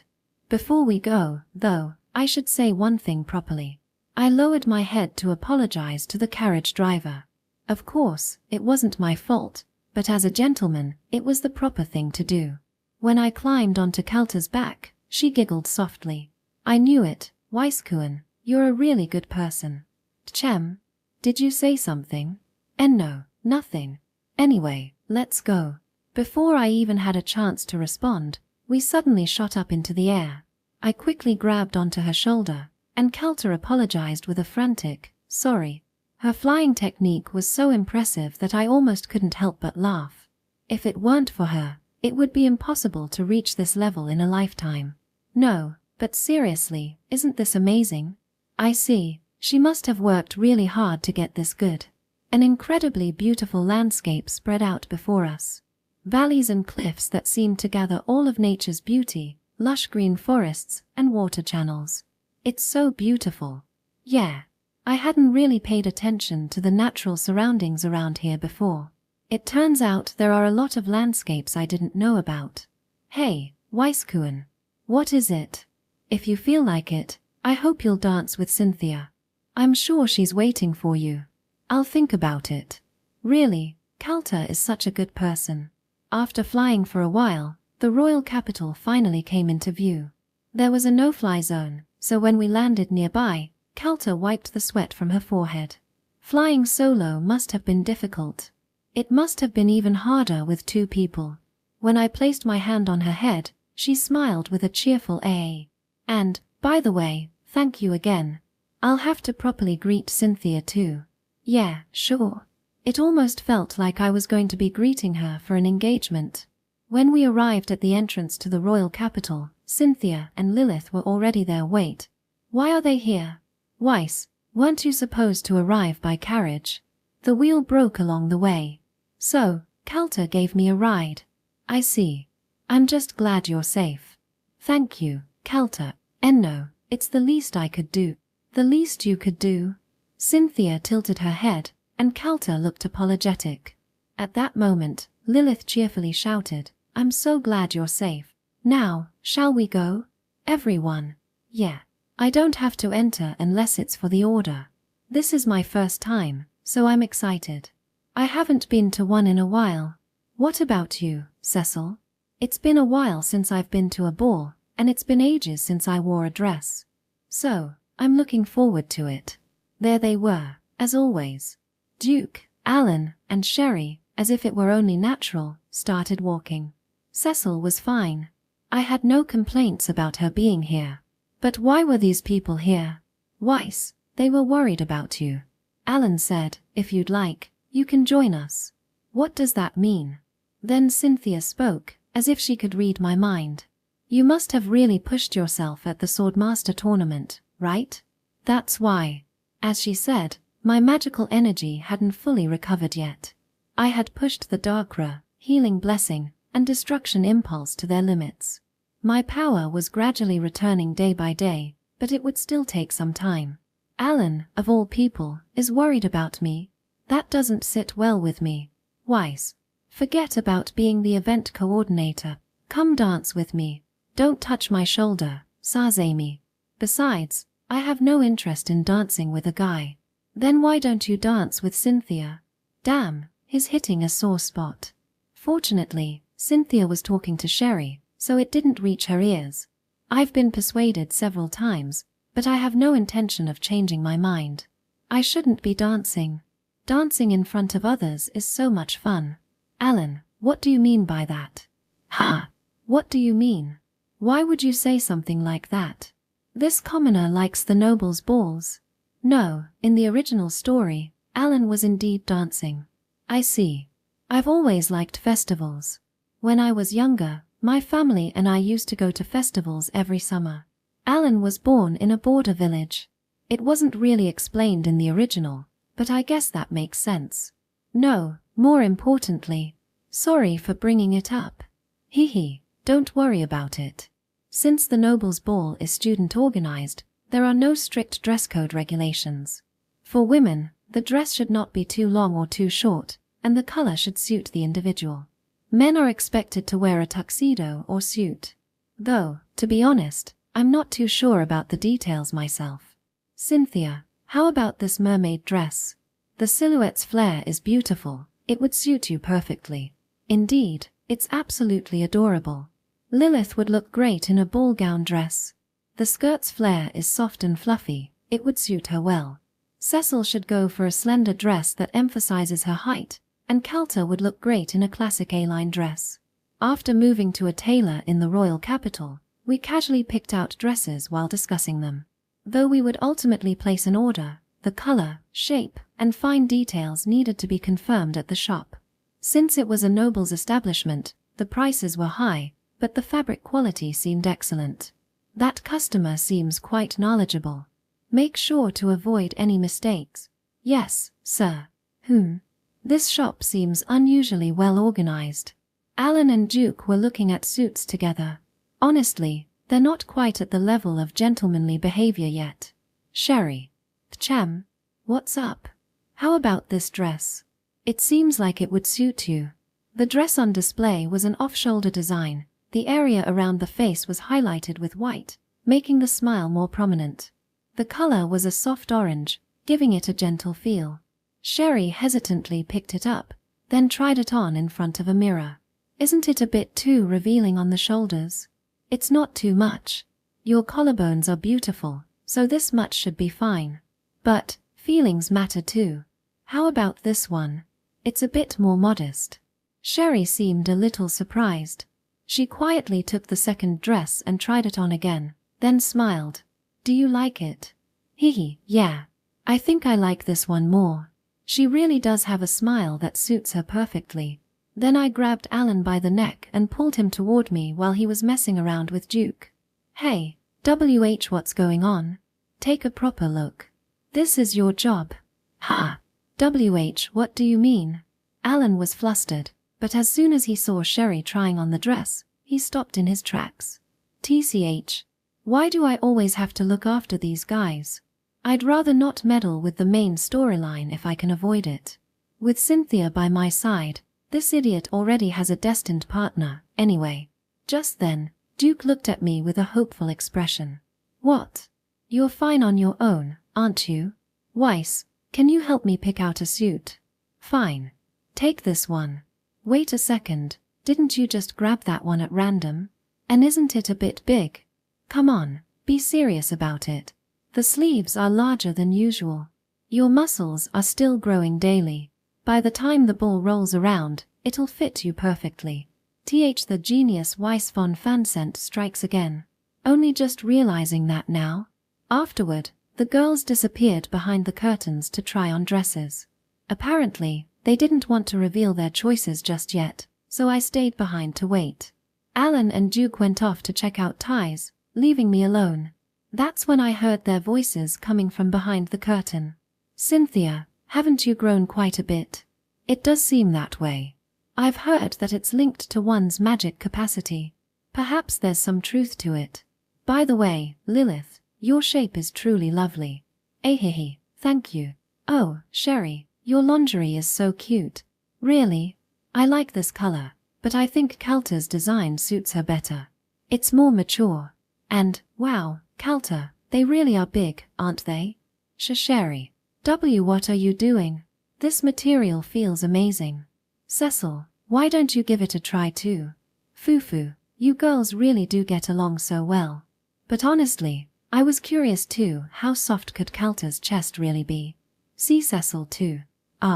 Chenji wait, stop that. Honestly, I can't believe these are the same people who were facing life and death situations just recently. Then again, perhaps it's because they're this way that they're so resilient. Just as I was lost in thought, the curtains suddenly flew open. Weiss Kuhn. What greeted my eyes was Calta in pale pink lingerie, her figure spilling out. Behind her, as if concerned, Sherry appeared in red lingerie, Cecil in pristine white. And then, Weiss, please turn around. Weiss-sama, you can't look. Cynthia, dressed in black lingerie, and Lilith in a soft, pale blue set, came into view. Jiggling. Oh, how they jiggled. All of them, jiggling endlessly. Section. Weiss-sama, is this the right color for the curtains? Yes, that works fine. As for the lighting, yes, it's already been outsourced, so it should arrive the day after tomorrow. Good. Now, all that was left was to wait for the ordered dresses and suits to arrive. However, there was much more to do for the ball preparations. At the very back of Noblesse Magic Academy, in the large hall suitable for the ball, we were all busy. This place wasn't used regularly. The interior was completely redone for each event. At this academy, which values student initiative, setting everything up from scratch is also considered a learning experience. We had to prepare not only the decorations but also the food and drinks. This also served as a way for the lower classmen to show hospitality to the upperclassmen. It was somewhat like a traditional event. Yes, I'm managing that part. And although Cynthia wasn't officially part of the event organization, she supported me as an assistant. Her unwavering loyalty made me feel deeply indebted. Both of them were well liked by everyone, thanks to their friendly personalities and natural brightness. Truly, they were far too good for me. Just then, the strongest appeared out of nowhere. Silver straight hair, translucent porcelain-like skin, and a face that resembled a Western doll. Eva Avery. You seem even more enthusiastic than usual this year. It seemed she was pleased. Just by walking, she naturally drew the attention of the students. It wasn't just her strength. There was a mysterious charm, an almost irresistible allure. Of course, that was all amplified by the immense magical power she exuded. I'm honored to hear that. Oh, it seems you're still giving it your all, little brother. Don't overdo it, okay? Thank you. The security should be well managed, so I don't anticipate any issues. Though perhaps. Don't worry. If anything happens, I'll be here. It was hard to imagine another disaster occurring, but I was glad to have Eva's support. I had planned to ask her directly, but it seemed she had already understood without me needing to say anything. I heard you got yourself a lovely dress this year. Maybe you're aiming for queen again? At the end of the ball, the most beautiful woman would be crowned queen. The male counterpart was king. Eva had won queen last year. Apparently, she was frighteningly beautiful. I'm looking forward to it. Though, I'll be supporting Cynthia this year. Jealous, are we? Well, we'll see. With that, she left. Now, time to continue pushing forward with the preparations. Section. A few days passed. Alongside my usual classes, I continued preparing for the ball. I worked hard as the event coordinator, but Cynthia and Lilith also lent me their help. As always, I was deeply grateful. I'd have to find a way to thank them properly. All that was left was to wait for the day, though unfortunately, it wasn't going to be that simple. That can't be helped. Is there no way to arrange a replacement? I tried reaching out to a few people, but the ball's program is complicated, and there are those who are really looking forward to dancing, so they turned us down. Of course, music is an essential part of any ball. In this world, there's nothing as convenient as a recorder. Music is performed by people. This time, however, the person responsible for playing the piano had experienced a family tragedy and was unable to attend. It wasn't just 1 or 2 songs, multiple sessions were necessary, making it an important role. While it was possible to hire an outsider, this was a student-organized event. Noblesse Magic Academy's internal matters were confidential enough as it was. If I asked the headmaster, they'd likely approve, but I wanted to avoid that as a last resort. Got it. I'll figure something out. Thanks, Lilith. No, not at all. By the way, Cynthia's dress arrived. It's absolutely gorgeous. With a bright smile, Lilith pumped her fist. She was trying to cheer me up. Given that I was part of the event's management, I knew there were some people feeling uneasy. There were still negative rumors about me. Regardless of the truth, I should try to eliminate the baseless lies. I'm looking forward to it. Cynthia will look great in her dress, after all. That said, when it came to the piano player, only one person came to mind. In the original story, they graduated without interacting with anyone. That's why they weren't participating in this year's ball either. Now, what was most important was making the right connection. I had arrived at the seniors' building. The layout of the hallways and classrooms was nearly identical to the lower year buildings, but the magical energy emanating from the classrooms was on a completely different level. That's Weiss, right? He certainly looks strong. Really? He's still just a kid, isn't he? He's cuter than I expected. I walked through the upper year halls. While the scenery in the hallways and classrooms hadn't changed, the magical energy level from the students was on an entirely different scale. Moreover, the students seemed calm enough to call me cute, which showed they had no shortage of confidence. Well, I'd probably get the chance to fight some of them later on. And sure enough, just as I had expected, or rather as the original story went, from the very back of the line of classrooms, I heard the sound of piano music coming from the music room. I wasn't well versed in music, but even I could tell. The harmonies were stirring and the melodies were so soothing, they touched my soul. Before I realized it, I had been standing outside the classroom, listening to the entire piece. Wow, this is far more impressive than what happened in the original. Is something the matter? The piano suddenly stopped, and a calm voice asked. I had suppressed my magic to avoid disturbing her, but she was certainly a senior, and I hadn't been careful enough. I quickly opened the door and bowed my head. Sorry. I didn't want to interrupt, and I couldn't bring myself to speak. Also, the music was just so beautiful. If a lower year student said this, it would be expected for the senior to feel guilty. However, Carol Stanway, the senior from Noblesse Magic Academy, glared at me with a cold look. She had long, grayish hair, a black headband, white, long fingers, and crystal-like blue eyes. Carol was a well-known musician at Noblesse, so much so that there was hardly anyone who didn't know her. As the eldest daughter of the Stanway family, she had been proficient in numerous instruments since childhood: piano, flute, trumpet, cello, and more. Whenever she participated in a contest, she was guaranteed to win the top trophy. Her piano skills were exceptional, but what made her truly remarkable wasn't just that. Her specialty was magic using sound. She could perform sound wave attacks by vibrating her voice, an attack that couldn't be blocked by any defense. Her academic performance was also top class. But she was even more aloof than Cecil and kept others at arm's length. It seemed she had been envied since her childhood and had grown to despise people. However, she was the only one capable of executing the entire program for the ball perfectly. I told you 100 times I'm not performing, she said, interrupting my thoughts. I frowned at those words. I hadn't said anything yet. So why? Did someone come before me? Violetta's daughter is your fiancée, isn't she? I know that much. I see. She must have acted quickly to avoid causing me more trouble. But it looks like we just missed each other. It was no wonder she was upset. I'm really sorry. I didn't know about that. Well, if you understand, then leave. You might be mistaken, but I don't even like music. Today, I was just checking the program since there's a prize money contest coming up. Please don't show up again. With that, Carol left the music room. The negotiation had been a complete failure.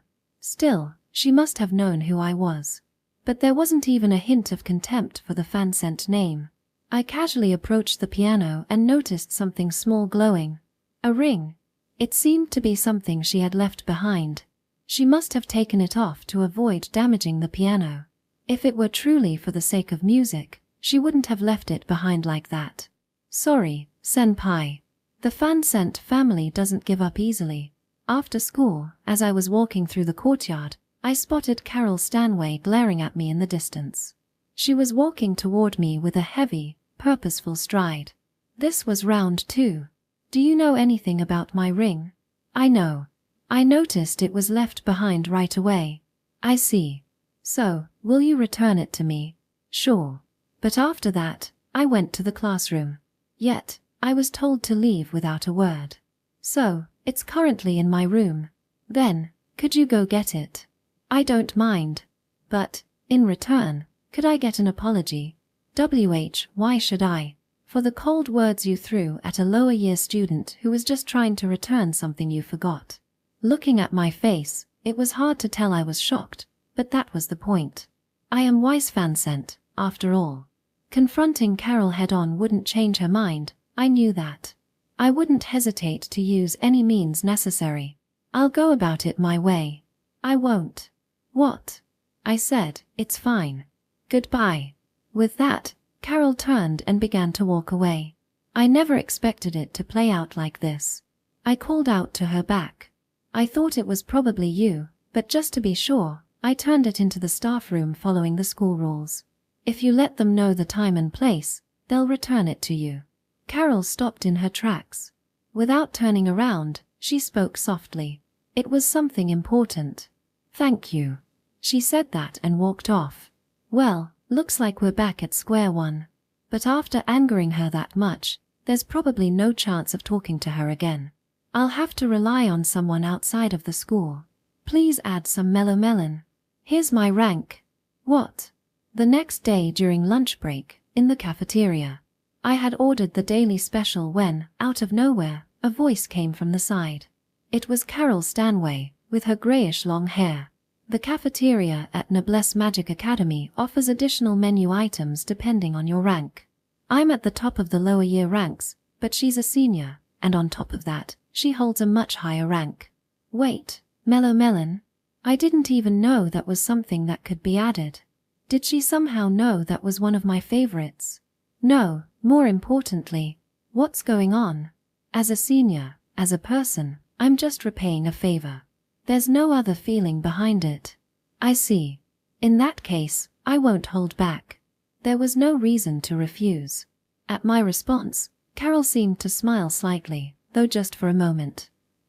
So she knew. I could have used that as an excuse to turn her down.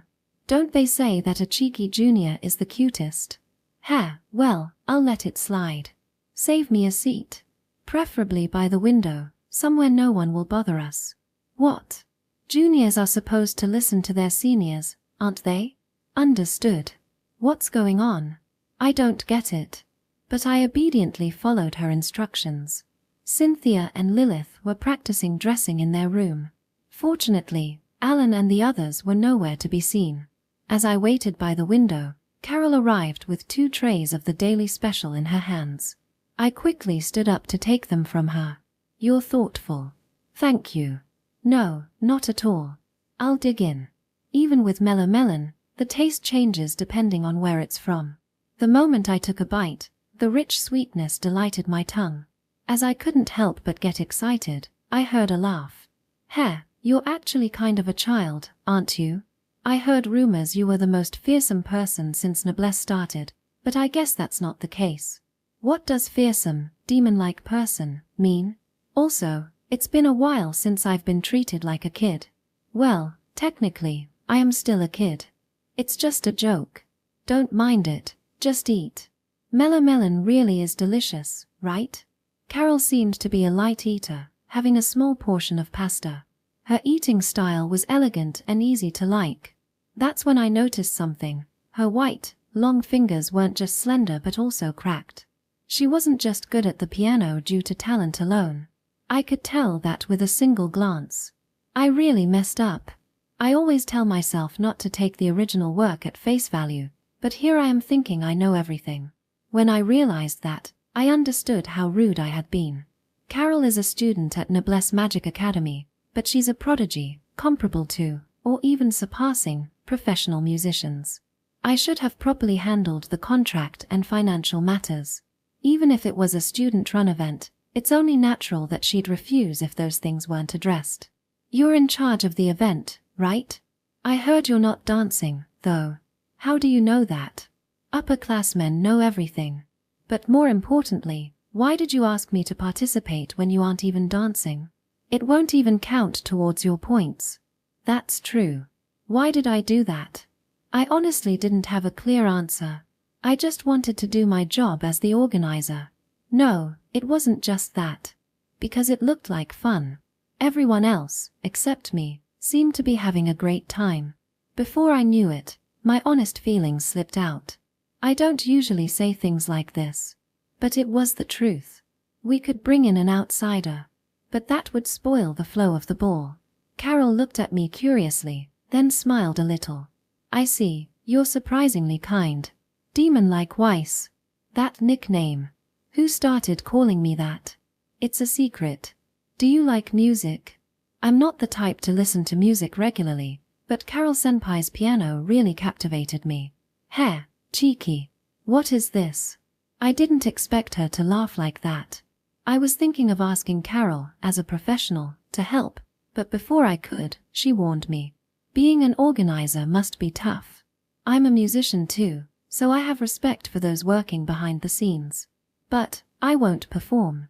It's unfortunate, but I wanted to make that clear. This time, unlike before, Carol seemed somewhat apologetic. Still, there's nothing that can be done about it. However, I realized another feeling I had. I wanted to hear that piano performance again. Make sure to thank the cafeteria staff. I hope the ball goes well. Also, thank you for the ring. It's something my friend left behind. It's something I need to return one day. With those words, tinged with a hint of sadness, Carol left. Even though our ages aren't that different, seniors really do seem much more mature. I guess older people aren't so bad after all. Weiss, who are you chasing after? Sure, Cynthia. Weiss-sama, did you become close with Carol-senpai? Before I knew it, Cynthia and Lilith were right next to me, and there were eyes on us from around the cafeteria. Carol having a meal with a junior? Never seen that before. As expected. Weiss has the talent to charm women, hasn't he? Damn it, I also want to have a meal with Carol. It seemed like among the upperclassmen, I had pulled off some monumental feat. I hadn't realized it, but there it was. I was about to explain what happened to Cynthia, but she had already figured it out. Didn't work out, huh? Yeah, it seems she doesn't want to perform after all. Luckily, we still have time. I'll have to ask someone from outside. That's how it is, isn't it? Weiss-sama is doing his best. I always think you're amazing. Really, you're amazing. I'm praising you. Thanks. Section. Although there was going to be a ball, that didn't mean regular classes were cancelled. Today, we had the rare opportunity to observe upperclassmen perform magic. They showcased all kinds of techniques without holding back. Rather than their power, what amazed me was their exceptional skill. To be honest, I could probably defeat most of them. But that's just talking about pure combat strength. Magic is like rock, paper, scissors, where the outcome depends on the situation. And I witnessed that firsthand. The magic of sound. During the mock battle, Carol unleashed a terrifying spell. It wasn't an attack, nor was it a defense. She completely erased the magic. Wow, it disappeared just now, didn't it? How did she do that? I have no idea. Not a clue. They probably instinctively knew that when sounds collide, they cancel each other out. But to do that with magic, such overwhelming sense and skill. Despite lacking modern knowledge, she must have devised this with her own unique intuition. It was like watching Eva Avery in action. So, pretty amazing, right? At that moment, Carol looked at me and said that, with just a hint of a smug smile. Just now, Carol-senpai smiled at me. No, it was me. No, it was me. She was looking at my muscles, right, Alan? I don't think that's the case. It seems like she's quite popular with the underclassmen as well. In the end, I couldn't find a replacement pianist. No surprise there, because playing the piano meant you couldn't participate in the ball. Therefore, I obtained permission from the headmaster. While preparing the paperwork to request an external pianist, I found a section where I had to write down the piano's model number. The piano for the ball would be the one in the upper building's music room. Late at night, if I asked the faculty for permission, it would be morning by the time I received it. If I sent a magic bird now, it would reach its destination by morning. I wanted to get everything done smoothly, so I figured I'd finish it today. I hesitated for a moment before standing up and opening the window. Well, this should be fine. With unnatural force, I jumped down and expanded an unnatural wall in midair, heading straight for the music room. I had already received the key to the music room. I entered through the open window and unlocked the door. Although I didn't have permission to be in the building, as long as I wasn't caught, it should be fine. A music room at night is a classic horror setting. But Carol's face kept flashing through my mind, and I didn't think about anything like that. Then, another problem occurred. I checked the piano, but I couldn't find where the model number was written. Stuck in an unexpected situation, I accidentally brushed my fingers against the keys. A sharp sound echoed, and my heart trembled in fear. Even though it was an upperclassmen building, they slept elsewhere. They probably wouldn't hear it, but I still had to be careful. I continued searching, but I couldn't find it anywhere. Maybe I should just return and ask in the morning. Thief. Suddenly, I heard a voice from behind. I spun around in a panic. Standing there was Carol Stanway. Ah, well, isn't it hard to find? The model number is inside the big lid, you know. She calmly stepped closer and pointed to an unexpected place. It was there. If only it had been somewhere more obvious. But how did she know? Is this the intellect of a top-class noblesse upperclassman? So, aren't you going to write it down? I will. I didn't say anything unnecessary and just accepted her words. Carol wasn't in her uniform but wearing a casual outfit. Was she up because of this? No, probably not. Are you the ghost of the music room or something? Of course not. I can always tell where the sound of a piano comes from. That's a lie, isn't it? Of course it's a lie. I couldn't sleep, so I was walking outside and happened to hear it. As expected, I sighed in relief. After making sure I had written down the model number, I tried to close the piano's lid. But for some reason, Carol wouldn't let me. Play a little. Ha! What do you mean, now? Of course, now. There's no way tomorrow's going to work, right? Well, that's true, but there's no way I could play the piano. Besides, if someone hears me, it'll be bad. Suddenly, Carol snapped her fingers. A transparent barrier instantly surrounded the piano and us. This is a sound barrier. With this, no one will hear us. Come on, you woke me up, so you can at least do this. Well, I thought you were already awake. Just play. You can manage something simple, right? Even so, the only thing I could play was a really basic phrase. Wouldn't a genius musician like her get mad? But I couldn't refuse to play either. I reluctantly placed my hands on the keys. What a humiliating experience. Don't laugh. Of course not. But just a few seconds later, after hearing my playing, Carol chuckled lightly. You didn't keep your promise. This is a good kind of laugh. You can play better than I expected. What's the name of this song? Nico Funjata. Ha! What did you say? Nico Funjata. The name of the song. Carol clearly frowned, showing a sense of distaste. Now that I think about it, the title is pretty inappropriate. Well, I didn't create it though. This is bad. I need to change the subject. Well then, next, let me hear you play. What? It's unfair for me to be the only one embarrassed. Also, I've been wanting to hear it again. Are you really saying that? I don't lie. At least, not usually. Foo, cheeky. Maybe she was in a good mood today, or maybe my rendition of Nico Funjata had really gotten to her. Instead of me, Carol took a seat at the piano. But she didn't play immediately. She only touched the keys and seemed to hesitate, her expression pensive.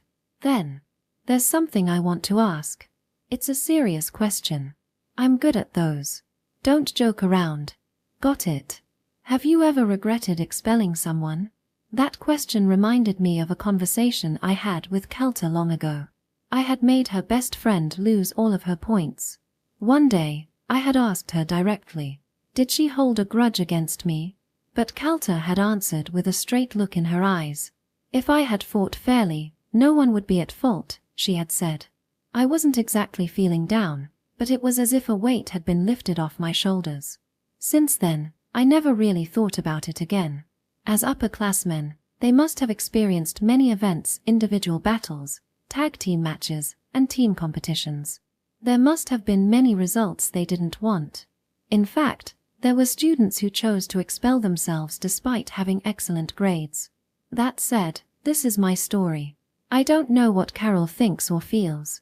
As I struggled with how to express myself, Carol started moving her hands. And once the piano playing began, I couldn't help but forget everything else in my head. That was amazing.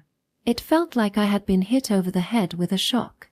The piece started with a delicate melody, and then it unfolded into a powerful performance. After that, I could never bring myself to say I wasn't interested in music. Carol's piano playing had shaken my heart that much. Moreover, I doubt anyone else will ever have the privilege of hearing it from such a special vantage point like I did. How was it? I can only give the most cliché response, but it was amazing. Foo, you really are cheeky. At the same time, respect and curiosity began to rise within me.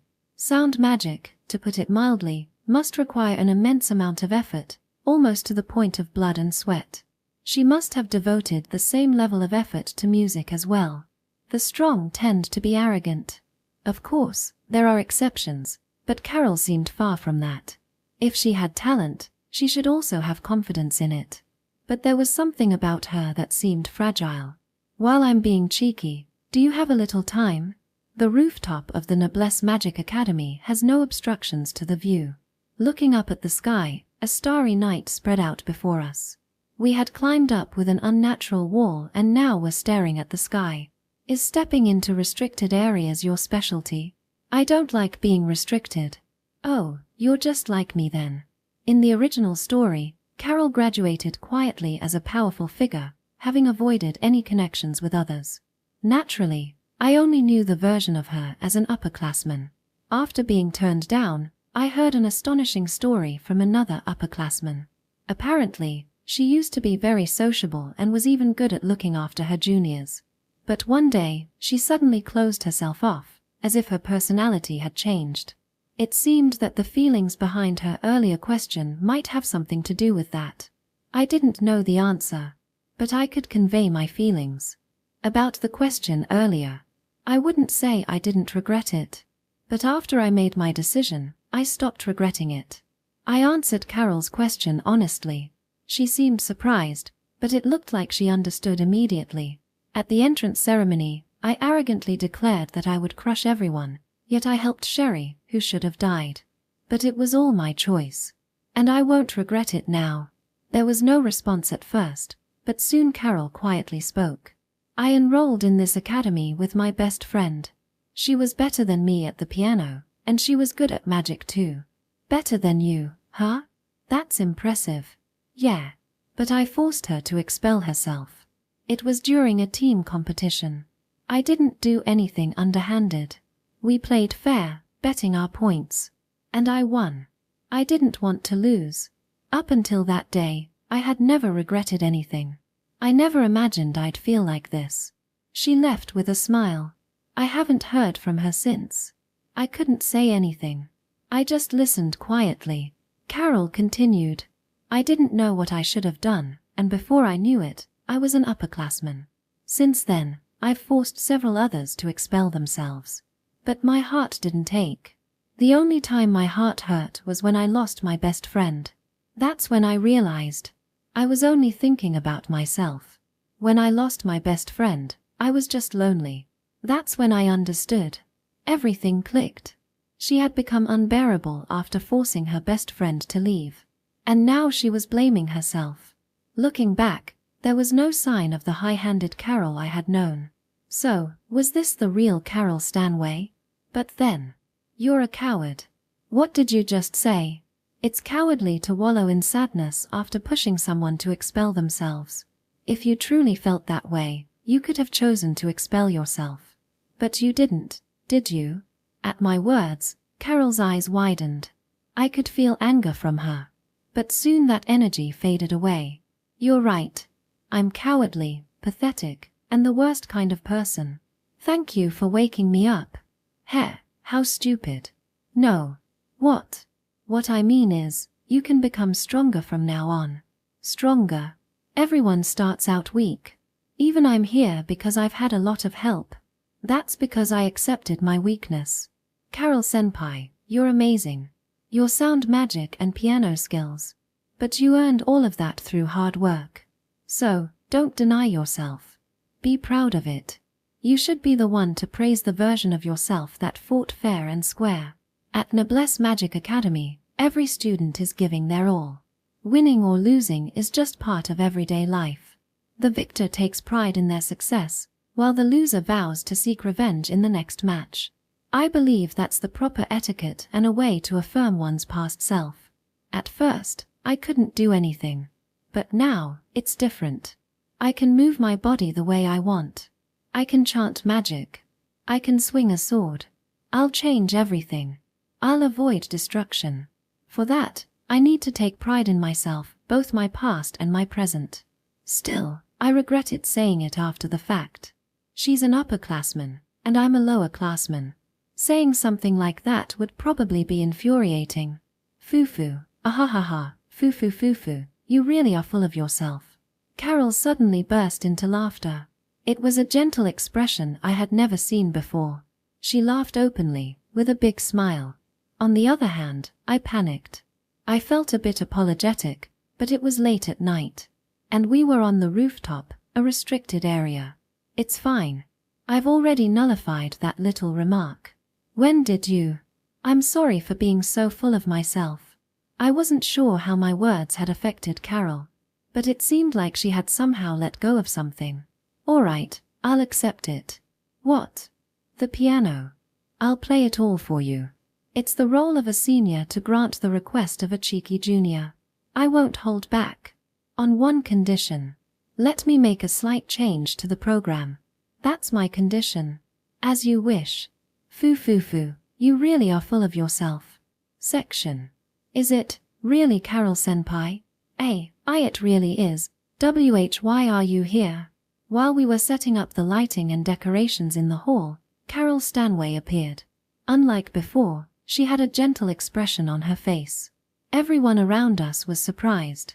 I was about to approach and express my thanks, but she spoke first. The ball is about dancing, you know? With the lights positioned like this, it's hard to see people's faces. She immediately pointed out something that needed fixing. But this was exactly what I had hoped for. Since she was going to participate, I had asked her to tell me if anything bothered her.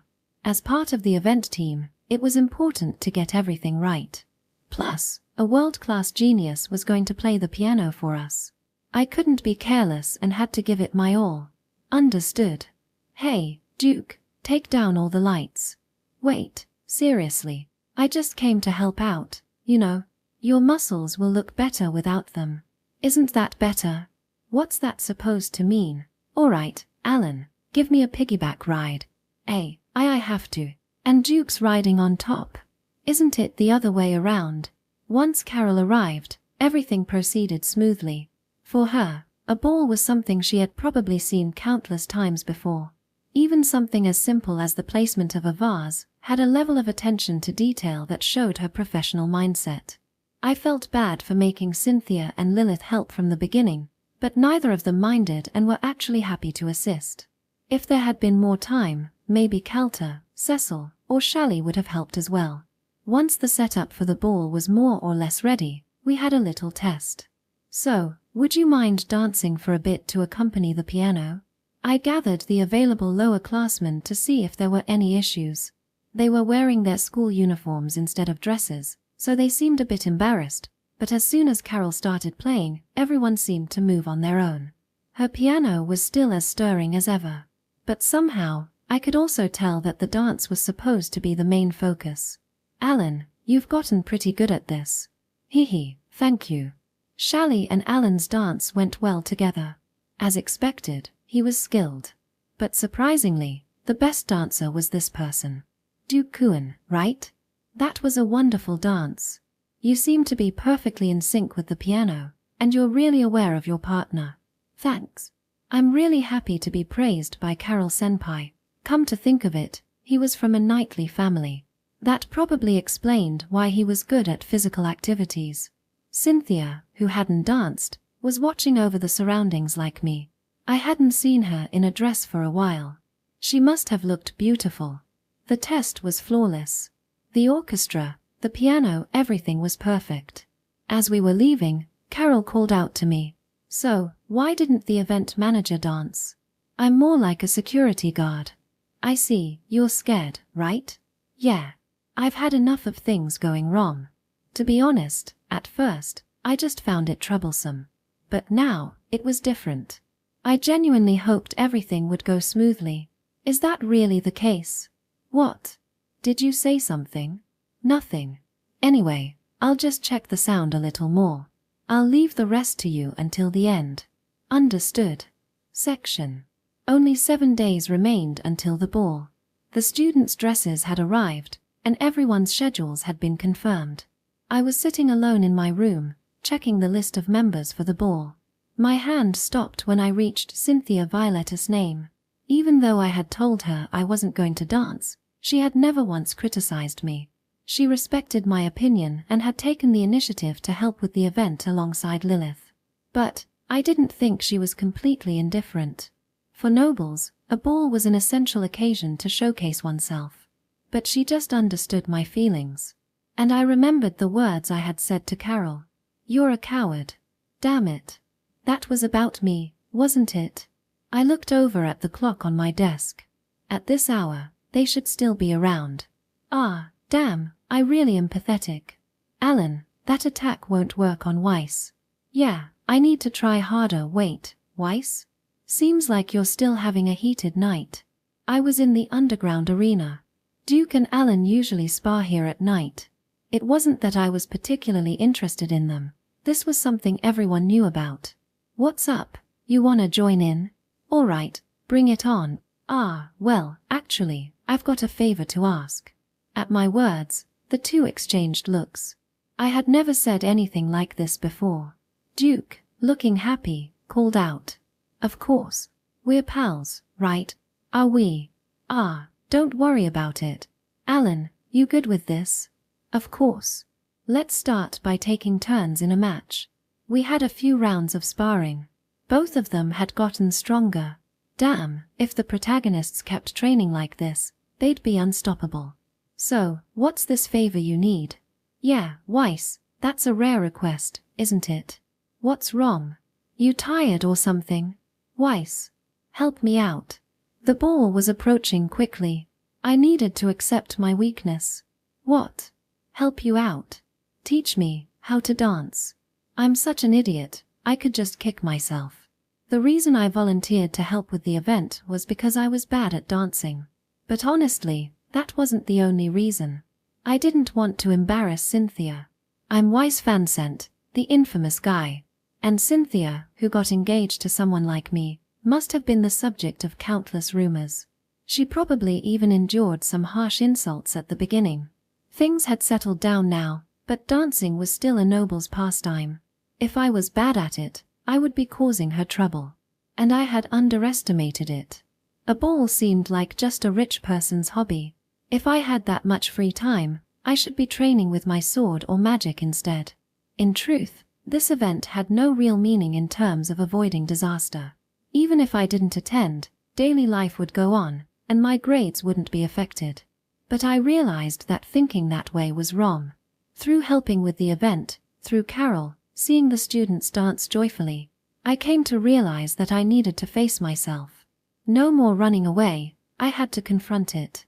But here I was, always acting so high and mighty. It wouldn't be surprising if Alan and Duke made fun of me. If I were them, I'd probably. Of course, I'm the guy Carol praised, after all. I'll guide you step by step, no problem. It's rare for you to ask, Weiss. Of course, I'm happy to help. But neither of them laughed at me or looked down on me. Damn it, the protagonists are so unfair. They accept all my weaknesses, no questions asked. Hey, what's up, Weiss? Did you just smile? Yeah, I think I saw you smile just now. I didn't smile. No, I saw it. Your cheek twitched up. Yeah, you definitely smiled. I didn't. Man, there's a lot of pressure here, but whatever. So, where do you want to start? If possible, I'd like to start with the basics. Then, we'll start with the waltz or the Viennese waltz. I'll teach you the correct hold first. Are you really Duke? What's that supposed to mean? After school, I decided to let Duke and Alan teach me how to dance in the ballroom for the upcoming ball. My balance wasn't bad, but I was still unfamiliar with the movements. I could understand the instructions in words, but I couldn't quite get the steps right. I got it, Weiss. You're still embarrassed, right? Why do you think that? Your body's stiff. Let the music move you. You'll start enjoying it more and more. He's right. Alan added. The waltz is still hard for me too, but I know how fun dancing can be. Just laugh and have fun with it. Even so, I'm not good at smiling. The only thing I'm good at is fighting. Maybe this just isn't for me. At that moment, I heard the sound of the piano. Even after just a few bars, I could tell who it was. Hey, stop standing around and dance. We don't have much time. It was Carol Stanway, calling out from behind the piano. I smiled. There was no need to be embarrassed. Everyone has a first time. Don't forget that. Duke, sorry, but can you go over it once more? I had to do this, especially for Cynthia. Section. The long-awaited day finally arrived. I was in the girls' dormitory, a place I normally never visited. Nervously, I took a deep breath and adjusted my tie. Then, I knocked on the door of the room where Cynthia and Lilith were. After a moment, the door opened. Wai-sama, good evening. It was already dark outside. Because of that, it was customary for the men to escort the women to the ball. Lilith was wearing a dress primarily in yellow. Her bright smile matched the dress perfectly.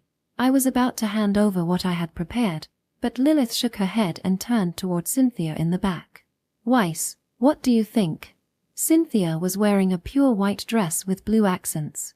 Her long golden hair shimmered like gold, and her beautifully intense blue eyes seemed to see right through everything. She looked even more beautiful than when I had first seen her. You look amazing. Truly. Hee, thank you. Now, here. Cynthia took a flower ornament and pinned it to my chest. It was a vibrant orange. The language of flowers is progress and hope. Weiss, I look forward to our future together. I placed that meaning into this gift. And I also respect the way you always look forward. I was simply grateful for her thoughtfulness. Of course, I had love for her. But more than that, I respected her. Lilith, could you come stand here? Wouldn't it be fine if I stood later, please? Reluctantly, Lilith stood next to Cynthia. I then placed the floral bracelets I had prepared on their arms. Cynthia wore a red rose, and Lilith wore a white one. Both of you are indispensable to me. I trust and respect you from the bottom of my heart. And I hope you will continue to support me from here on out. I placed all of that meaning into these flowers. The two of them exchanged glances for a moment, then smiled at me. Immediately after, Lilith hugged me tightly. I'm so happy. I won't let go. And Wai-sama, your slicked back hair looks so incredibly handsome. It's amazing. Right, Cynthia-san? Yes, it's far more wonderful than usual, by billions of times. As Lilith said, I had my bangs lifted today, unlike usual. This was thanks to Duke's teachings. As a knight, it's only natural to show a different side of yourself from time to time. Who would have thought the day would come when I'd be grateful to that guy? But still, Cynthia, saying it's billions of times better is a bit much, don't you think? I had arrived at the venue earlier than anyone else to perform a final check. However, from the entrance, I could already hear the sound of piano music. When I entered, I saw Carol Stanway, dressed in a grey dress that matched her hair color, playing the piano. It was the quiet and elegant melody we had programmed for the entrance song. The music sounded much more delicate than during the test. I couldn't help but be entranced by it. But suddenly, the piano stopped. I see, a flower in each hand. That's quite the saying. Even I, a fellow woman, am envious. I wondered what she meant, but then I noticed that Cynthia and Lilith were both clinging to my arm. And they weren't letting go, holding tightly. It was a bit bouncy. Carol-senpai, you're so beautiful. Yes, you're absolutely stunning. Thank you. Well then, I'll keep tuning until it's time. I'll leave the rest to you. After parting ways with them, I did a final check with the student volunteers.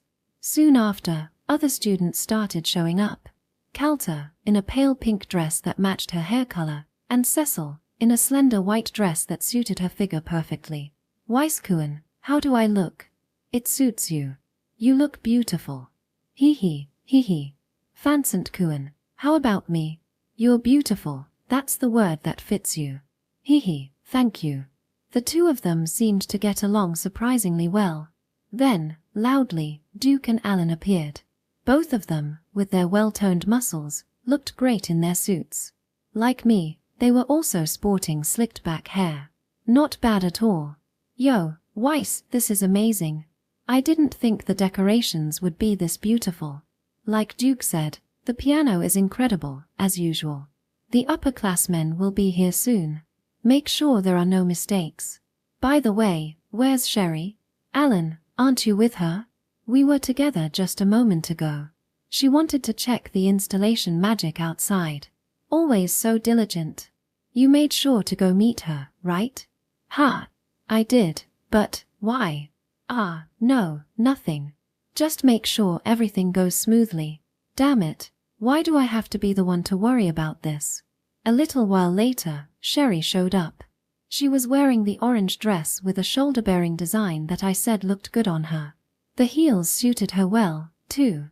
Even a donkey looks good in clothes. Huh, Weiss? Yeah, you're good-looking to begin with. Such a smooth talker. But, unlike usual, you look kind of serious. It's not like I'm always different, right? Oh, you didn't know? I'm more serious than anyone else. About everything. Hehe, I'll let you think that. She was still as carefree as ever. Even though she was used to this kind of event, for everyone else, this was the first time at Noblesse Magic Academy's ball. Everyone was nervous. Yet Sherry was the only one unaffected. After the disaster was over, she was the one attending classes with more energy than anyone else. That sight must have given courage to many students. Now that things have changed, maybe it won't be me or Alan who defeats the Demon King, but Sherry. What's up? Is something on me? No, nothing. Well, I'm going back to the operations. Yes. Looks good on you. Hee, thank you. As the students' meals slowed down, the piano music changed. As part of the event staff, I started clearing the tables and adjusting the lighting. At this point, many of the students were beginning to get a little restless. Being nobles, it wasn't uncommon for couples to be engaged, but for those without a partner, they had to invite someone of the opposite sex to dance. One by one, students began to dance. Sherry, is it okay? Of course. Just be careful not to trip. Of course, leave it to me. Alan took Sherry's hand and led her in a dance. His movements were those of a gentleman, and he exuded a grace that one wouldn't expect from a commoner. I glanced over at Duke, and it seemed he was quite liked by the older students, as he was dancing with an upperclasswoman. He did seem reliable. Then, at that moment, I made eye contact with Carol, who was playing the piano. At the same time, I heard a voice from behind. Weiss-sama, leave the rest to me. Cynthia-san is waiting for you. I was surprised by her words. I had been practicing the dance, but only Duke and Alan knew about it. I had told Lilith that I wouldn't be dancing. Had she seen me practicing? No, I didn't sense anything like that. I am Weiss-sama's maid. I know everything. If it's you, Weiss-sama, I know you can do it. Thanks. So, she knew everything. Damn it, I'm such a useless guy. I'd been making everyone worry. I took a deep breath and walked over to Cynthia, who was talking to the event staff. She had been asked to dance several times, but each time she had declined. She was probably doing it for my sake. Cynthia.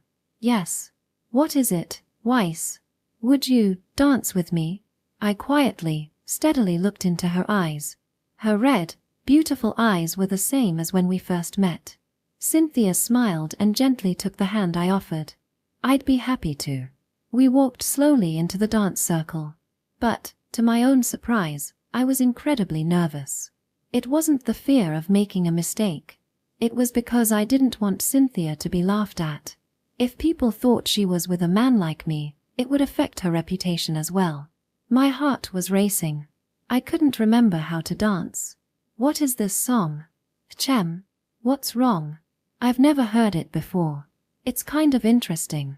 At that moment, a melody flowed, and I couldn't help but smile. It was the song I had played for Carol when she asked me to. Without thinking, I made eye contact with her. Do your best. Strangely, the trembling stopped. I could see Cynthia's face clearly. The music returned. It felt surprisingly natural. as expected of Carol Stanway. Weiss, do you remember? The day of that ball. Cynthia looked straight into my eyes and said those words. At first, she had truly disliked me, but through dancing, we were able to connect. Why had I forgotten that? Why had I dismissed it as a pointless event? The ball was supposed to be something irreplaceable, something precious to me. Cynthia, I'll probably trouble you more in the future. But please, stay by my side. I'll always cherish you. Yes, of course, Weiss. From then on, I did my best, as much as I could. Of course, I was far from perfect. But I did what I could. I danced with Lilith too. As always, her dance was full of energy, and her smile never faded. Cynthia was smiling as well. When the final song ended, a thunderous round of applause erupted. It was a great success, thanks to the orchestra. And, of course, many eyes were focused on Carol. Without her, such a success would have been impossible. Soon after, the results of the vote for the Queen and King were announced. The voting had already been completed. In the original story, it was supposed to be Arlen and. Now, without further ado, the results of the vote are in. Everyone held their breath. And then, the Queen is Cynthia Violetta, and the King is Weiss Vincent. Another round of cheers erupted. I had no idea what was going on. No matter how I thought about it, I should have been terrible. I couldn't even step properly. I had caused trouble for Cynthia. But it seemed like everyone else was satisfied. At that moment, Carol took the microphone. This is a well-deserved result. Cynthia San's dance was truly beautiful and graceful. Of course, it's the result of her hard work. And Weiss Vincent. From my perspective, he was a bit awkward. But more than anyone, he gave it his all. Personally, I know him. He's arrogant. I'm sure many of you know that too. Laughter erupted all around. What did she mean by that? But what I respect about him, and I think everyone here feels the same way, is his determination. To maintain his position as the top underclassman takes more than half-hearted resolve. It's truly remarkable. And, this time, he challenged himself with a dance he wasn't good at. Most people wouldn't be able to do that, would they? It's embarrassing. But he faced it head-on. I respect him for that. He is strong, someone who faces any hardship. Now, let's give both of them a round of applause once more. Immediately, an overwhelming applause filled the room. The self-centered me, who always thought only of myself, was now in the spotlight like this. Weiss, I'm truly happy to be your fiancé.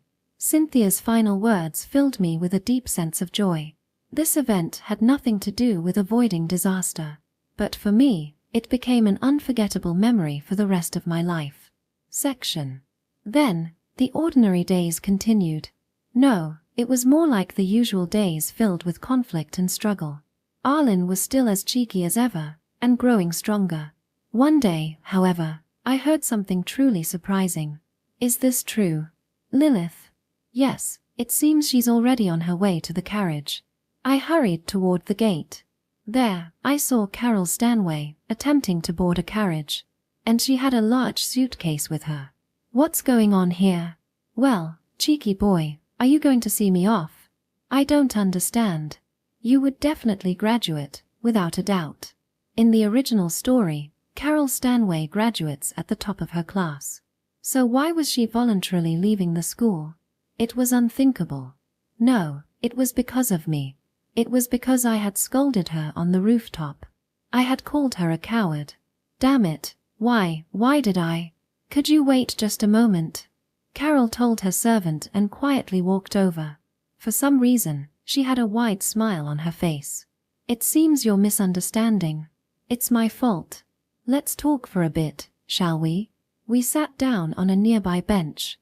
Graduating from Noblesse Magic Academy would lead to a smooth and prosperous future. She was also outstanding at magic. And yet, because of you, I found the courage. Me? What do you mean? I'm not suited for this. Noblesse Magic Academy, I've always known that. I've found something I want to do. Something you want to do?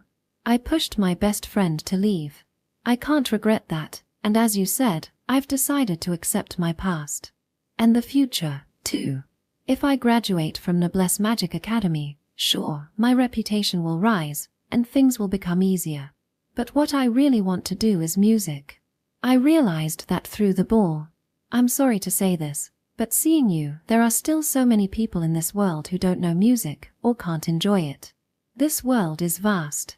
There are still regions where wars are being fought. Places where politics haven't developed.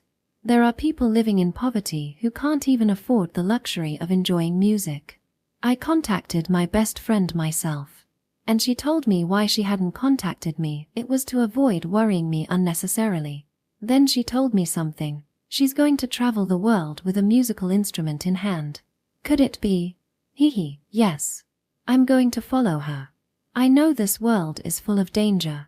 That's why I want to stay by her side. I want people all over the world to hear my music. That's what I've always wanted to do. Would it be too late after graduation? Well, yes. I want to leave right away. And why do you care so much about that? Because I wanted you to graduate. Oh, could this be a confession? Did you want to talk to me more? Maybe. I suppose so. It was Carol who taught me that nothing is meaningless. Hey, Weiss. Yes. Thanks to you, I found the courage. I'm really grateful. I'll aim to become a musician who can make people happy. I won't give up until I get there. So you better not lose either. From now on, forever. That's a crazy story. Juniors should listen to their seniors. Well then, it was a short time, but I'm glad I met you. The dance was really great. And you looked cool, too. With those words, Carol boarded the carriage and left. I had changed things again. No, I had done it. I don't know whether it's a good or bad thing at this stage. But at least, she was smiling broadly, unlike when we first met. Well, maybe it's arrogant of me to think like this. I know the future. But that's all. I can't control her life. What's more important is to make use of what she taught me. That, no matter what, I should live earnestly. I can't afford to lose anymore. Weiss. No one can beat me. You think so too, right? But you're not going to answer, are you? Well, the afternoon class is a combat test. Let's crush them all. I continued to focus only on what lay ahead. But hey, sometimes taking a detour isn't so bad. End of Volume 2.